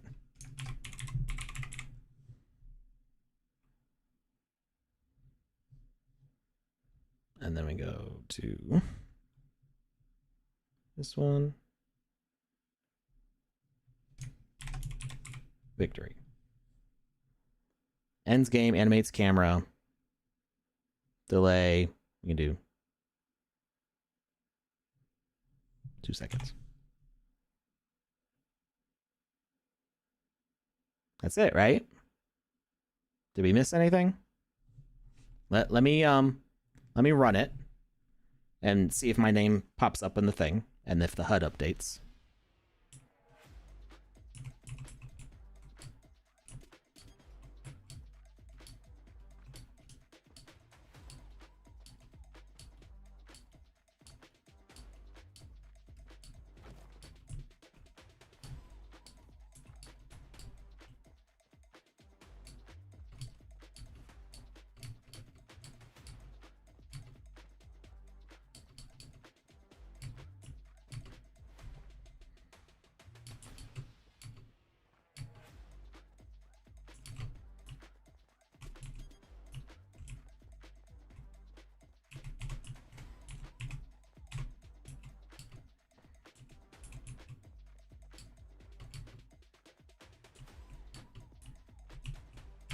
No.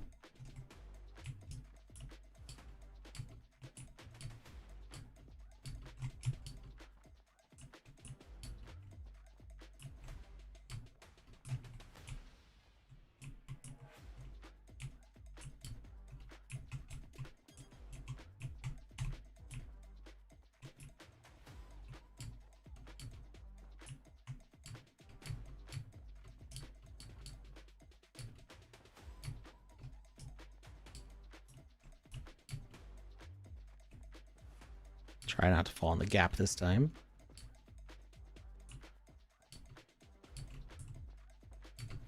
I did it again. I'm moving forward faster than I'm moving down, so I don't end up catching the ground to be able to jump off of it. I just overshoot. All right. My time stopped. Match ends in a minute. Winner is Kamisazi. That all worked.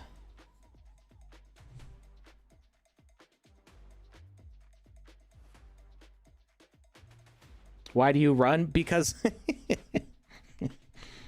because I am a creature of habit. And why would I cheat it in my own game?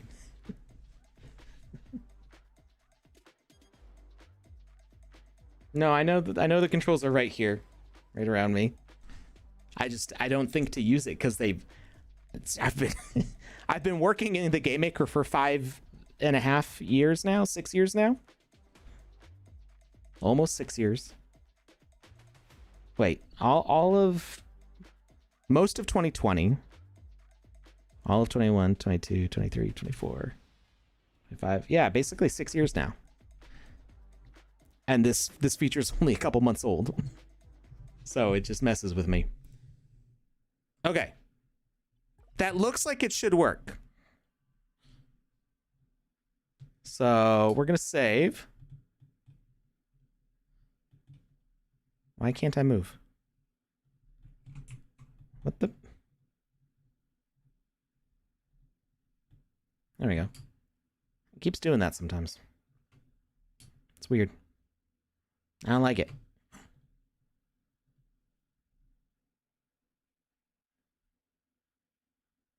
He's showing the wrong way to run.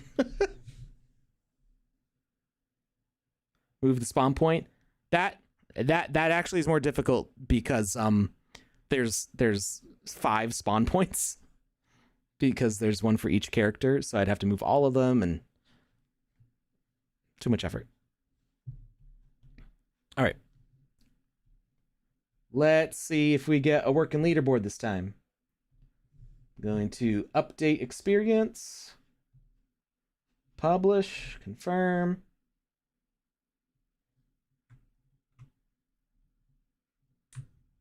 All right, link is in the chat. We've got one more run for 25 sand. Let's play this game. Who's gonna win?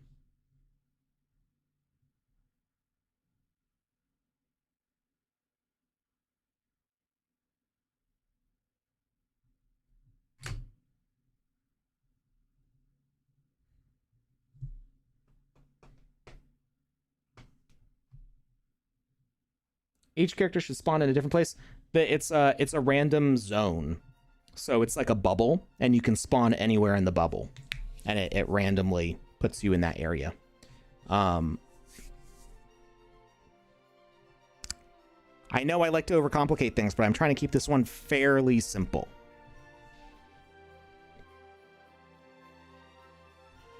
And I have no way of...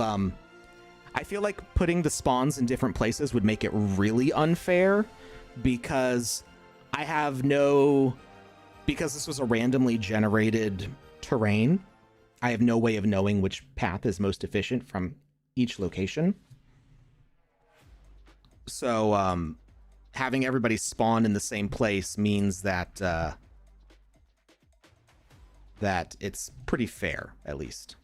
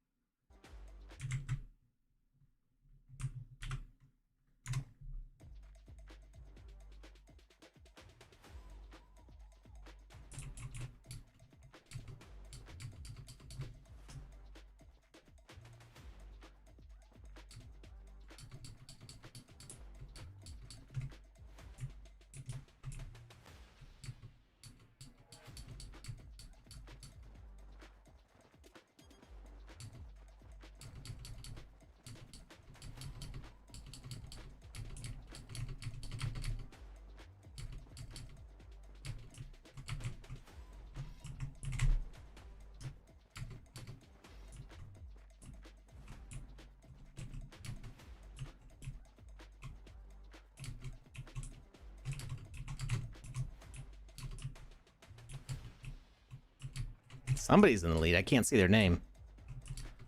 They're getting a good lead in front of Marcus and Yeoman.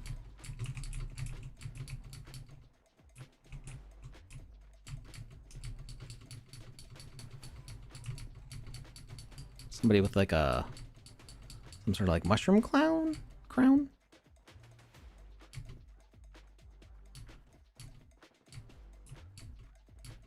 Oh, it's Joe Crip. Whoop. Oh, I didn't fall that time. Oh, look at that shortcut. See, we don't always know the right way. Woo! Okay, so it didn't trigger the HUD overlay. So I'll probably have to do the spawner thing for that. I imagine the timer is counting down now. We just can't see it.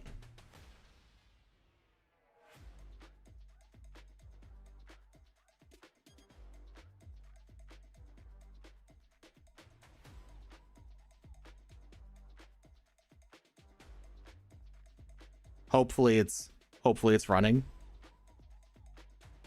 Has it already been a minute? What if this never ends?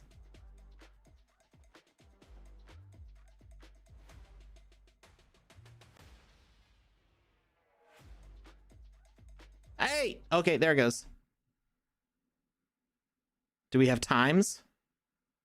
I don't have a time.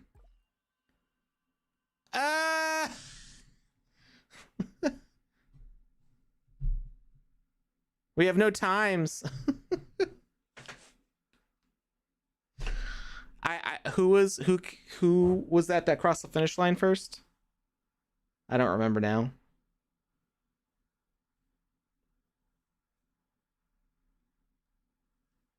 Wait. How come you guys have times? I don't care what my time was. I just want to know who was in first place. Who crossed the finish line first? I was running alongside Joe Crip, and then somebody scooted along from the right really fast, and I missed who it was. Those two times were from before? Okay. Was it Marcus Umbra? Because it was Marcus Umbra and Yeoman, I think, were really close behind Joe Crip.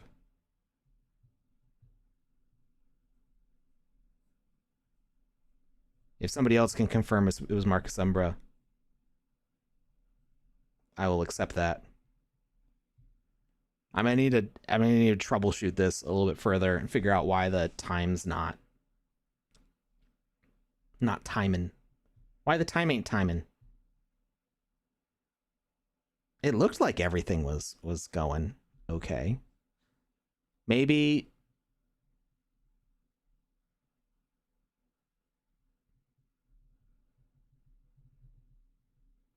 I wasn't sending the time with anything.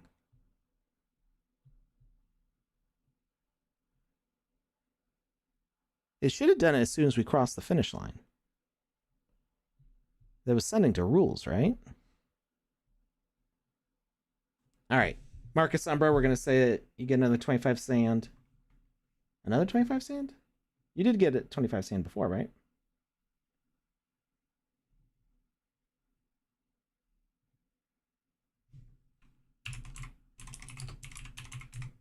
Marcus Umbra and Joe Crip getting out like bandits over here.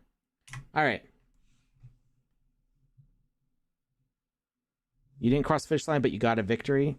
Okay, so is that what the victory with all is doing, maybe? Because I thought the victory for all meant that it would like trigger overall, but maybe it should be set to individual. I don't know. I'm gonna play around with it, but I've been up more than 24 hours now. I'm sleepy. So let's see if there's somebody that we can raid. Let's see.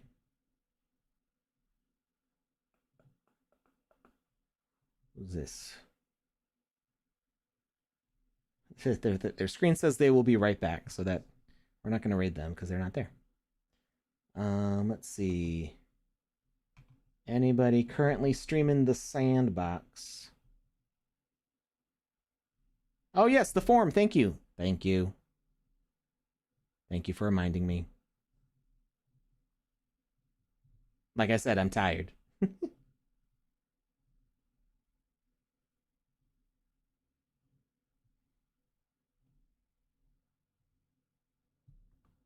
YouTube stream. You can't raid on YouTube, at least not as far as I know.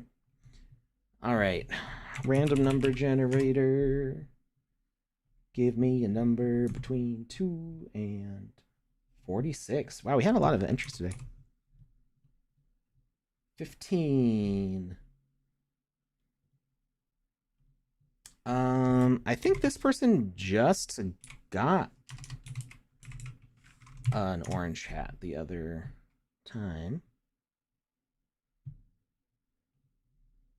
Double check.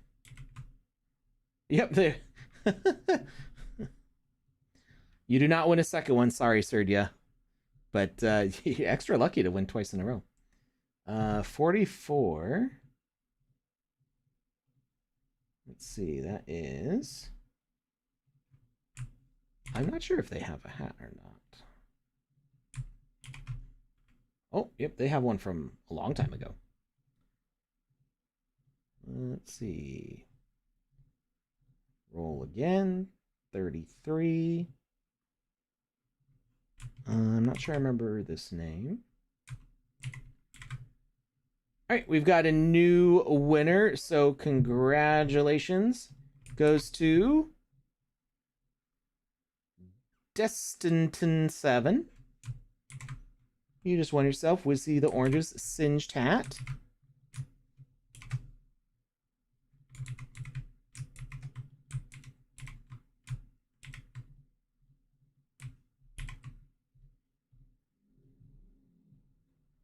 And let's see. Are they still here in the chat? It looks like not. This was kind of a long stream, so it's okay that they're not. If anybody bumps into them, remind them that they should join the Wizzy Discord because we're doing daily black hat giveaways over there until the mint. It's happening this month. Whitelist is in 3 days.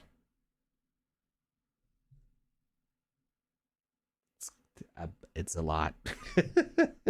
There's still so much to do. All right, but it's gonna happen. Let's see.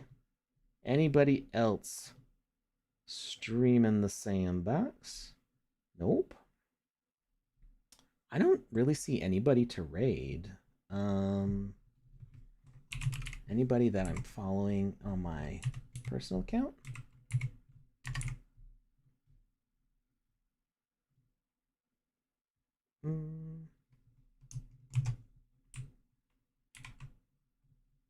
It was at Destinton7.